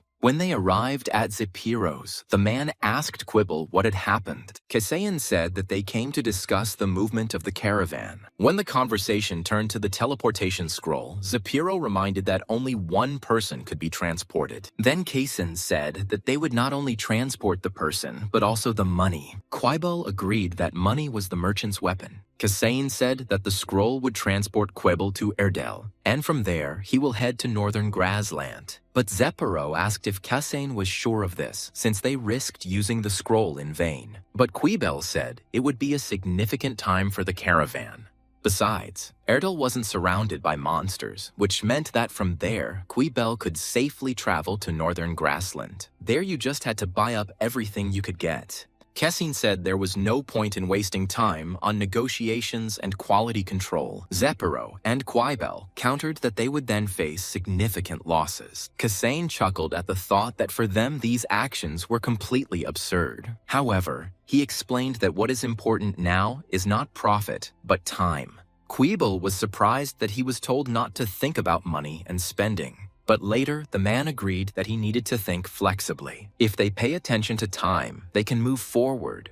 The smaller the caravan, the faster it moved, but even with less cargo, they might not make it in time. Quibel said he would have to sacrifice the deadline, but he would manage. Kessin suddenly said that they could even shorten the time a little. Quibel and Zepiro couldn't understand how this was possible. Then he said that even if the caravan moved slowly, 3 weeks was too long. Realizing this, Kessin realized that it was not a matter of speed, but of procedure. The lords stopped the caravans because they feared that the food would go to their enemies. And Quibel knew this well. But Kessin said that not everyone checked the caravans, but only those responsible for it. Realizing what he was getting at, Zepiro became alarmed. Then Kessin placed Lord Kennedium's seal on the table. Quibel was surprised by this, and Zepiro considered it a crime. However, Kessin was full of excitement. After some time, their room was illuminated by light. Using the scroll, they sent Quibel to another city. Zepiro sighed heavily. Kessin asked the old man why he was so worried. Zepiro angrily replied that they would definitely have problems. If you show the guards an official item, they will let the caravan pass without any problems. However, such a scroll will be delivered to higher authorities. Zepiro said that sooner or later, Gauss would see this document with a forged signature. But Kessin believed that the most important thing was to overcome the difficulty that had arisen now. But Zepiro sighed because he had not broken the law since he was 30 years old. Then Kessin replied that he should consider this year the best because he saved people. Zepiro agreed with this, but he wasn't sure that Quibel could handle it. He said that he knew the local lords better, and perhaps he should have used the scroll. Hearing that it was not up for discussion, Zepiro was surprised that he was not trustworthy. Kessin replied that Quibel was a better fit, and they had plenty of work in the city. He also added that he had come up with a solution regarding unemployment. He said that they would build a farm by the time Quibel returned. Zepiro noted that the construction work would only be a temporary measure. Kessin said that it was easy to provide temporary work, but Zepiro was convinced that the only benefit would come from building a farm. Then Kessin asked if he was sure about this. After all, their city was still surrounded by monsters. Soon all the city's residents were gathered in the square. They were a little surprised that they were told to work. Kessin understood that what scared them was that they were standing close to the wall where the orcs could attack. The man said he had heard that there was also work in the western part of the city. Then Kessin replied that people would be paid less for doing dirty work. However, the man didn't care about the payment. Pointing to the people, Kessin said they had nothing to worry about. A group of people was visible on the horizon. The mercenaries were led by Mortem, and they patrolled the area. Kessin explained that if the orcs attacked, the mercenaries would warn them. And then he asked everyone to get to work. Horses were used by scouts, and it was decided to use a cart instead of wood. Quibel went to Erdel alone. This meant that all the horses and carts were at the disposal of the city. At that moment, Kessin divided everyone into groups and gave instructions. It was necessary to dig a hole along the perimeter of the wall. This large-scale work involved 500 people. Kessin made sure that they did not dig in unnecessary places, otherwise water might break through. Everyone responded to his comments immediately. Zepiro was surprised that Kessin was able to find work so easily. He also believed that the moat would significantly strengthen their defenses. The moats were as effective as the castle walls. Suddenly, someone reported that they didn't have enough shovels. Then, Kessin gave orders to one of the groups to make shovels. Later, someone said they needed more carts, and Kessin hurried the groups, which began to detain others. They needed tools for construction. But in this case, their shortage was welcomed because too many people needed work. They all continued to work hard. Kesena and Zepiro were pleased that things were going smoothly. At the same moment, Kesena announced a short break. From the people's faces, it seemed as if they had already forgotten about all the troubles. The mind controlled the body, but the body also influenced the mind. Everyone turned around when they heard that a special treat had been prepared for them. Kasayan said that everyone had worked to strengthen the city's defenses, so today the workers would eat the same as the soldiers. Everyone was delighted when they saw the dried meat. Many men were happy that they would finally be able to feed their families with meat. Zepiro remarked that thanks to meat, everyone would become meek sheep. But today's work and reward showed that these people had a place in this world. Koren was pleased that the meat would help him attract more volunteers. Zepiro explained to everyone that the food was a gift from Genix. Many wanted to thank the guy because he saved them all. Many felt that the name of the defender of Canadium suited him well. At that moment, the general mood immediately lifted. Kasayan thought this was strange propaganda and asked Zepiro what the old man was up to. The old man only chuckled at the guy's interest. At that moment, one of the quests was completed and Kasayan received a reward that surprised him. He was convinced that this mission was worth $1 million and he could earn a lot of experience here. During this time, Koren managed to lead the army into battle and also successfully defended the city. After that, I was able to find jobs for people. But if it weren't for the food the traders brought, they wouldn't have lived to see this day. His thoughts were interrupted by Zepiro, who wanted to talk about their future. Kasayan also wanted to talk to him about Genix, but hearing the guy's voice, Kasayan quickly stepped aside. Hearing Genix's voice, he automatically jumped back. The guy asked Kasayan to step aside because he wanted to talk to him. When they were alone, Genix said he recognized Kasayan's abilities. But no matter how talented Kasayan was, for Genix, an ally he could not trust was equal to an enemy. When he asked if Kasayan's thoughts had changed, Koren was a little surprised. Genix asked why Kasayan had come to Canadium and what he knew about him. Kasayan replied that he wanted to speak honestly. Horan wanted to tell the truth because the mission would soon be over. But if he couldn't convince Genix of this, there would be no point. Meanwhile, Genix insisted on an honest answer. Kasayan replied that if he told everything, he would break the agreement and lose everything, experiencing something more terrible than death. The goddess Hel gave unlimited power, but in return, she demanded a huge price.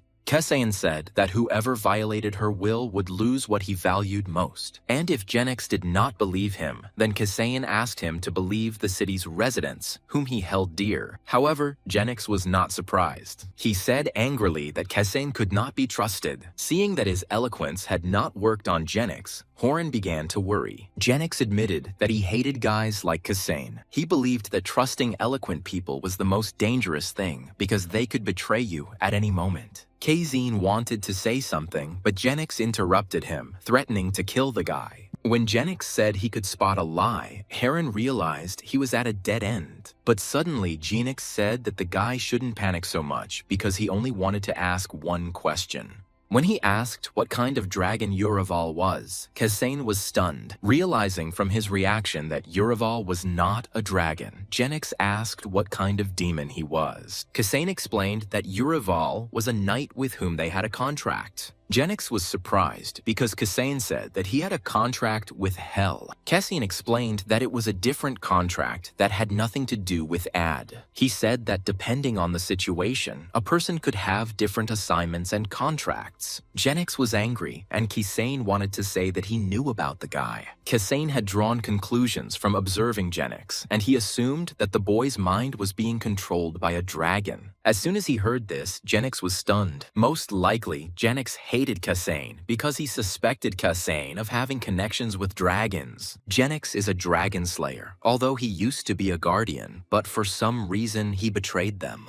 At first, Horan thought the boy had gone through a crisis, but what if he had gone through a terrible ordeal that had made him like this? Kasane knew that Genix hated him because the boy misled people with his eloquence. Then Genix asked him to shut up. Kasane admitted that he had secrets, but Genix himself would not reveal personal information about himself. He boldly declared that Genix was no better than the dragon he hated. After hearing this, Genix lost his temper, and then he hit Kasane in the torso. Experiencing a sharp pain, Kasane slowly lowered his gaze, and he saw that his body was pierced through and through. Afterwards, he collapsed to the floor, exhausted. Koren was close to the end and did not understand why everything turned out this way. However, then his body began to recover. As he was losing consciousness, Horan saw someone talking to Genix. Through his sleep, he continued to hear the newcomer scolding Genix. He didn't understand where that man came from or who he was. In his mind, he suddenly heard someone's voice. The voice that asked him to use it reminded Horan of Strovan. When someone appeared next to him, Koren turned around. It was Uriwal, who apologized and admitted that he had been scared. But Koren didn't understand what he was talking about. Urival admitted that when they met Genix, he unconsciously retreated into Koren's subconscious. Seeing him, Urival felt weak and thought that he would only hinder Koren. Eloquence had no effect on Genix, although it might have worked before. Then Horan said that he was not trusted, so Genix did not want to listen to him. When he tearfully asked for the city to be saved, Genix was touched. But then the suppression of Kasane and the trust of Urival worked simultaneously. Horan couldn't stand up to Genix without trust, so Urival admitted it was his fault. But Koren replied that nothing could be done about it. Genix tortured Urival in a way that was worse than any torture. Koren reassured that even from this failure, a lesson could be learned. He admitted that he thought everything could be solved with words, but it didn't always work. Urival was glad that he was not blamed, and the next moment, Koren found himself again in Kasane's body. That wound was fatal and the internal organs were destroyed. But now he doesn't even have a scar left. Then the elf appeared and asked if he was feeling better. Horan immediately recognized her as the one who had scolded Genix. He immediately thanked her for her help. The elf replied that it was because they followed the same faith. Koren chuckled to himself at the fact that he was immediately given a new puzzle. But then he replied that it was probably hard for her to deal with Genix. The girl said that she noticed something about Kasane, and the guy thought she meant that he was rude to the Dragon Slayer. The girl laughed and said that he was right. Kasane asked if she had already found out that he served the goddess. Hearing this, the elf was surprised. She said that Kasane was really smart, so Genix wanted to tell him everything. But she noticed that she did not feel the power of a goddess from Kasane. The guy replied that the goddess gave them different powers. But, in fact, he didn't want to end the conversation and gave the elf hints. Kasane gave her hints, but did not lie to her. The girl asked how he would prove it. As he prepared to answer, Kasane suddenly remembered that voice. A voice in his subconscious that asked him not to forget about him. And now was the time to use it. At that moment, a certain force began to envelop Kasane's body. Closing his eyes, he asked Strovan for help. Then even more dark power began to emanate from the guy's body. Horan intended to use the fragment of Strovan's soul. All this time, the elf was watching him. However, restrictions were placed on Kasane. He could not use 2 shards at once. At this moment, the elf became interested. She admitted that it was the power of darkness. A little excited, Kesain replied that everything was exactly as he said. Strovan was a killer who radiated darkness, like the power of hell. Then the girl said that her mistake had caused a misunderstanding. However, she said that Kesain had caused a stir and enraged Genix. Corin decided to lie and said that he had not thought that this could happen and asked why it happened. The girl replied that he killed the woman he loved. Corin didn't expect to hear such an answer. Now he understood that under the influence of the dragon, Genix committed that murder. That's why he was so emotional, cruel, and distrustful. She also added that the dragon's death was not like that of an ordinary person. Unlike humans, they could be reborn, and if part of that dragon is alive, Genix will want revenge. But then Genix himself entered the room and interrupted the girl. He said he had misunderstood what was happening, but Kishin replied that everything was fine. And then he again reminded me of the limitations that prevented him from telling everything.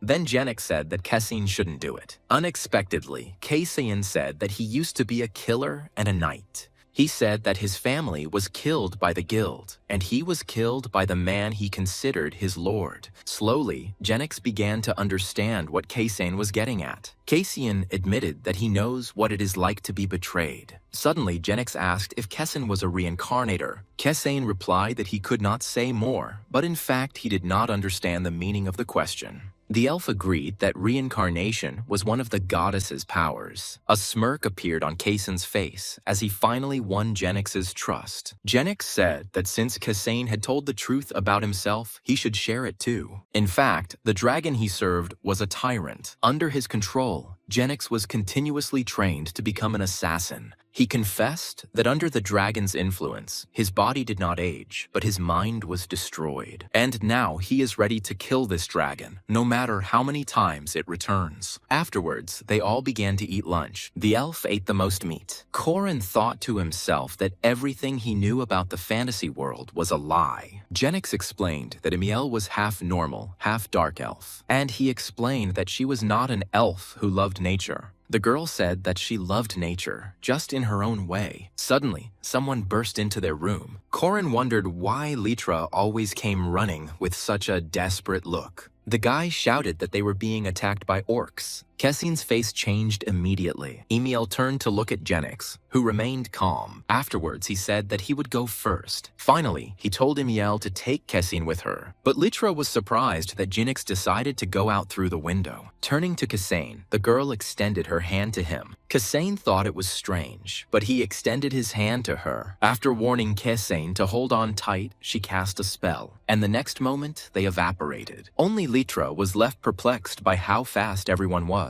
Then Emiel and Kesain found themselves on the wall. But Corin didn't understand how they managed to cover a kilometer of distance in just an instant. The girl explained that shadow jumping is one of the powers of her race. Suddenly, Kesain heard Genix's voice asking them to gather. Then he looked down. There was a commotion down below near the wall. People started running away in panic. At some point, one person from the crowd tripped. He immediately turned around, alarmed, and he saw panicked people rushing towards him. Having prepared himself, he immediately covered his head with his hands. Corin had gathered a lot of people here, and now it was causing a crush. Suddenly, Emiel said that Genix would go crazy again. The next moment, it happened as she said. Due to Genix's loud scream, Kesain had to cover his ears. He was familiar with these sensations. He had experienced this power 3 times already, but it was impossible to get used to it. After all, this was the power of a dragon slayer. Suddenly, all the noise disappeared.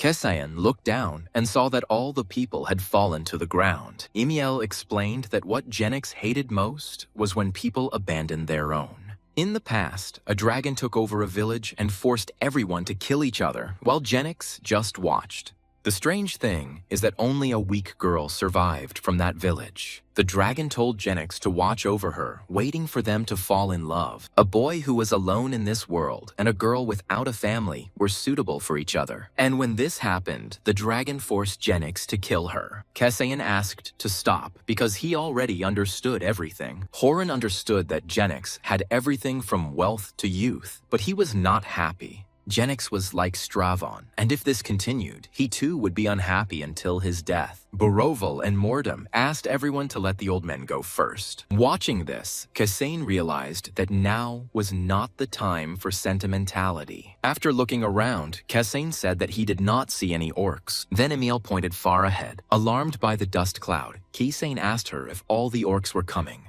But the elf replied that only 300 were coming. But it turned out that people were running towards the city. They all fled from the orcs. Korn was surprised when he saw them, but at that moment, the other guards turned to him. He was told that the people were running away from the orcs, but the orcs were riding on wolves. Hearing about the wolf riders, Kassane immediately became more serious. Meanwhile, the orcs appeared from behind the cloud of dust. The wolf riders were marauders and the terror of these mountains. He understood that in front of them was an army of 1,500 orcs. When they saw the orcs, all the guards thought they would die. But Kassane turned his attention to the orc leader. It was a red-faced orc. He was far more fearsome than any other orc and was the lord of the orcs. Kassane was horrified that this orc was making the other orcs even more dangerous. But having come to his senses, he immediately began to turn around. It turned out that Genix was already in front of the red-faced man. Then the orc greeted Genix. Genix did the same, while simultaneously preparing for the fight. Tarok called Janus a dog who bit his master's hand and now serves people. But Genix, on the contrary, considered Tarok a cur. Tarok asked how Genix liked his gift. For a moment, Genix was silent. At that moment, people were panicking and breaking down the city gates. Their numbers only increased, and they asked to be let in.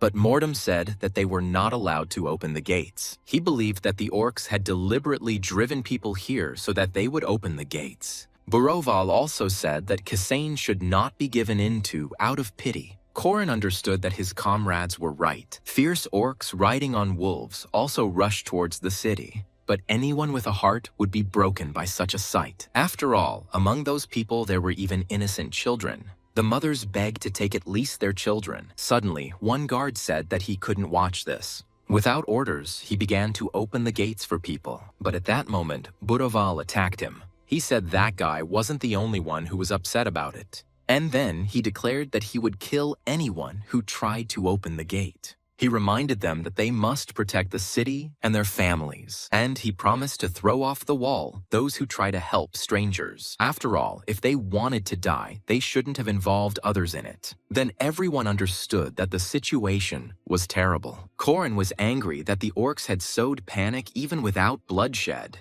The cries for help affected the soldiers' consciousness, and many people fell to the ground without strength. And at that moment, they asked anyone for help, even a demon. Kessin laughed nervously and said he couldn't take it anymore, and then he himself went to open the gate. However, he was stopped by Mordum's hands. He said it was madness and that Kassane should think about the people of Canadium, but Kassane asked if he would remain a man if he watched these people being killed. As a knight, he could not allow the defenseless to die. After all, just recently, the residents of their city were in the same despair. They will die if they open the gate, but Kassane would rather die as a human. Then Boroval intervened and asked if Kassane was sure about this. He nodded decisively and silently. Boroval knew that if he tried to stop him, Kassane would chop him up, so he began to open the gate himself. Immediately after, Kassane gave orders to two groups, telling them to protect the refugees. At that moment, there was a commotion downstairs. Kassane said not to give up their positions until all the refugees had disappeared. Meanwhile, the orcs were approaching them, but suddenly the orcs stopped and silently stared ahead. And a moment later, they turned around completely. All the soldiers were surprised that the orcs were retreating.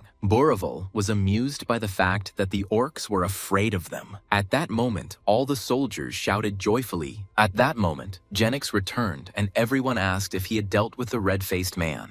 But the guy just said with disappointment that they had been given a poisoned apple. At that moment, no one understood what he was talking about. Genix asked sternly how many people they had let in. Litra replied that it was probably about 1,000. With a sad laugh, Kassane said that this was the end. Tarok turned out to be cunning. He attacked a small village and drove its inhabitants to Canadium. These people became a time bomb for Canadium. Litra insisted on driving them out because they would not be able to feed everyone. He said that if they accepted them, everyone else would die. Suddenly, Genix wished him luck if he wanted to survive alone. He said he could throw him and his family over the wall. Litra objected that he was ready to give his life, but those people would not do that. As cruel as it may sound, he said they couldn't take in so many refugees. Genix then asked if the city could survive without these refugees. Litra said they would manage somehow. Then Genix asked if they could survive if he took his people with him. Hearing this, Litra became frightened. The guy said menacingly that they were all the same.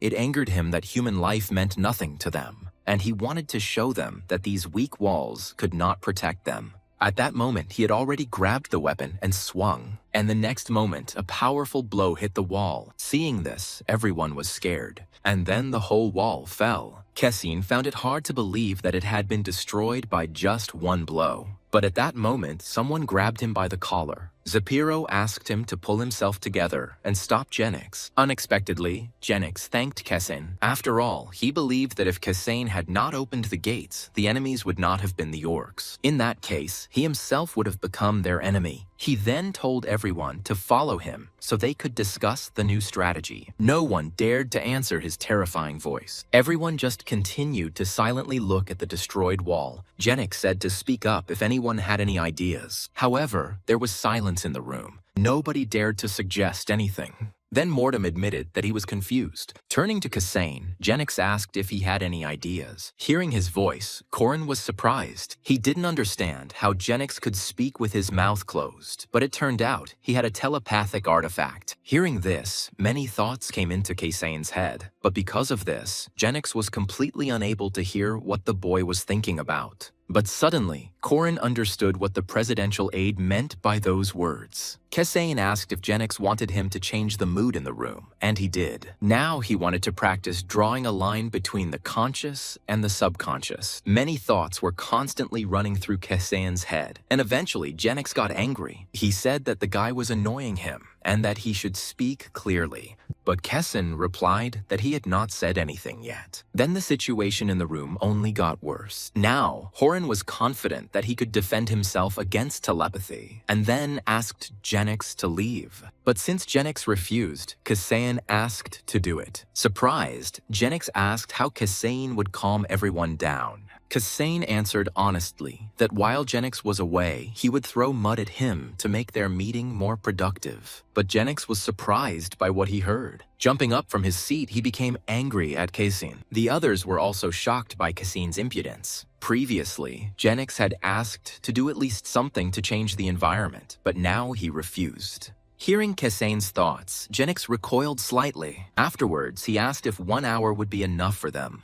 But Kasane replied that he was still thinking and that Genix should leave quickly. Once Genix left, the situation immediately became a little easier, and then Kasane was ready to move on to the discussion. Immediately, as he promised, he began to throw mud at Genix. Seeing Kazin in such a mood, everyone was surprised. When he finished, he said that the others should try it too. Boroval was the first to like the idea. Suddenly, Mortem asked him if Boroval had been to war. Then they said which units they were in. Since Kessian had finished, he asked who would be next. Next was Mortem, who also turned out to be very eloquent. Litra refused, saying that he was cursing the guy in his head. Zapiro only said that it was good to be young because nothing came into his head at the moment. When the wall was destroyed, everyone thought that was the end. Kasane understood what everyone was thinking, but he thought Genix had acted wisely. Afterwards, he asked Mortem how high the riders could jump. The man replied that it was about 6 meters. Then Kasane asked how high the walls were. Litra replied that the wall was about 6 or 7 meters. Then everyone realized that the orcs could easily climb the wall. Kasane said they were doomed the moment the horsemen appeared. Burival countered that Genix could have simply explained it. Kasane explained that Genix would not explain anything, but would only lose his temper. Then Corin noticed that the mood in the room had improved. Kasane said that although there was a gap in the wall, it did not mean that their defense was weakened. He said that wolves were animals after all, and therefore had to look for easy ways. They will rush to the breach without exception.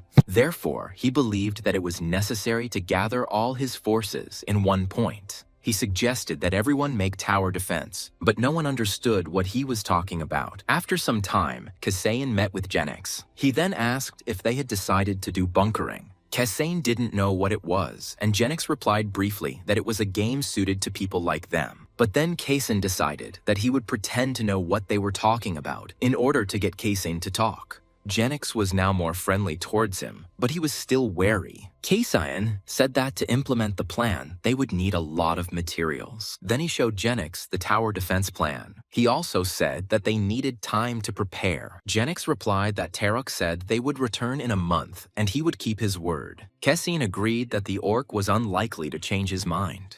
The people he brought were like disgusting pie. But the problem is not only food, but also that they all need medical care. Kessain said that they needed to be tied to military service. Otherwise, when they got used to it, there would be a lot of unrest among them. Angrily, Genix said they would have to accept the situation. But then Kessain asked how they knew each other. Genix said that Tarok was a dragon keeper like that, and he was a minion of the Black Dragon. Before their service, Genix was a loner, and Tarok was an orc chieftain. Genix wasn't sure he could defeat him, since Tarok had an army even though he wasn't that strong on his own. There are characters in games that are not very strong on their own, but the more allies they had, the stronger they became, and the allies received a boost in strength. And the leader became much stronger. Kessain thought that since Tarok was the orc chieftain, Genix was the commander. Genix was alone, but he was stronger. Hearing that the advantage was on their side then, Genix thought about it. Then he continued that Tarok was the dragon's shield and Genix was his sword. Afterwards, he said that if we only consider strength, there are few people in the world stronger than Genix.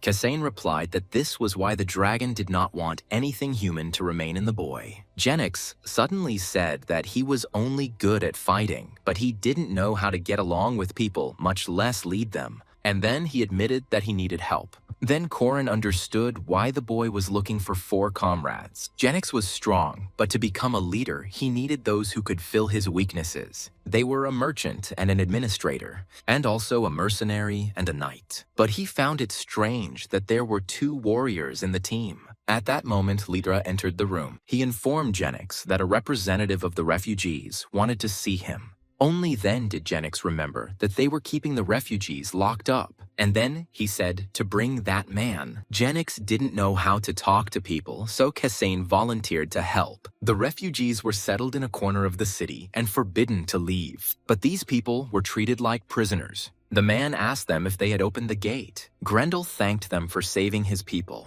Kessain said there was no need to thank him.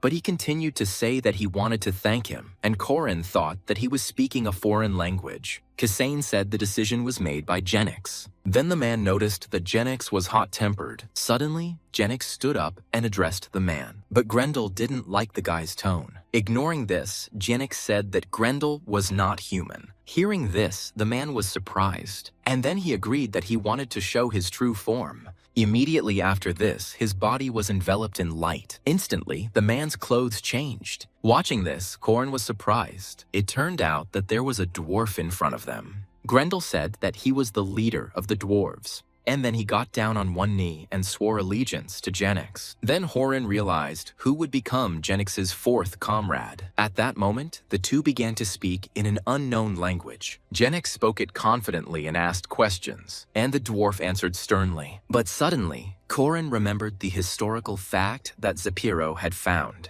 Previously, the city traded with dwarves. Then Kessain asked if the dwarves were not strong warriors. The dwarf became angry and said that the orcs were weaker than them. The dwarf said that the dragon wanted to kill all the women and children. Then Kessain realized that they were half-dwarves. Having escaped from the dragon, they began to hide among people. The dwarves were strong warriors, but they could not fight in human form. At the same time, if they return to their form, the dragon will find them. So all they could do was run in a human body. Then Genix said that he had killed the dragon, so there was nothing to be afraid of. Then the dwarf was only glad again that he had sworn allegiance to him, although Corin had already regretted opening the gate many times. The appearance of people may have complicated the task, but at the same time, they were part of it. Then Kessain intervened and asked to resume cooperation with the dwarves. The gnome agreed because they missed this business.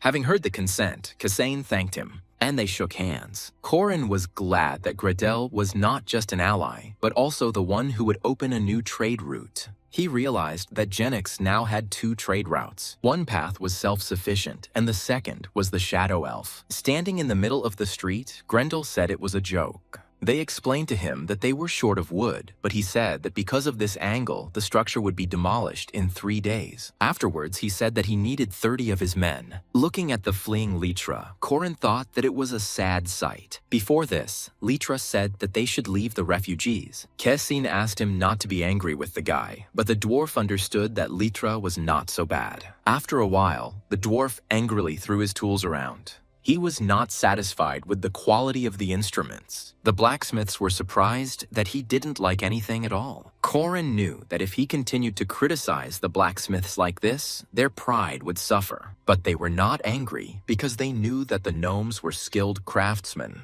People have always learned something new, no matter whether they worked for 20 years or more. But the lifespan of the dwarves was longer, which meant they had a lot of experience. Soon, the dwarf was given a defense plan, but he said the traps were small. Kessin agreed that they couldn't just erect towers. Traps were a common tactic in tower defense and were intended to have a large kill zone. The traps will hurt the orcs, and all that remains is to finish them off. Suddenly, the dwarf said that we need to put spears sticking out of the ground. He said that orcs are just a piece of meat. But suddenly he heard someone come in. It turned out that Emiel had arrived. She asked angrily, what about Genix's sword? The dwarf turned his attention to her in surprise, and then his face turned red. She loudly declared that his sword was created by her tribe. Suddenly, Grendel said that she was a goddess and art, and he boldly said that she was a beauty. But she angrily asked what he was carrying. Kessin explained that the dwarf called her beautiful and regretted what he said about her clan. Hearing this, the girl beamed. Afterwards, she invited the dwarf to discuss their skills in her room. This left Kessin in a state of confusion. 10 days later, Genix said that Tarok had made a mistake. After all, this pie didn't contain poison, but an elixir. Half-gnomes were skilled and quick workers. Thanks to a large number of workers, the ditch was quickly dug, and there were triboli scattered around. Even if the wolves were good jumpers, they would not be able to avoid all the traps. The only way to get through was through a hole in the wall, and it was necessary to overcome the line of 24 towers. Each tower was manned by dwarves, archers, and equipment. Thus, the new city defense system was completed. At that moment, Genix praised Kessin for his work. The gnome said that everything was done, and there were still 2 weeks left. Kessin wanted to explain what he had said, but Genix didn't need it. And then, he promised to kill Tarok.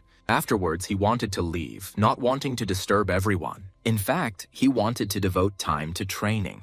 But everyone was surprised that a man who could kill orcs with one swing needed training. Genix explained that Tarok is not so simple. Kessin agreed that the orc army would become stronger, as would their city. Genix agreed with what was said. Mordum chuckled at the fact that Kessin became a translator. Suddenly, Boroval asked how Genix would train, since many were interested. Genix said he was hunting ogres who had a dragon fragment. Hearing this, everyone lost their desire to join. Corin had met someone like this before, but then he asked which fragment Genix was talking about. Genix hadn't spoken before, but now he was ready to share. He explained that the dragon was not dead. Its fragments were still calling to each other, and when they were reunited, it would be reborn. Genix only had 20%, and the more he collected, the stronger he would become. Tarok had about 10, but he didn't stand still either. The guy said that the orc would be different from the one he had last met. Kessin was a little surprised by what he heard, but now he knew that the dragon fragment gave its owner enormous power. As long as Genix has more fragments, he will be able to defeat Tarok.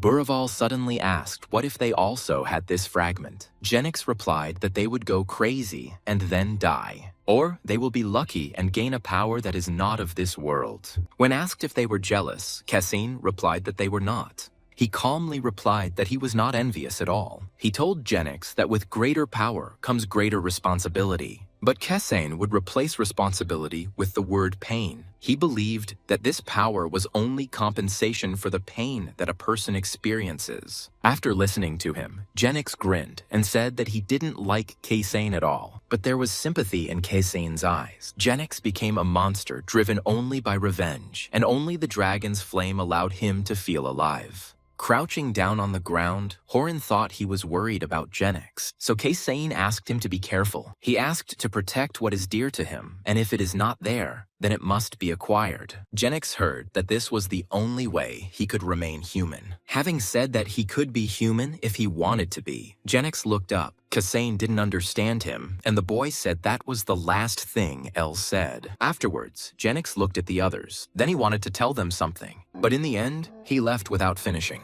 Seeing the message about automatic progress acceleration, Kesane was surprised. But now he was getting more information. Korin had completed all the main quests, and everything was going smoothly now. And now, he didn't quite understand how best to spend his time here. But in the end, he decided to move on to the next step.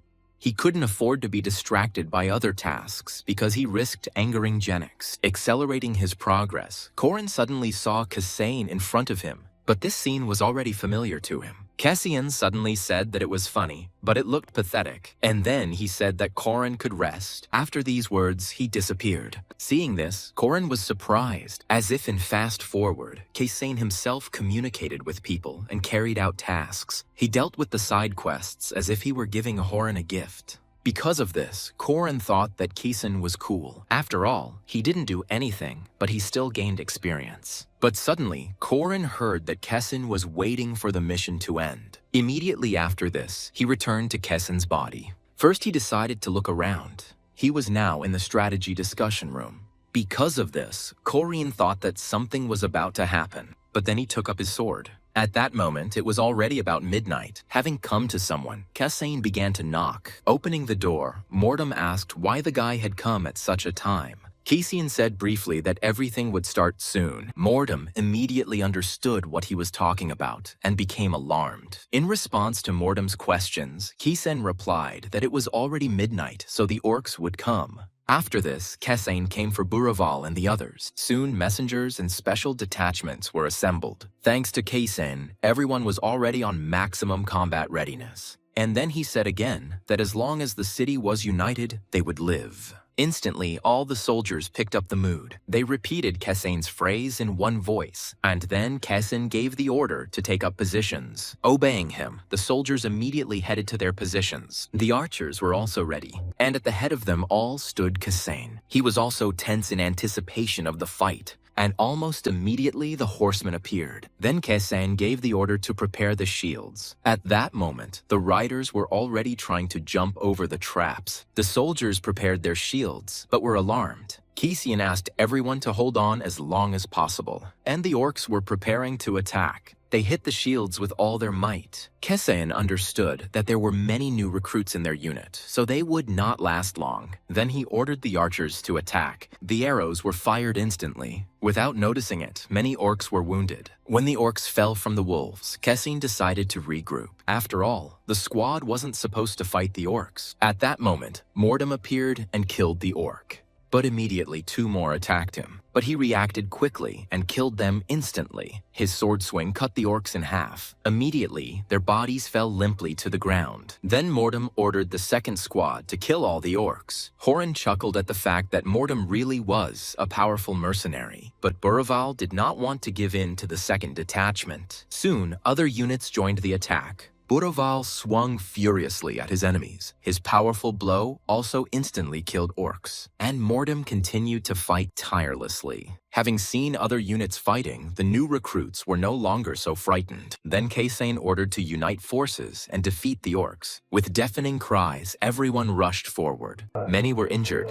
With the help of shields, soldiers were at least able to avoid blows. And Litra checked the situation on the horizon. Then he saw that someone else was approaching. Then he said that the second wave of orcs was advancing. At that point, Kessin was already tired. They almost dealt with the first wave, but also suffered losses. Then he ordered a retreat to the starting position. He ordered the recruits to hold their positions so that the other units could catch their breath. Suddenly, someone started attacking their equipment. The blow was directed at the approaching orcs. They were surprised when they saw the attack, but it was too late to take cover. That shot had a destructive force. Seeing her, Korn was only surprised. Afterwards, the ballistas continued firing, but the orcs also continued to advance. Then Horan began to look around for Grendel, and suddenly he was surprised. Horan found the dwarf alone on the front line. The gnome said cheerfully that the people had done well, but now it was their turn. But too many orcs were moving towards him. Horan thought the dwarf's arms were too short for a direwolf, and the gnome could have simply been trampled, but he only shouted something angrily, and his weapon was enveloped in mana. The dwarf swung and killed the orc. Immediately after him, he began to attack the others. When Korran saw him in action, he was delighted, and then their main force in the battle appeared. Grendel ordered the spearmen to pierce them with their spears. Obeying, they held their spears in front of them. The attack was serious for the orcs. Afterwards, the dwarf ordered to kneel, and everyone obeyed. As they descended, archers appeared behind them. They were immediately given the order to shoot. The orcs were unable to avoid the surprise attack. Zepiro also assisted in the command. At his command, the catapults began to fire. This also made it difficult for the orcs to move, and because of this, they lost their fighting spirit. At some point, they started to be attacked with fire, and soon they reported that the third wave was approaching. It seemed like Kasain was at his limit then. The orcs' strategy was to wear down the humans. The orcs were better prepared than they initially seemed. Korran was surprised that they continued to attack even in the fire. Suddenly, the dwarves ran towards the main troops. Kesain asked what condition their traps were in. Grendel assured that everything was ready. Then Kesain told everyone to hold on for another 2 minutes, and the orcs approached their ranks again, and they broke through the line. But Kason knew they had to hold on, and people began to die, one after another. And then they reported that the fourth wave was also close. But the dwarf told the boy not to cry. Grendel, he gave the order to attack. At that moment, everyone was tense. All the soldiers also froze in anticipation of what would happen next. And suddenly, all the orcs fell down. The ground disappeared from under their feet, so they were powerless. And below, spears awaited them. Then the dwarf's fighting spirit only rose, and joyfully he ordered to kill all the orcs. But the carnage only continued.